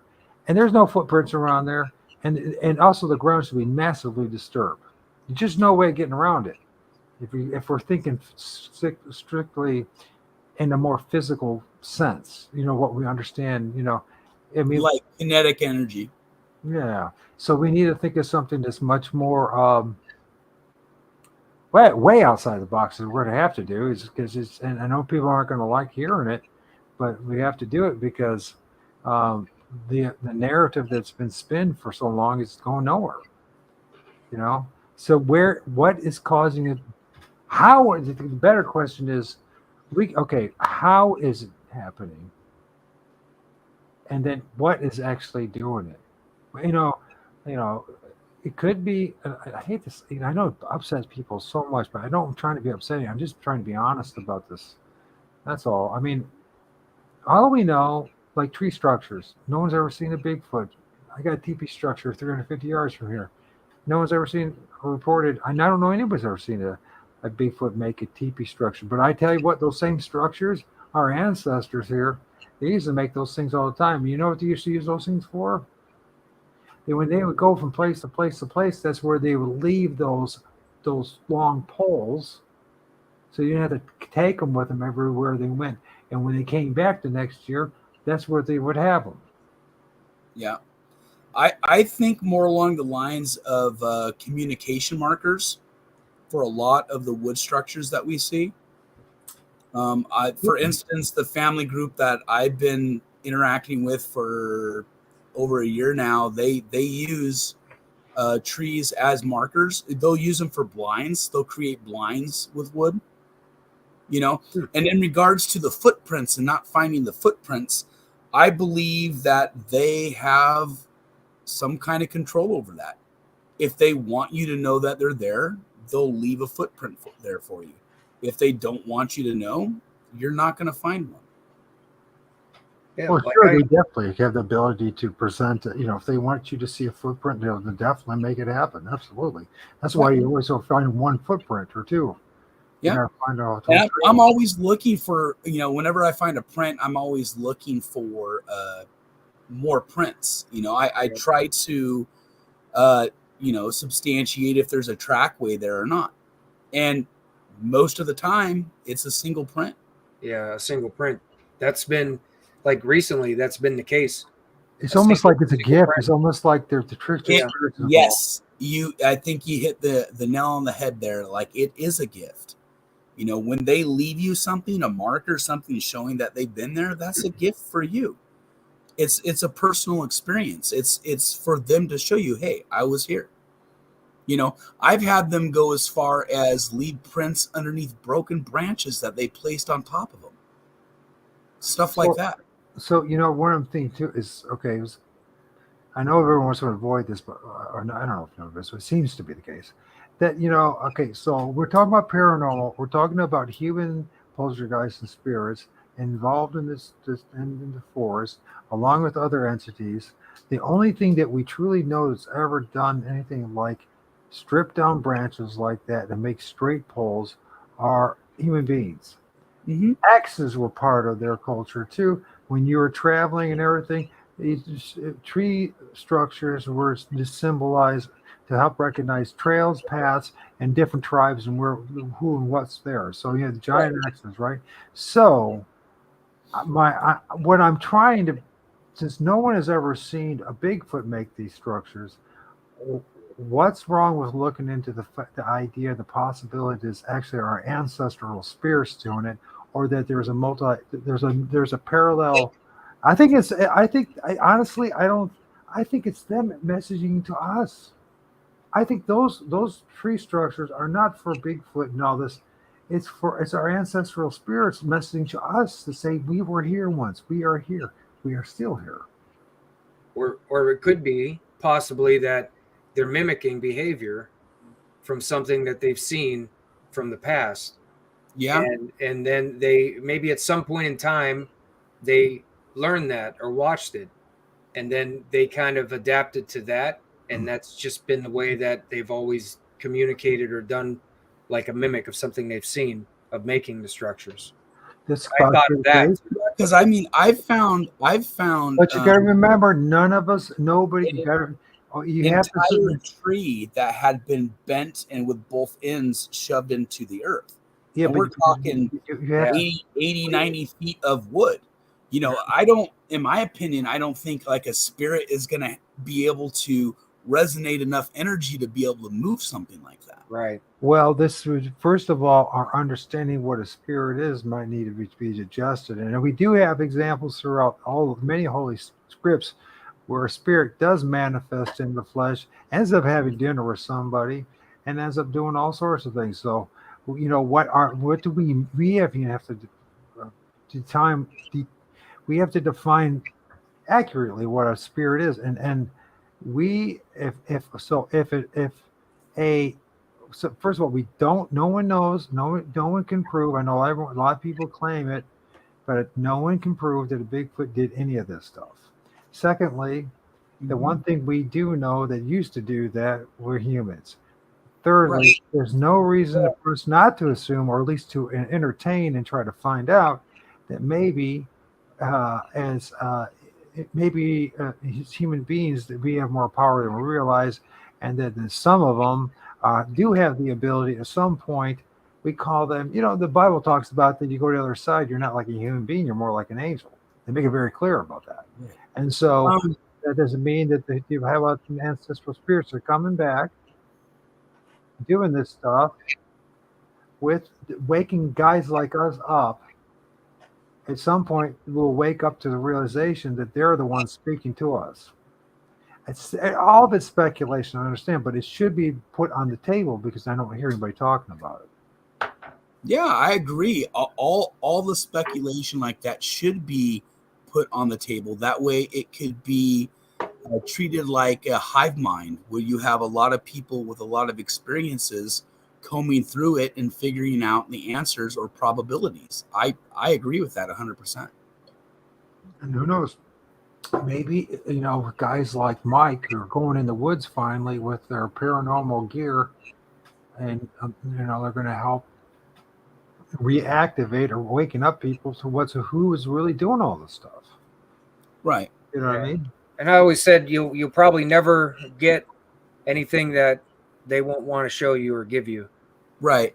You know, for me also, when I think about Sasquatch, I believe they're another kind of people. Well, I have no problem with that, and like I wholeheartedly believe that they are another kind of people. The Bible makes it very clear. that they're another manner of people, is what it says. And like I said, I mean, knowing what we know now, go back and read the story of Esau and Jacob, and you'll be like, to smack you right across the face that they're talking about Sasquatch. I'm totally going to do that, by the way. I'm definitely going to check that out and go back and reread that. There's nothing else that defines this humanoid that's hairy like a freaking goat. There's nothing else. Yep. Period. That's also intelligent, that also is human-like, that's have parallel existence, interacting with human beings. That when you read the whole story, it's quite fascinating with our eyes. You're just like, oh, I can see what happened at one time in the history of this world, this creation. There were the dominant ones, and then something happened with us, and we became slowly through time the dominant ones.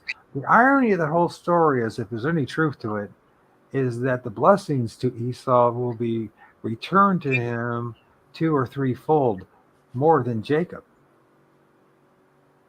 Here's another thing to think about this. Why are the spirit realm waking guys like us up? Are we the ones to be some of the guys holding some of the keys to lead to the next phase and preparing people for what is down the road? I believe that we are ambassadors. That's my opinion on that. There's a reason why guys like us and people like us, including women, are being woke up and are being shown these things. Well, someone told me it does, in my opinion, have purpose. 6 years ago, someone claimed in a show that that's what he said, and maybe he was right. He said, Mike, I perceive that you are an ambassador for Sasquatch. And I'm like, I thought it was a joke at the time. Of course I thought it was a joke. An ambassador, what are you talking about? Damn things are evil, they're awful, they're demons. You know what I'm talking about? And I don't maybe that is the case, because I don't seem to be able to let go of this stuff or be going in a different direction. I'm forced into this.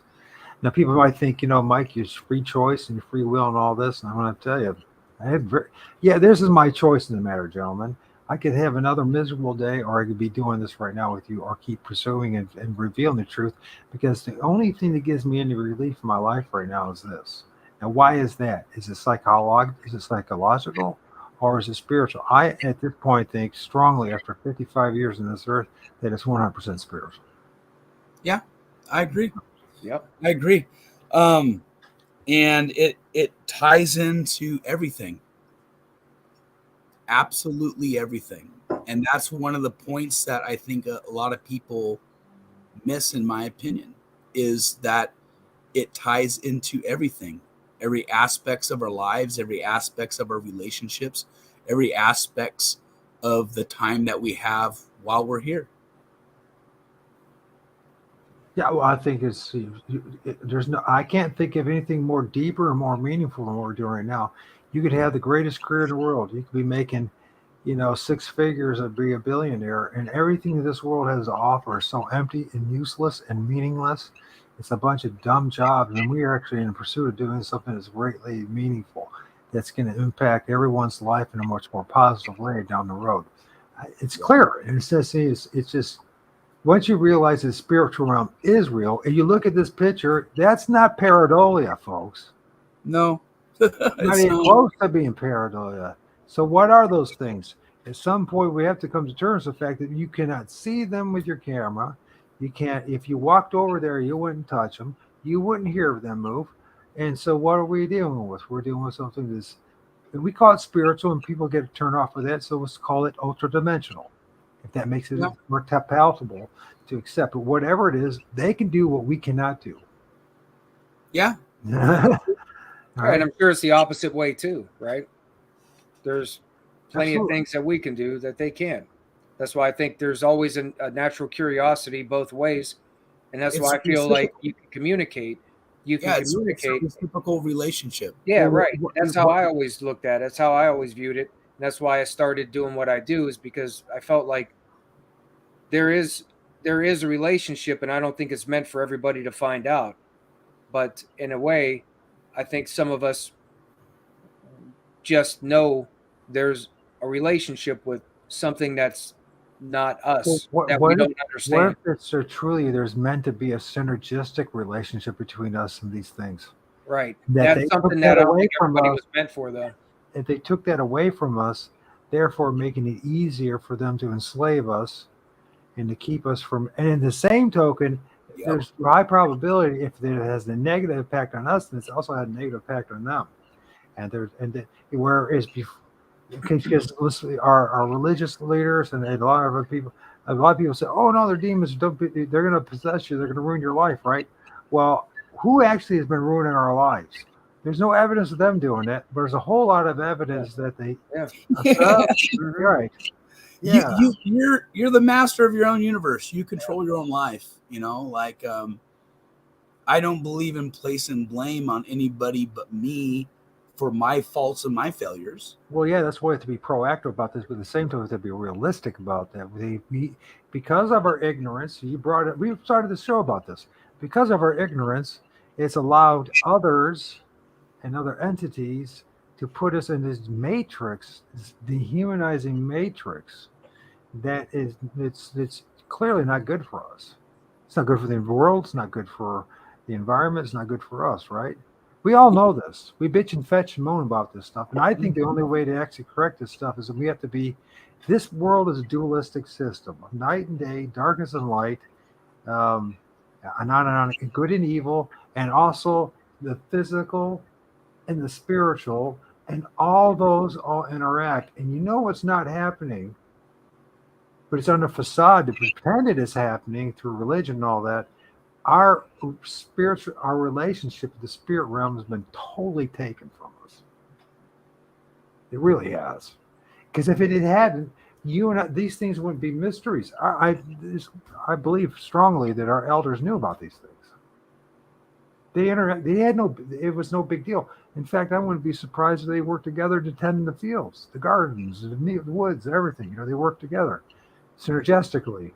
You know what I mean? You scratch my back, I scratch your back. What has happened? Look at these. They're all interested in us. Why are they all interested in you? Yes, Eric. Why are they looking at you? Why you, of all things? Just another. So that, for me, it has to do with matters of the heart. That's the bottom line.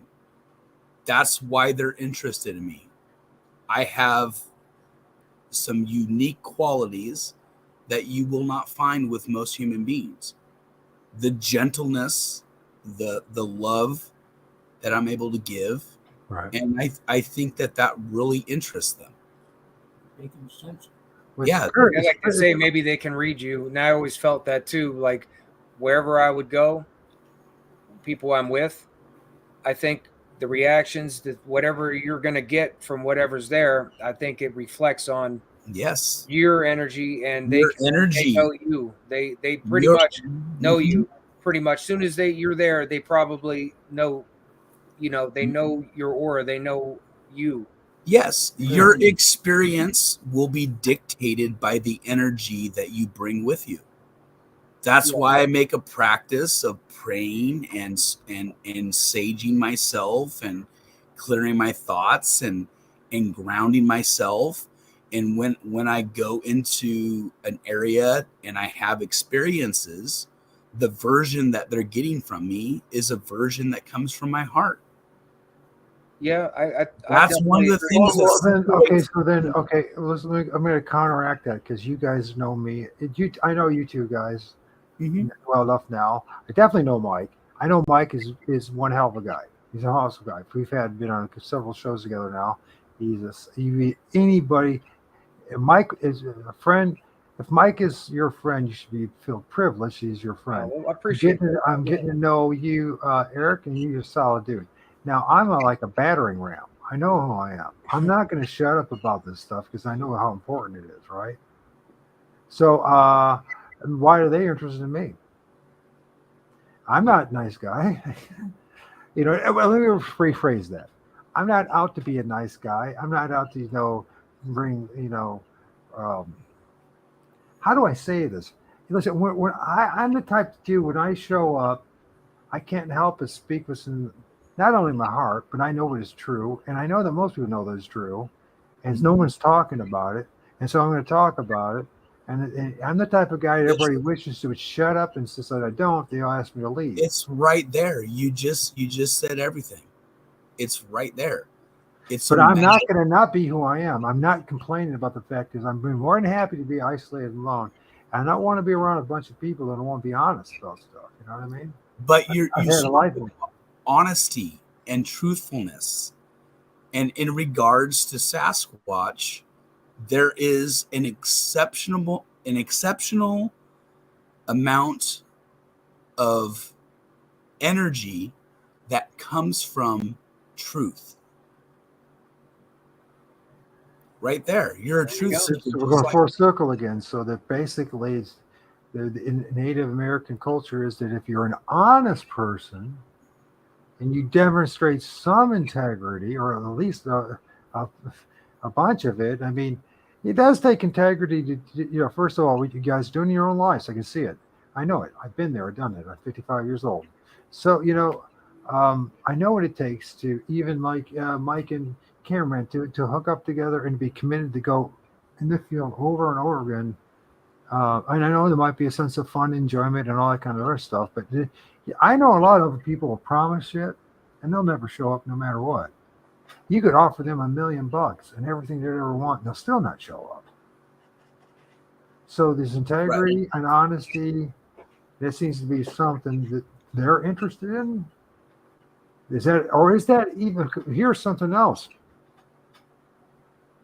Because I ponder all the time about what our spirits actually look like in the afterlife. I wonder how many of us are actually freaking Sasquatches in a human meat suit right now. I'm curious about that. That's the wild side of squatching right there. I've asked myself forever and a day, why do I have canines? What's that again? I've asked myself forever and a day, why do I have canines?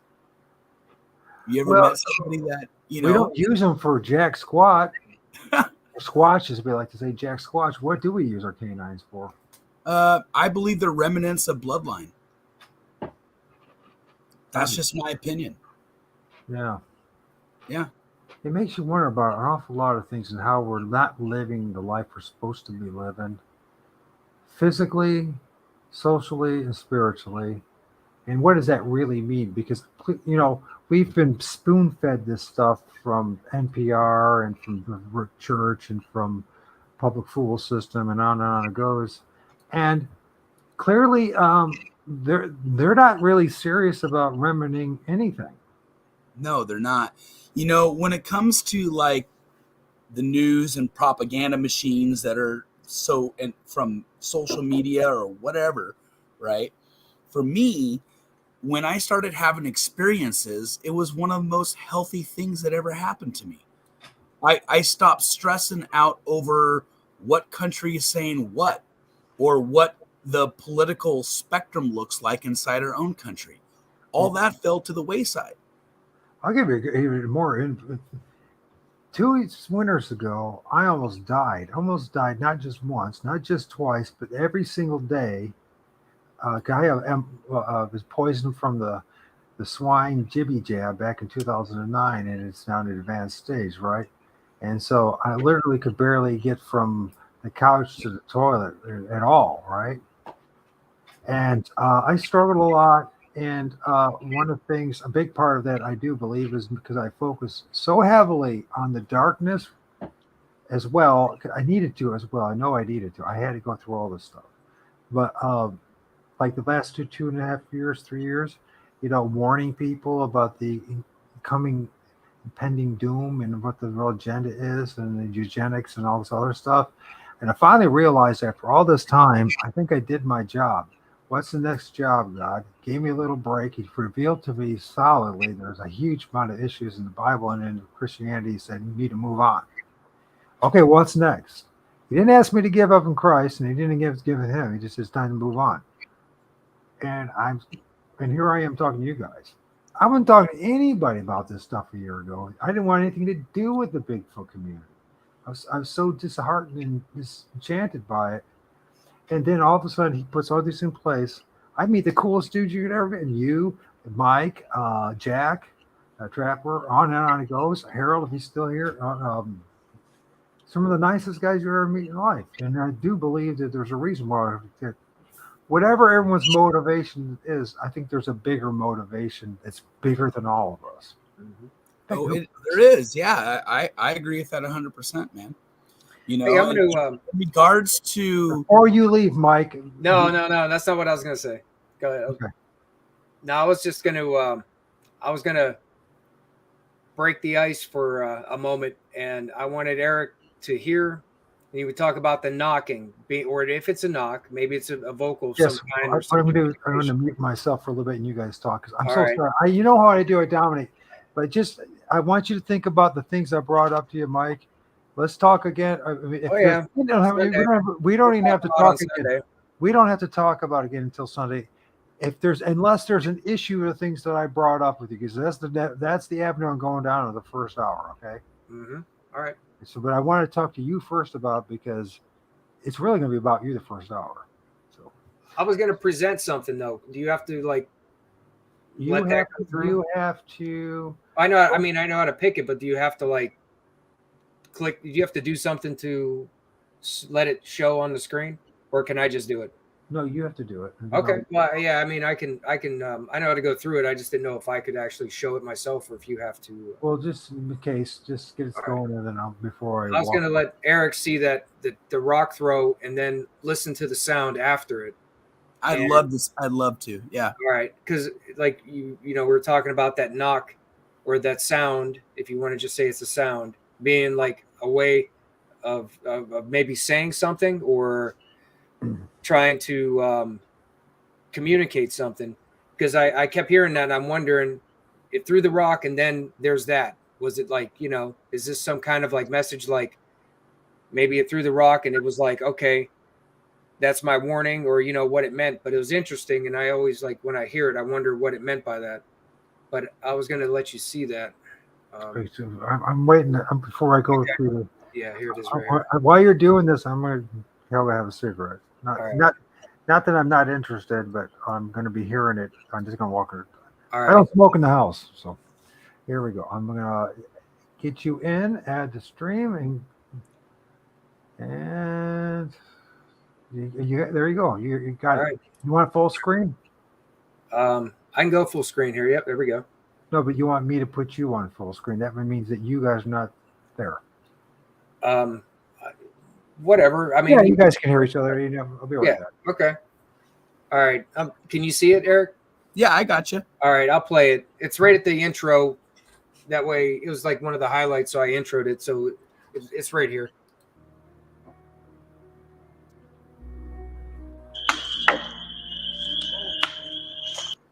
Now, did you hear that last knock? I did, yeah. Yeah, that wasn't the ricocheting of the rock. That was something that noise was made after the rock already ricocheted.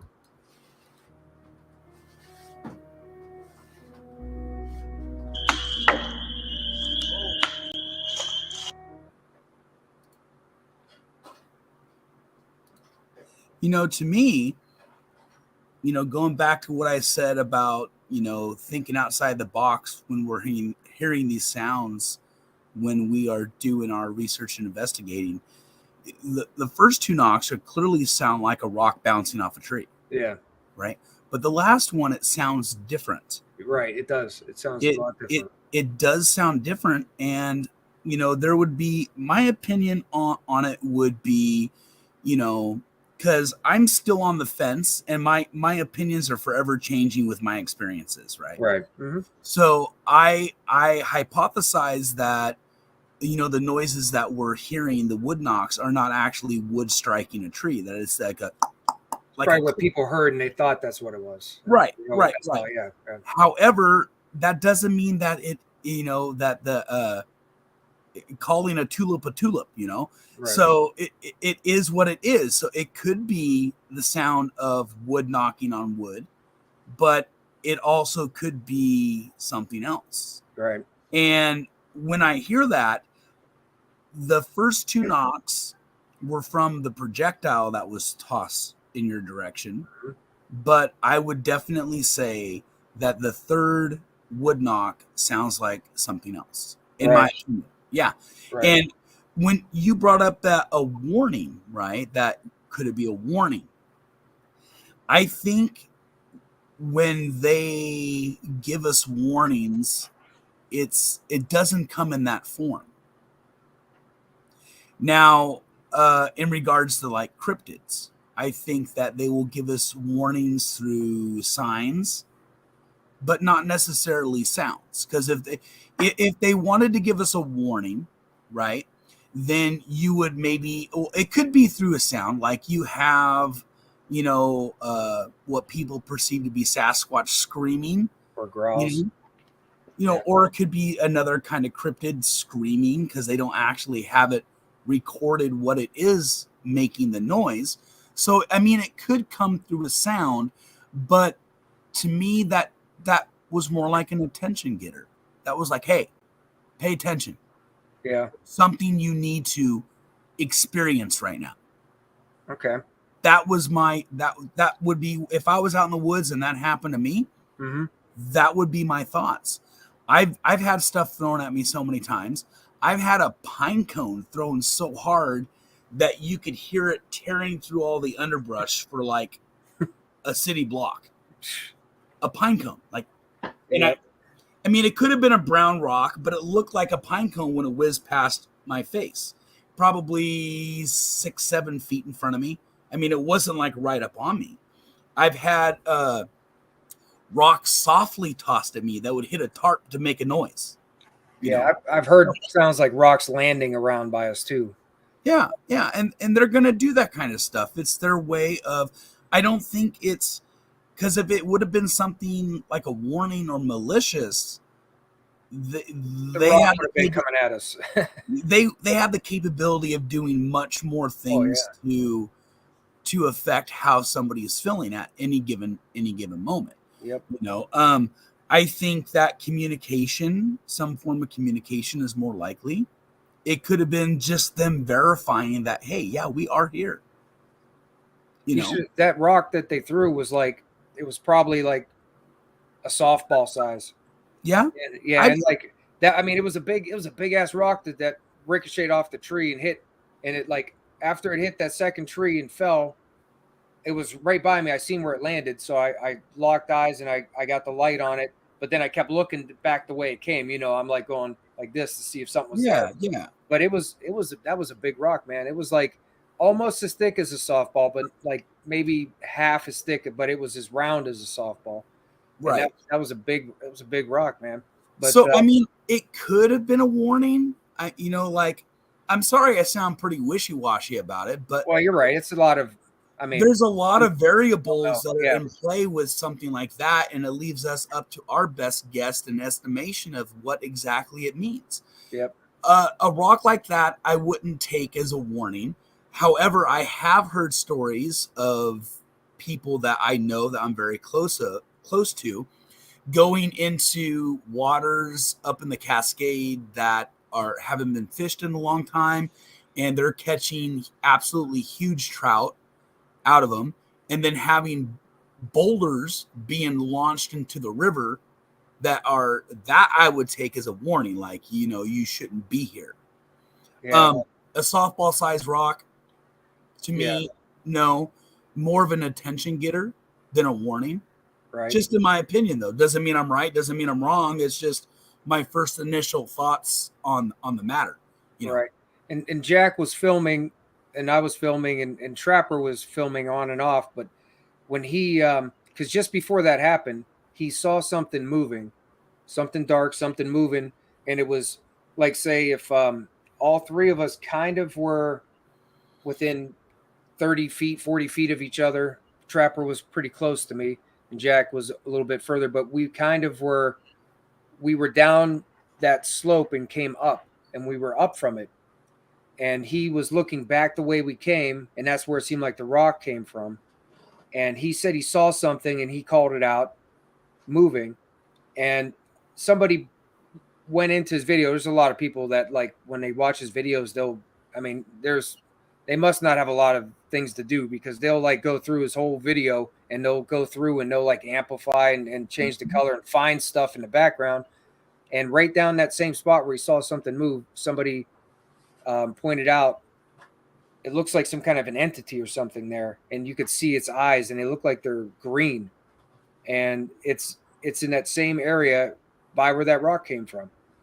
So it was pretty interesting. I always wondered what it meant. You know, just anybody probably would what it meant when you got a big rock thrown in your direction. But Oh yeah, of course. I remember the first couple times I had stuff thrown at me. It was spooky to me. You know, it was like, you know, what was that? You know, I thought the same thing. Like, hey, are they trying to say leave? Is that a bad thing?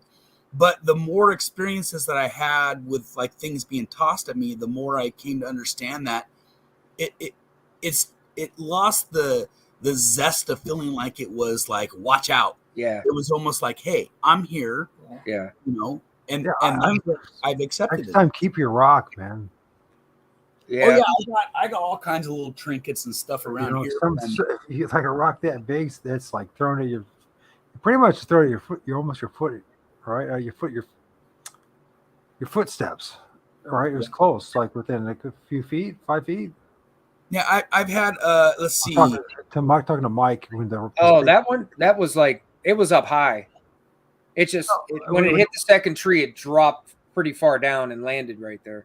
But how close of the drop was it to you? Well, the tree that it fell on, I mean, if I watched it again, it was probably about 10 feet away from me where the tree was, you know, where it ended up. But it was a big enough rock for you to find in the dark.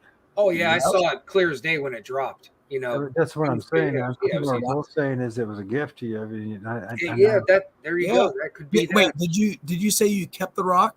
No, I did not. It's still I here. totally would have. Yeah, you know where I would have taken that home and said thank you. Yep. You know Do what? you know where it's at? Think about it. I should have. Yeah. When we go back, if it's still there, I'll take it, because I know right where that tree is, right where it fell. But I did pick it up and I showed it right after that too, like yes. in the video. I showed the rock, this, you know, so you could see it, what it looked like and how big it was. But I just dropped it back down where it fell. So but maybe it could have been a gift. Really? Yeah, you take it home. You know, it's like our friend, you know, Jared. He showed you the rock. There's a lot more in that rock than, at least when I saw it. I mean, there was a freaking carving of an elk on it, and a few other things. And I'm just like, you can imagine what was on that rock when you take it home and see it in light. It might be a message on there, or some kind of carving or etching or something of that sort. You know, some kind of symbology or something. Maybe it's like we're saying, it is a gift, and we don't even realize it. That's pretty smooth.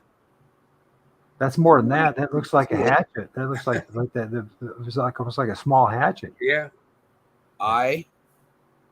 Over here is the arm that comes down this way. Hold on a second. Let us. It's kind of hard on the camera. Yeah. It's not gonna. It's gonna be easier now. There you go. Okay. There we go. Yeah. Yeah, I can see it now. Maybe turn it a little more straight towards me with the edge towards me. Maybe I could see it better there. It almost looks like it was an old ancient tool head. Like it could have been used as a tool, like maybe to pound something or something or another. I mean, look at the angle on it. Look at the shape of it. If you were to see it in person, it looks like the body of a pregnant Sasquatch. And this was. Do you have photos of it? I haven't taken any photos of it. No, it was just one of the gifts that were given to me when I was gifting all the apples at my research location. What does your old man say about all this stuff? He thinks it's crazy. He's like, "What?" He looks at it and he sees what I see. He's right behind you. What does he think about our conversation? What do you think? You want to pipe in here? You're gonna get him starting to talk, Mike. And come on, man. Hey, I got white in my beard too. I am Eric's father, and I've seen so many situations you wouldn't believe what I've seen. And I'm talking about Eastern Washington, Western Washington. Sasquatch are everywhere where you've got a wooded area. I guarantee you. Second that. They're there. Yeah. Here's Washington. Well, you need to get in here and talk to us. Somebody in Eastern Washington his friend had that he didn't know was on his cell phone of Curlew, Washington, in which it had Bigfoot footprints in the snow walking out into the woods. And then Sherman Pass, the tallest pass in the state of Washington, I witnessed a Sasquatch in front of my daughter, who's not passed away. Another one is. I'm sorry to hear What happened was it crossed the road from the left side going to the right, and it went to the edge of the road, and from there it had black fur. It was a male Sasquatch. It went from 1 foot on the edge of the road to the ditch and then into the woods, gone. And then 3 miles away, you could see a ranger station with a light where the ranger station was at. But that was like 3 miles away, and it was getting just about dark when we seen that. And now the first one I saw was when I was 13 years old, and it was looking in a window in a trailer that my father had. Oh, and I'm telling you what, when you're that close face to face, and my son's got a dog named Fred. Well, at that time we had a collie named Freddie, and he was making so much noise underneath the trailer. My dad thought it was a skunk. It smelled like a cross between a skunk and a garbage dump. And this thing was looking in the window, and I pulled back the curtain, and I was like a foot away from this thing looking in. And later I took a tape measure, and it was like 7 feet up where it looked in the window. And this is when I was 13. I couldn't believe I crawled underneath the covers, and I covered up my head the rest of the night. I was scared to death. I didn't know what that was. Yeah. And it was covered with black hair, and its eyes were kind of red coming off the light inside the window. But I tell you what, I've seen enough stuff to say, oh, they're real, all right. What did you think when I brought you to my research location? Oh, and then you go to my son's research location, and they're there. And one time I saw one of them just as we got there, it stepped behind a tree, and you could get the feeling that something was watching you, and you know that they're there. And it's nonstop with them, and all they are is like a human that's covered with hair, black hair or brown hair, or red hair, wherever they got, different colored eyes like people have got, and they're different heights, and some of them are really big, in which my son found a footprint that was like 27 inch. That'd be equivalent of something that's, I don't know, how tall would you say that is? 1,000 pound, 14 foot. Who knows? Bigfoot or something, you know? Yeah. And so they come in different sizes, and they in different shapes, just like people do. They're covered with hair. Yeah. And different colored hair, different reflections of eyes. The one I saw on this, when I pulled back the blinds and saw it looking in the window, according to the little light above me, it was kind of red, but my son says he's seen them white eyes, and just like people have got different color eyes, I'm sure they do, and they're just like us, except they're taller. Because the one I saw up in Sherman Pass, I was like 8-9 foot tall, and they're quick. They're real quick. Yeah. First, you see them, then you don't. Just 1, 2, 3 steps, and they're gone. And well, anyway. I told you to get my dad going. I know. All right. I'm not going to say anything more. But that's why we have you here to say. Here's one more thing I'll say. He had a tent outside. He got up next morning. He was an avid fisherman. He had a full one of those things you put fish on after you catch them, that little metal thing you clip on. And he had a stringer of fish out there. The fish were all gone. His firewood was scattered all over the place, and there was Bigfoot footprints all over around his tent. He woke up to that. Yeah. Wow. That's Ted. That's Ted. Yeah. He died on January 31st, 2007. I knew him for over 40 years. He's one of the original we people found that more I situations started with squatching footprints. with when I was a young child. Oh, yeah. Well, anyway, I wanted to let you know that, they're real. Oh, yeah. Yeah. And my dad, what he did was, when this one I saw look in his trailer window, I pulled back the blinds and I crawled underneath my blankets, and I didn't want to look out there until the next morning. And I was 13 years old, and my dad was pounding on the floor with a broom handle saying, "Freddie, shut up! Freddie, shut up!" Shut up. And we didn't bother to look for the footprints, but I measured it with a tape measure. It was 7 feet up where it looked in the window on the outside of the trailer. Huh. But I mean, come on. They're and he thought it was a skunk outside, but it's not like crossing a skunk in a garbage dump. Yeah. Can I share something with you, gentlemen? This only person who's seen this is Harold, and this is, you might have seen the image. Mike, you might have seen it. I don't know. Well, anyway. You stick around, Dad. Stick around. Let me present here. It goes on and on. I can talk about Eastern Washington, Western Washington, any place you got a wooded area, you're going to have them. Yeah. Yeah, well, it happens in Northwest Ohio, too. So this is an image I filmed on the 7th of this month. A mile and a half from the room. You see in this tree, there's one right here, big one right here. Well, we'll zoom into it because that big one, I was pointing out, is carrying an infant. There's the head of the infant. Yeah, it looks like it. There's a leg. There's the arm. I'm holding it. It's carrying an infant. It's not alone. There's all sorts of. There's one right here. There's a big one right here. It's not fully manifested, but you can see it. There's his head. There's his shoulders.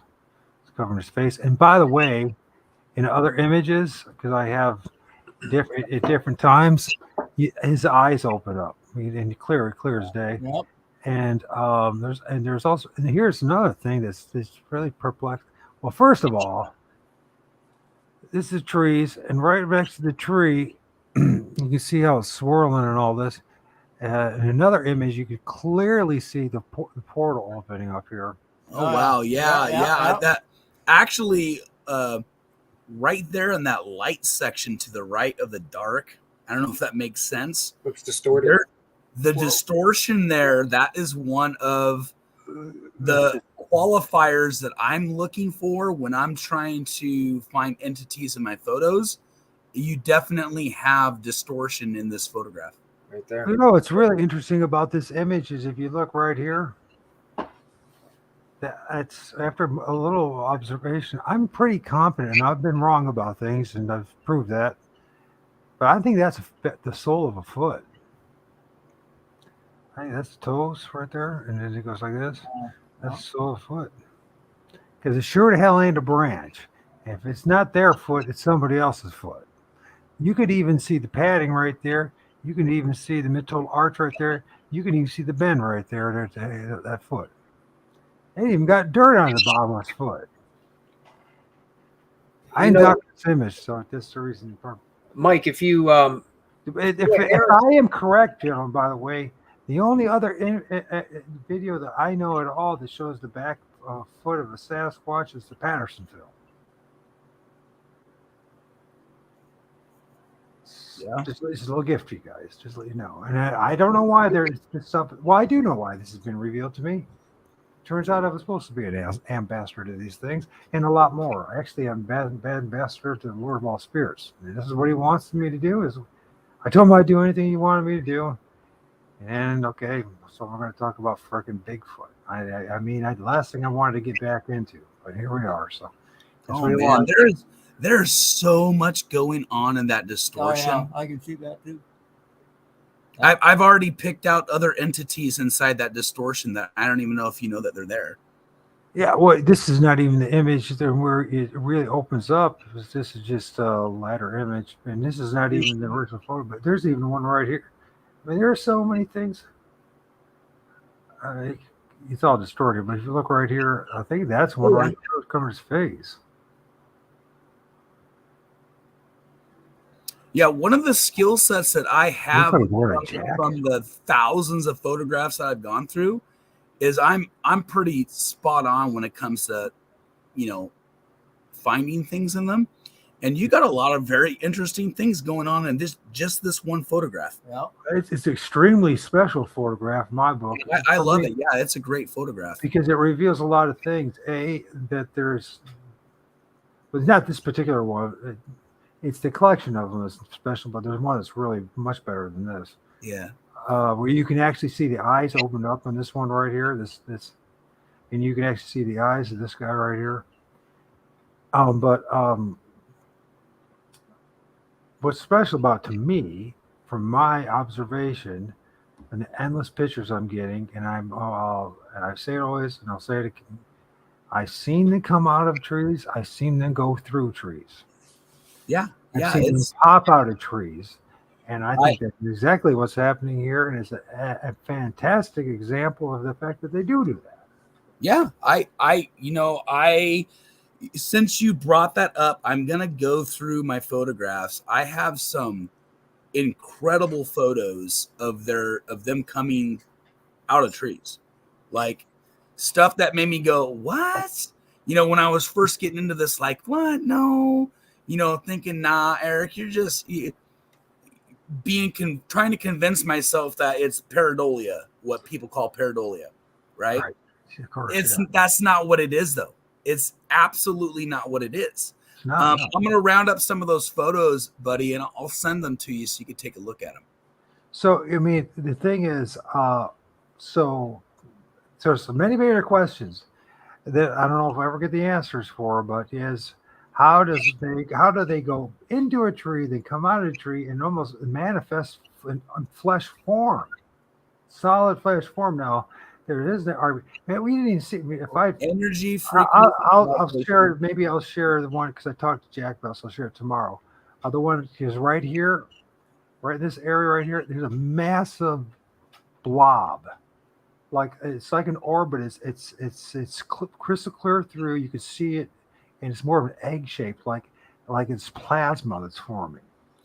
And I can clearly see 6 or 7 just in this one photograph. Blobs? No, not blobs. Of what I would consider a cloaked entity. A cloaked entity or Bigfoot. There's even something that looks like a Native American. Actually, there's a guy right here. Looks like he's a masked king.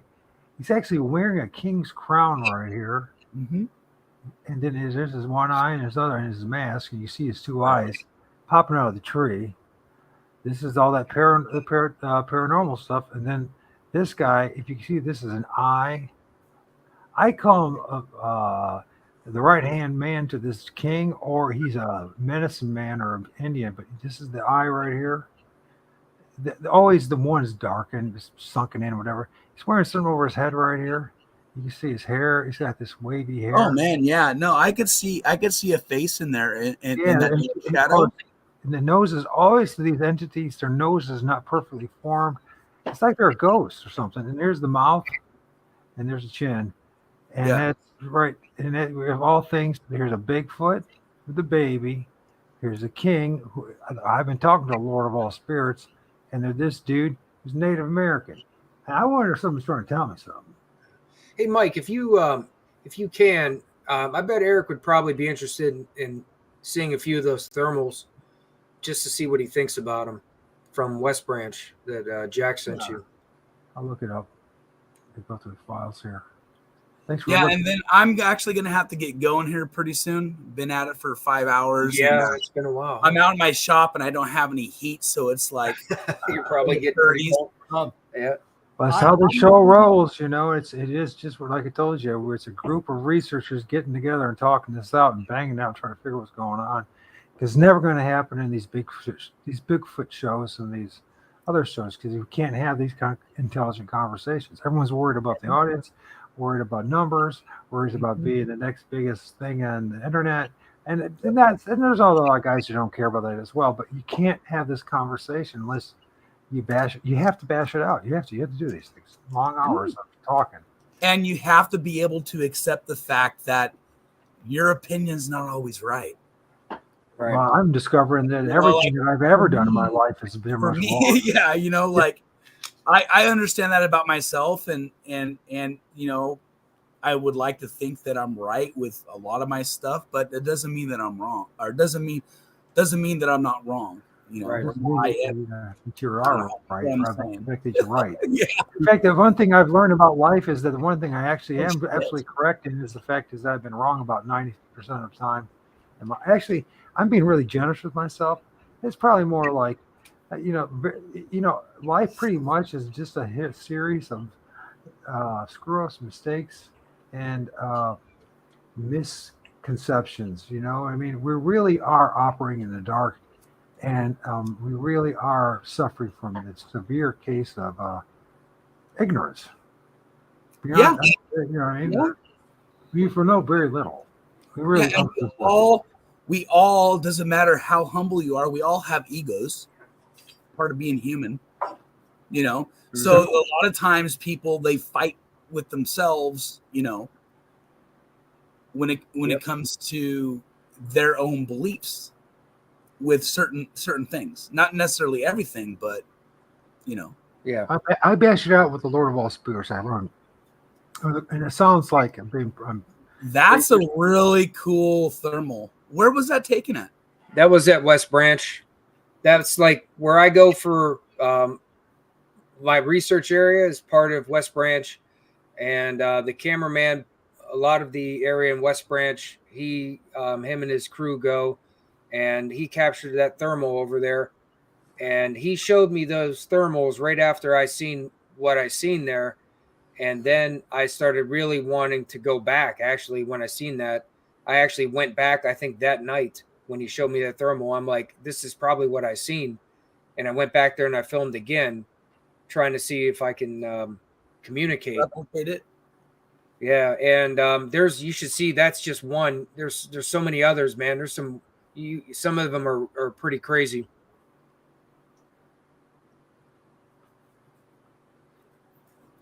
So we got a bit of shine going on here.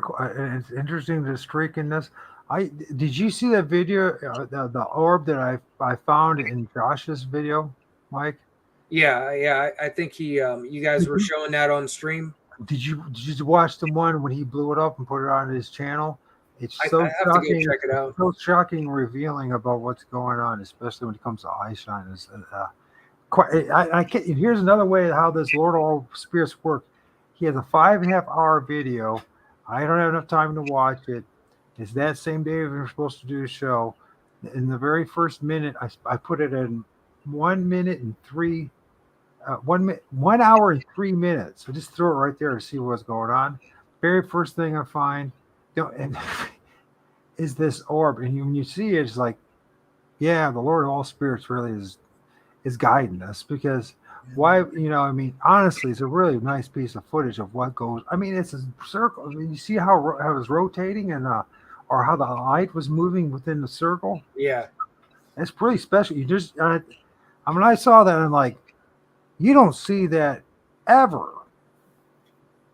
in any video or anything. That was one of a kind, and it's really something that's worth saving. So, anyways, you have this bright light here, and then you got this, and of course, this heat. It's always in one specific spot, the head or some part of the body. It's almost as if, which is really strange when you think about it. Go back to the first one. When I saw this, when we were talking the first time I interviewed these guys, I'm looking at this image and I'm going, you guys realize what you got here? I'm in shock, because what I'm shocked about is this right here. There's the head, and look how hot it is. Yeah. That's extreme amount of energy being pumped out, and then we're all spot in one spot is in the head. Yeah, he said he was about 50 feet or about 50 yards away, I think, and it was registering about 63 degrees. That's that hot spot at that far That right. is awesome. That's cool. Or no, wait, 93. That's right. The 93. 93. I do the same.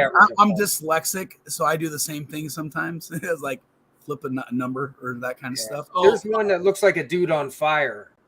You have to see that one. That one's pretty. I mean, it's pretty intense when you see it. This one. Look at this one. Look at how much energy these things are emitting. Yeah. It's almost like the absolute. It's whatever they do. it's like they have the ability to just not only what's the word? Materialate. That's not the right word. Dematerialate. Dematerialize. Dematerialize. Dematerialate. That sounds. Anyways, but also to go into a tree or go anywhere else they so choose. They want to go through the whole wall in your house right now, they can do that. So we're dealing with something that is far beyond Hollywood or modern. Well, at least what's the science that they're giving us understands, right? Yeah. Yet, imagine they're Hansel and Gretel, and they're like leaving little crumbs for us to follow. Right. And there will be a point of all of it, I believe. Yeah, absolutely there is. It could be nothing more than this world is full of mind screws, that's for sure. But if that's the case, it's one of the more funner mind screws out there in life, right? So, but I don't believe that's the case. I believe there's something much, much more important. Eric's father, how about if a person could decipher what their gibberish is when they talk? If we could decipher that. Have you guys ever heard them talk?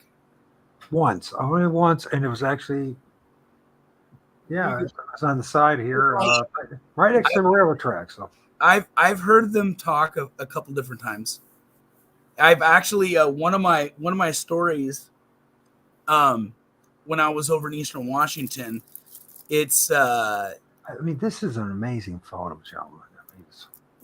I heard them say something. I heard the gibberish that was down low. It almost sounds like I heard people refer to as like samurai talk. It's like, yeah, that's what it sounded like for me. Yeah, it was me. And by the way, my neighbor saw the same. Clearly, one of them said umla umga, that phrase. Don't know what it means. Umla umga. It was interesting that you were moving your hands like towards yourself, like as if instinctively you're thinking that's what it means. I don't know. I know that day when I left the area, I said "Hoyt lobster boot," which is Lashute seed. It's indigenous language, and the gist of that is our paths never part. And right when I spoke the words, I felt this extreme feeling of peace come over my entire body. Huh, that's interesting. So I've had lots of like experience. So not dread, but extreme peace. Extreme peace. How long did it linger with you? Oh, 10 minutes. Oh, so you didn't stay with you just for a short period of time. Yeah, it was a shorter period of time, but it stayed with me until we had started walking back. We're in about 3 miles down a road that we call Opal Road that we go rock counting on to find green Washington opals. Some real pretty stuff like I don't know if you can see this or not, like that. So, but anyways, I do have to get going. Man, it's been my honor and my privilege to be here. I absolutely love the time I spent with you guys. So the parting gift to you, you've never seen before. This is an orb with a Bigfoot in it that I filmed. That is freaking awesome. You're not going to see that too often. No. Here's what you got to remind me because we got to do this again. That rhymes with some of the photos that I have, where you have the Sasquatch condensed down into a small ball, and I have a few photos like that. Sweet. So it does say something. If you look at mine, and then you give me 2 more Mystery of Life, and then we'll be done. If I can find. That's cool. I really love that photo. That's an excellent photo. So we go back to this, and this is one of the reasons why I put it in the list with their guys, because if that orb can translate into this, yep. So it's some form of how they transfer energy, extreme form of energy. So just think about this. If they want to leave a footprint, they will. If they want to leave a handprint, they will. If they don't have to, most of the time they don't even want to bother to. If they want to take a tree and throw it somewhere, they can. Or they can also I have Josh has one of the most amazing images. Was a guy from that I interviewed on Monday, and Mike knows him, and there's a picture of what looks to me like something similar to a Sasquatch on it, like wrapped around a big tree that's still standing, while all these long branches are flying in the air. That's only twice I've ever seen that. Cool. The other one was from Ryan Reading in PA as well. So both things happen in the state of Pennsylvania, but they're horizontal, all straight, and it's not. If it was some aberration from the the camera moving too fast or whatever, the trees in the background would be moving along with it. No, they're actually literally branches flying in the air in a horizontal straight line. When I saw that, I'm just like, I can't believe what I'm seeing. Hey, Eric, before you go, I was going to ask you how I can get a hold of you. Maybe just email or maybe Facebook or something. Yeah, you could add me on Facebook. It's my name's spelled ERICHJAMES, and we could shoot the shit through Messenger, or and then I'm not even opposed to giving out my number. I just won't do it on the live. Yeah, I got you. Okay. Would you like me to send him a link? I'll send you a message on there. Cool. Eric, I will send a link for you guys right now on Facebook. Cool. I will copy your link, Eric, and send it give it to Mike. All right, thanks. Thank you. Eric's father's got this to say about Bigfoot. It's they say a monkey that weighs 2 pounds has got the strength of 25 pounds. So now you compare a Bigfoot. Let's say they weigh 600-700 pounds, 8-9 feet tall, and then you add. Let's say get their adrenaline going, which is 10 times that much more. That's their strength of a Bigfoot. Yeah. I don't mind taking pictures of it, but I don't think I want to shake hands with them, So I hope that someday I could hand one an apple. That's getting pretty close, Eric. Well, in some ways, I wish I could get the opportunity to touch them just to know 100%. I believe that Bigfoot is just like people. You take the 12 signs of the zodiac. Well, they've got all those different signs, and they got all those different things running through their personalities. But they live out in the woods. That's all. Yeah. Yep. And they're just big. And big. I think I could trust them farther than I could any politician. Mm-hmm. It's turning out that is the case. It seems to be the case. I don't. Yeah. It seems like everyone else has some agenda. Yeah. What's interesting, Mike, is looking at this. This is Mike's research area. Is this the pond that you guys treasured? You heard the walking large entity? That's not the one. That was one that's on the way over to where we go. It made a nice. It had a nice photo when I took it. I was like, that's a pretty nice backdrop. So is that pretty representative of kind of the pond? The other one's bigger. Surrounded by woods. The other one's bigger, and I think it's part of just a cove off of the lake, over there. At least that's what it seems like. But yeah, if you ever watch that, if you watch the video right towards the end of it, you can hear something wading through the water right by the edge. But the thicket was around it, and it was so thick, and I kept trying to find a spot to see it. And it was like I could hear it. It was like right there, and it sounded like big legs going. You can hear the water as it was like walking through the water. Oh yeah, and I was like, wow, like that sparked the adrenaline real quick when I heard that. I'm like, there's something walking. We're in the swamp right here in the water, and I couldn't see it through the damn thicket. It was so thick. That's one of the things that has has given me the green light for my wife to be able to do my research and investigating. When we were camping on the Nisqually River, she heard something huge come up out of the river. Yeah. And then the next night, our neighbors, they heard the same thing. And she said, oh, did you hear what they said? So, my family, we've had a lot of experiences with that sort of stuff. But I do got to get going, Mike, man. Like I said, it's been my pleasure, man. And I hope that we could do this again. And I look forward to sending you some more stuff when I dig into my things. I want to send you, the pictures I have of them with the trees like I said I was going to do. I think that you would enjoy those. Oh yeah, I'm sure Mike's gonna enjoy them for sure. I'm turning out to be the pitcher guy for all of a sudden. You know what I mean? Do you have any questions for me before I take off? Either of you guys? Man. You know, we've pretty much we've been talking for 5 hours, actually 5.5 hours. I got to know you as a man and as a person. I like you.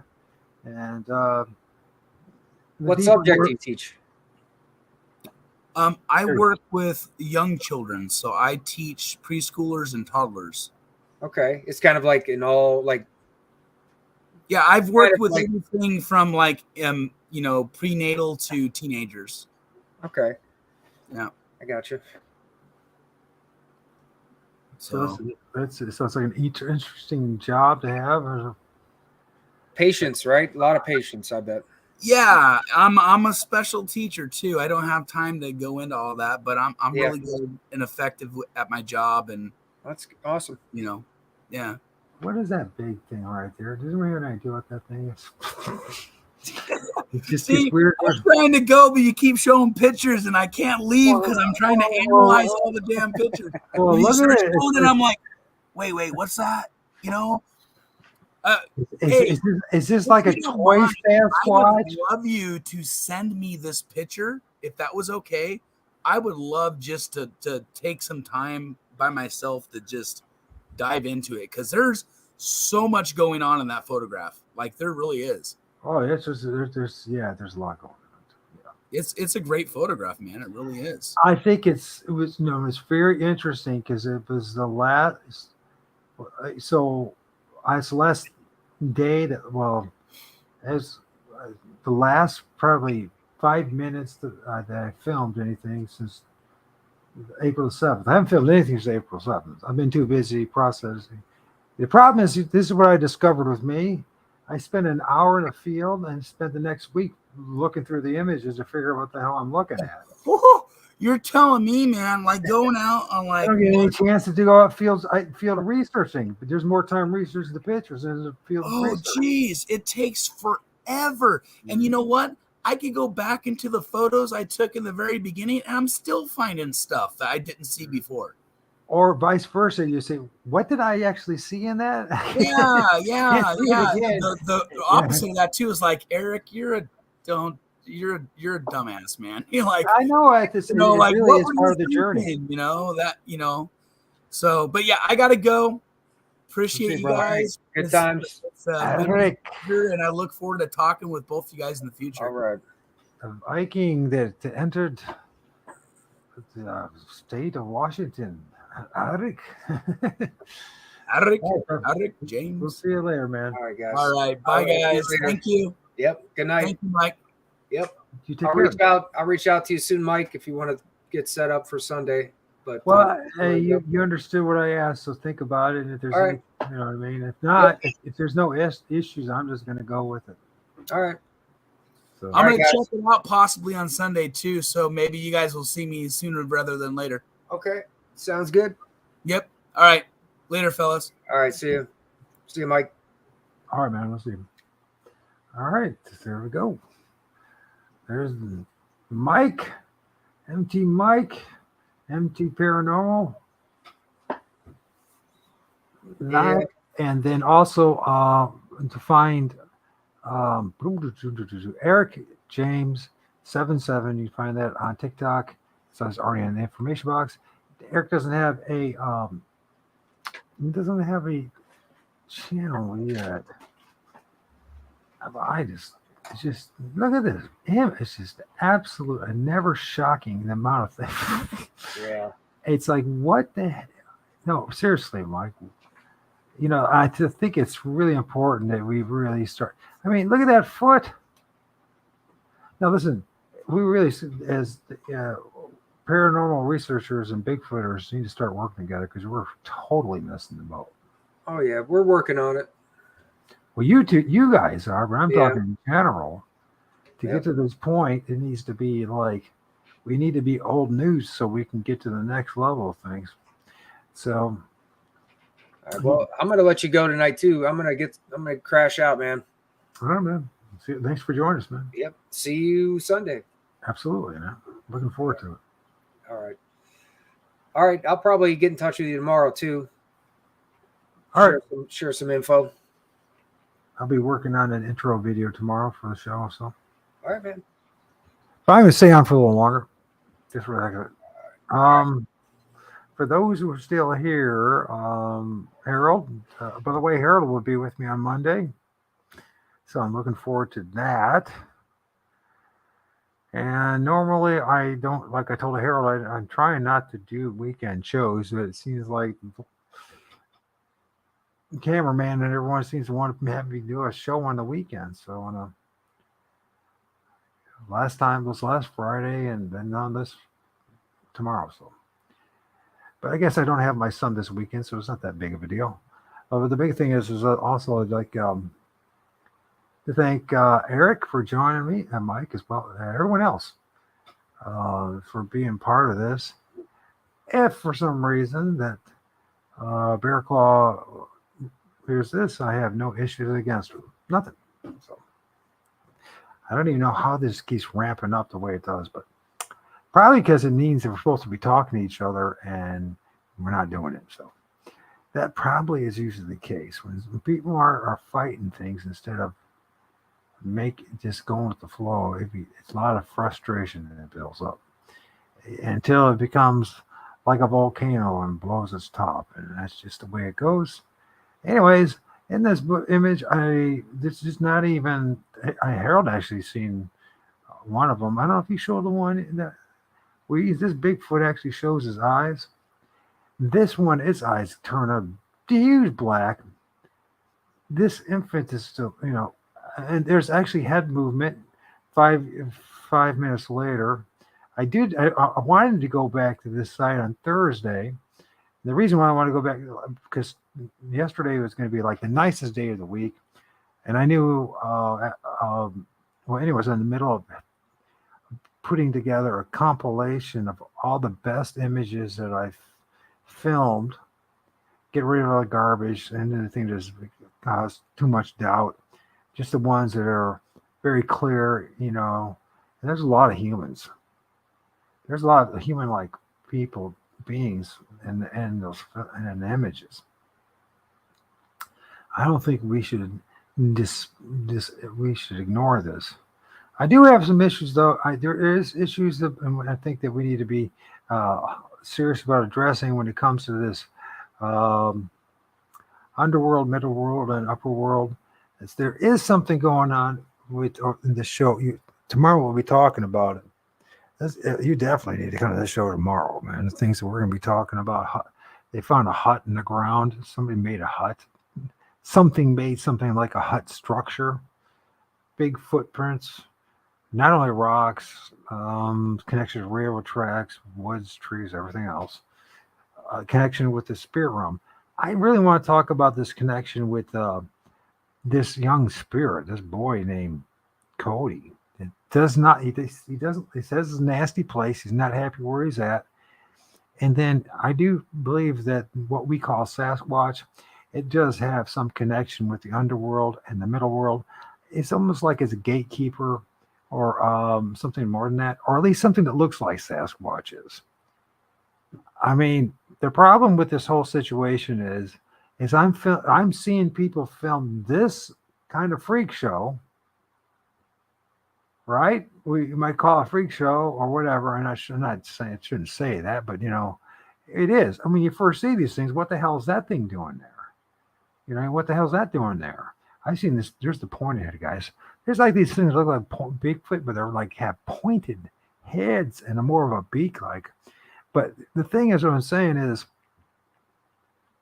this stuff is in the air as well. Okay? Which probably what's going on under the ground. What kind of realm do we really live in? Because I have to be honest with you, there's hardly anything that's worth a damn in the Bible to go with. It seems like they deliberately made it in such a way that there was just enough truth in there to keep you there, but a lot of the truth was just removed completely or never added in the first place. And we're like in this soul trap matrix thing going on. in which, maybe Christ really is the only way out, but what do we mean by that truly? I mean, if we really believe what he says, or do we not? And or are we going to conjure up things and say things that he didn't say? And that's one thing of the many things. Maybe it's all wrong. Maybe it's always has been that, you and I truly do and always have had a relationship with the Creator already, Heavenly Father, that they obfuscated. Now, let's think about this for a second. If these type of entities are in the underworld and the middle world here, and they're around us, they're in the sky and everything, and they lied to us about all this stuff, what could possibly happen? Maybe they tried deliberately to keep us from ever knowing what our power really is. Also, I'm not talking about physical power. I'm not talking about, being a king of this world or all the materialism and all that kind of stuff. What if it really is true that you and I and everyone can have a personal relationship with the Creator God, the Lord of all spirits, Heavenly Father? And that's what the whole message was in the first place. And they've tried to keep that from us.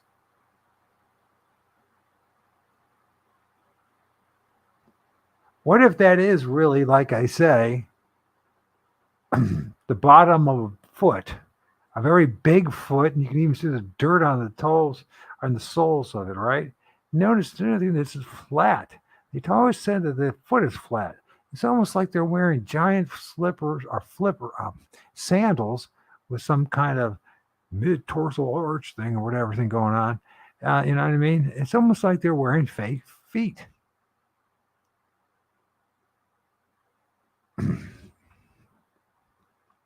Now that I think about it, if that's a foot, then what might this be right here? It almost looks like a foot with a brace around it. I'm not saying it's so, but I know that definitely looks like a foot. I never even knew there was I couldn't even see that until the guy showed. Because I'm looking at this over and over. That's just 100% a bicep. Now there's a freaking nursing or a little Bigfoot on it. Now I know it's a little blurry, and once it gets a little magnified, then it turns into something else. But I think they're right about it. I think that there is something entity, and then it turns into a head. That's how they do these things. It's crazy. It's not crazy, I should say. It's like look at the things. And are there any pretty spirits out there? Are there any pretty what else is? Yeah, pretty, beautiful or attractive, what we consider attractive spirits? Or does everything look like it's death worn over or something that's just popped out of the freaking grave? I mean, these are important questions to ask. It's really, it's like the portal started getting swirling all over the place. Like multiple portals were starting to open up.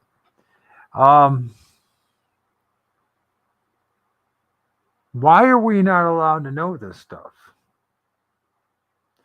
People would argue, say, well, that would influence our decision making. Would it really? If we all were accustomed and we all knew these things are all around anyways, maybe it would affect our decision making. Maybe we would make some drastically different decisions for our own betterment. I truly believe 100% that this is the old technology that must merge with the new technology. This is not some new age nonsense I'm talking about. This is not about some brave new world nonsense. This is getting back to our roots again. I would not be surprised. You always hear about the age of Atlantis, and the Marus, all these different, ancient societies, right? Or are they just fantasies or fables? Maybe they're the truth. Maybe at one time our ancestors were more really, truly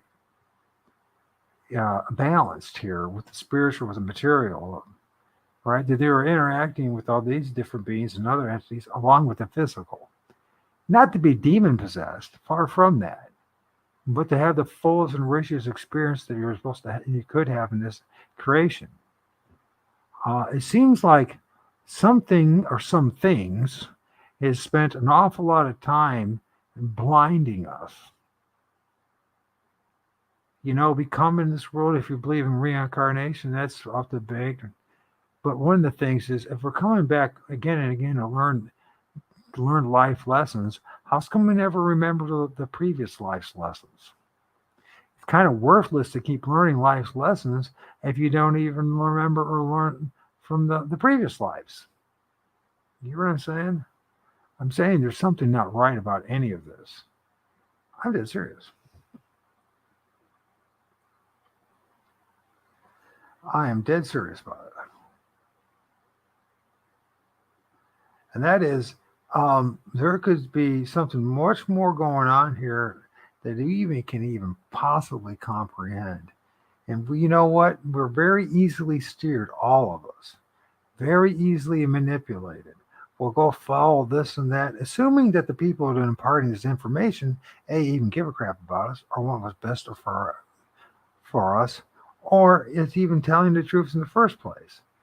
Now, I know this sounds very cynical, but we need a healthy dose of it. And on top of that, we need to just reassess everything. If not for ourselves, maybe for our children's or our grandchildren's sake. This is not a life to live. Most of us know that. We know why do we need video games at this point? Why are we so locked into this computer? If I tell you why, because the cage that they built us, this matrix, this labyrinth we call cities and towns and everything, is so unsatisfactory that the next thing a guy or gal needs to do is we gotta get drunk and party on the weekend, right? Any way to forget about what a misery it is. You think about what's going on today and those parades. Think about parades. What are in parades? Okay, you got the poor kids. They forced, all those years, and then they celebrate their enslavement, the marching bands and their public school system. We got the military, all these guys who end up, and my brother, my dad, etc., in these wars that they come back regretting they're ever were part of. Got the police that make sure and enforce the concentration camp that we're in. We got the guys, the car dealerships to make sure they were always enslaved in their little ant farm. Their four-wheeled boxes.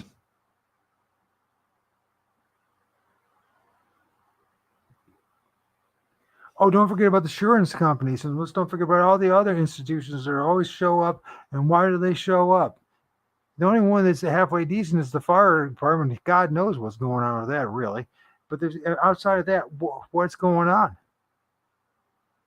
We have parades that march down our streets, and the only parades, it's either has to be gay pride parade or a bunch of want to be old soldiers and all the people that represent our enslavement, not freedom. There's none of them that represent our freedom. Now let me be understood here. I'm not saying that they're bad people are involved in this parades, and they're all. Listen, we have all been indoctrinated to a point is ridiculous. We are so brain damaged, every and every one of us. Every and every one of us is some spectrum of autism, from all the food, the jib jabs, the water, on and on and on. None of us think like our ancestors. None of us can do what our ancestors did.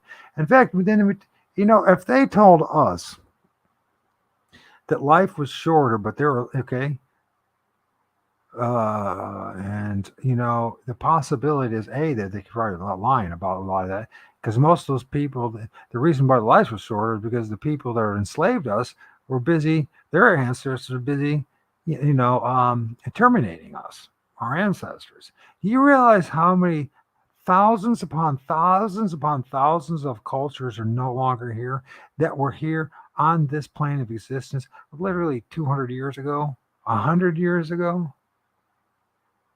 Can you fathom the number of people? How did they go about doing this? How was it possible that they were able to conquer the whole world? Well, we know it's through usurpation and deception and And then not only, pretty much was that. So if that's what it, and then of course after that, then it comes, the hammer, against the head type of thing, right? But before that, were they able to deceive so many people? Is because we live in a world at a time, not too far in the past, in which your word mattered, honor mattered. If people couldn't trust you, if they knew you were a liar, you were kicked out of the tribe or the society because they couldn't afford to have you around. Somehow, a whole bunch of usurpers and liars, pretending to be representatives of God, showed up and took on the whole world and took it over. Now, a lot of people say it's spiritual. Now, maybe that is the case. I wouldn't be surprised if Beelzebub, or whatever the hell his name is, Yahweh Wobby,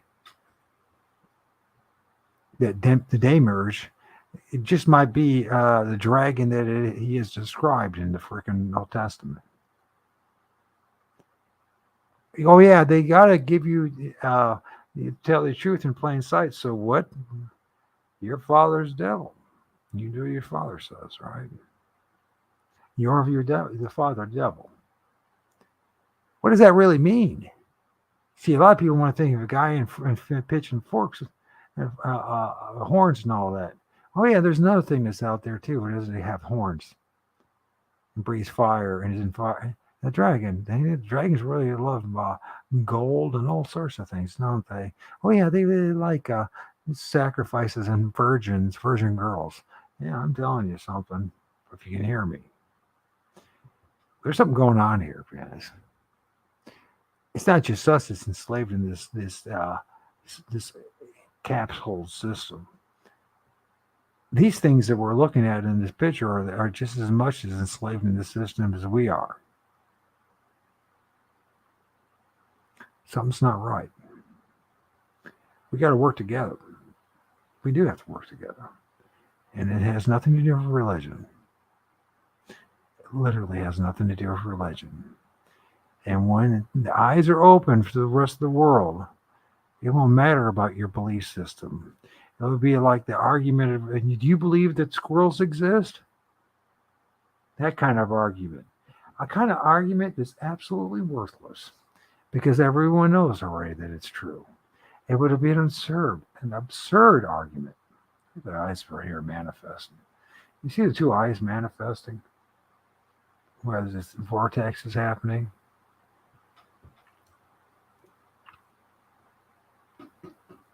This is just the foundation. It's just like, well, think of it this way.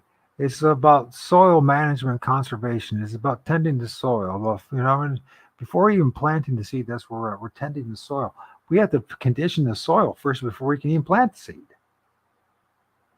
That's the state we've been. Learning against learning. I honestly suggest, I really do. I mean, I'm at this point in my life where I finally realized it take a long time. I'm not smart, so I understand if you think it's nonsense because I don't think the only thing that can teach us the truth at all is the Lord of all spirits. That's it. I wouldn't count on anybody else or anything to teach you the absolute truth. Since I've been, focused on the Lord of all spirits, well, this stuff shows up. Also, another thing I could be thinking about as well, and I know this is going to sound like, how can you possibly do this? This is not being about asking money to have your money, but I'm thinking about, because I run this thing so hard and so much because of all the videos and interviews, and it might not seem like a lot, but it takes a lot. I run 24/7, so I'm probably going to need some help getting a new computer. Either you guys have one that you're willing to donate, or I know the guy down the street, Frogtown Computers, and $800 to get a refurbished computer. That'd be in case this one was gone. Last summer, my one went out. So I'm going to be asking for you guys to see if you guys are interested in helping me out. I'm not asking for money to have your money. I'm not asking for donations just to have donations. I've been running this on my own forever and a day. And if you don't contribute, I'll still keep on doing it and I won't take it personally.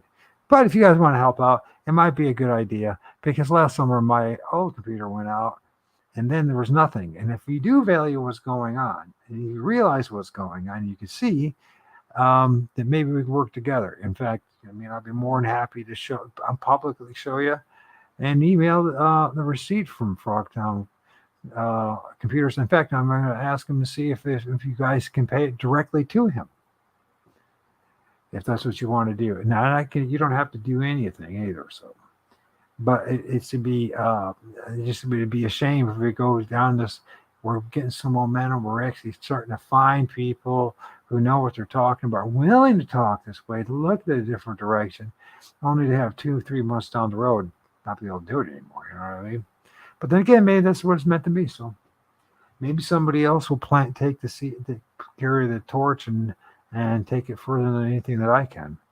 But I hope you understand where I'm coming from. I might sound pretty brash about things, but I'm also very confident through an endless amount of research, that we are so screwed in the pooch, and there's no one way out of this. Literally, there's only one way out of this. I'm not talking about your life being better here. I'm not talking about getting a better job. I'm not talking about using these spirits and everything else and God himself to be some kind of genie in the bottle to give you some things. I'm talking about eternal things here.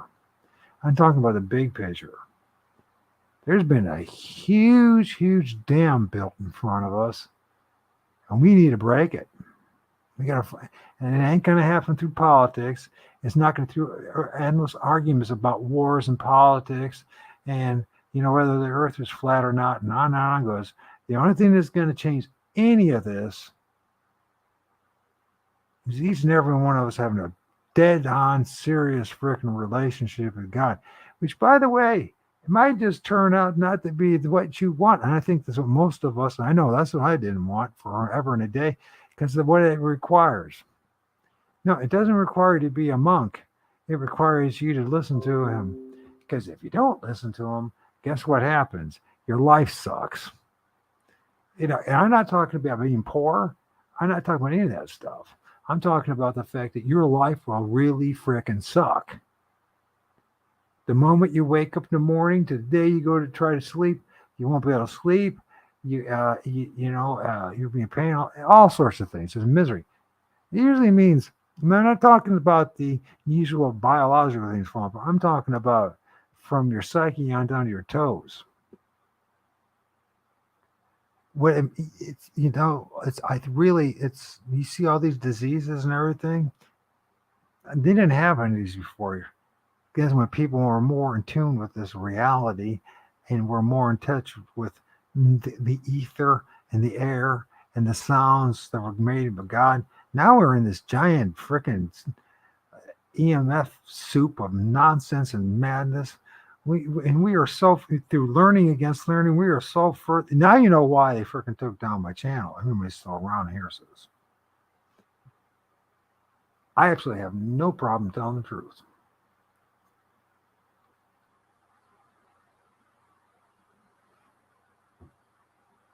Oh yeah. Hey, by the way, if you're still here, Harold, are we going to be able to do show, or it can just be the phone? It's fine either way. So at least let me know. Thank you for sending the images, and that's something that.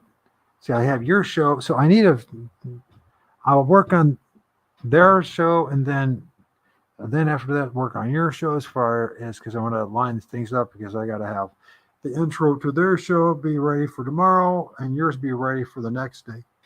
I don't want to put the intros too soon, even though nobody watches them anyways. I don't even know why you bother. But I know why. Show respect to my guests. That's my way. When you show up on my show, I'll make an intro and you think it might take, what, an hour of my life? Hours. Like I said, if you're going to be my guest, I'm going to do my best to do as much time as I can to you. So, like, Harold, I'm going to look at your images. I'll look at you, really look seriously at some of the stuff on Facebook and etc. And I'm going to get to really know it, so that when you show up, you know what I mean. Not only we have to be a nice intro because it takes a long time, but on top of that, give you some intelligent questions and get to know you. You know what I mean? Even though we got a chance to know each other, so it takes a lot. You know, I know a lot. It's not even about making money. It's not even any of that stuff. It's just, yes, it does take hours editing. That's the thing. Lining up the music, putting everything in the right, images and video in the right spot. Putting a show together. I gotta watch videos and everything, put them all together. You know what I mean? And then I gotta download them, and then I gotta it's just, I'm not complaining. It gives me something to do, I guess. Although it distracts me in other areas.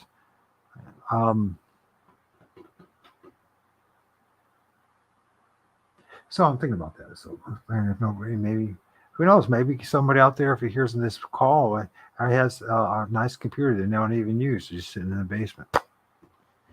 And all you have to do is just pay for shipping to send it to me, and I'm going to be all good and ready to go. You know what I mean?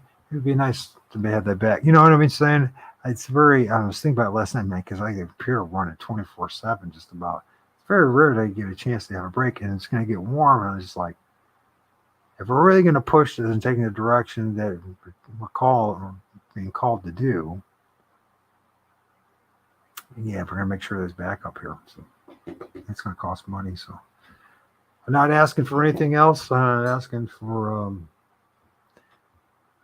Well, you know what I'm saying. I mean, I'm not going to be asking you, please give me $10 a month. I'm not going to. I don't want I really don't want your money. I just want the help. But if that requires some of your money to do it, then that's what it does.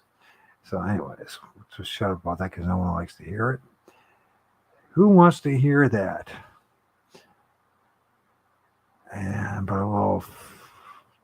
Look at the entities just popping out of the tree. I mean, endless heads. I mean, if you look at let's see, where was this at? I lost track of it. So here's the big boy now. There's it's cloaking, but I think they're just manifesting in and out. There's this big guy right here, and he's got his hands on the face, but then they got these little ones next to him. The little ones next to him, and a foot. I'm telling you, I got to somehow doctor this up and make it work. It says this must be a different image, but you can see the dirt. Where it's dirt, it's like the dirt on their feet, their pad, and that, and back of it's. You can almost see there's like a toenail right there, and how the toe it sticks out like a big giant thumb instead of a. You know what? I think those boys in the Vatican way back then, and Michelangelo, they knew some of these things. Make sure to have them in that picture, The Last Judgment. Now, whether they put it in the right story or not is another thing altogether. But we need to work together, all of us. So with that, many blessings. We're at 6 hours into this. Another marathon. And which only the most important people in the world will hear that. In my book, that being those who are meant to hear this now. The rest shouldn't be hearing this, my book. To be honest with you, I think only those who are meant to hear this. You hear this trite, oh, you were chosen. It's like to be here. You know what I mean? Well, sometimes it actually is true. And we got to figure out what's going on with Skeletor here and Big Hairy Dude and everyone else. I mean, there's got to be. We got to know the true meaning, not a few verses in the book, a collection of books that takes us nowhere, except to more confusion and argument and debate. We got to know what's going on here. For our sake and for our children. This has nothing to do in my book about, having experiences and all that other kind of stuff. You know what I mean? Guess I'm on a mission. With that, let's hear some music and get the heck out of here. Well, what am I going to do? What am I going to do? Since it's already running late anyways, maybe we should run a long video if we got one. I only got anything over 8 minutes. I only got one over 8 minutes. Only one. Okay. Well, maybe we can do Galloway. I hate when that thing pops up.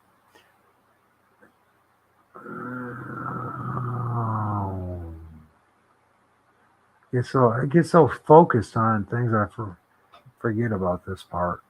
Nothing matters, I guess. I'll listen to this.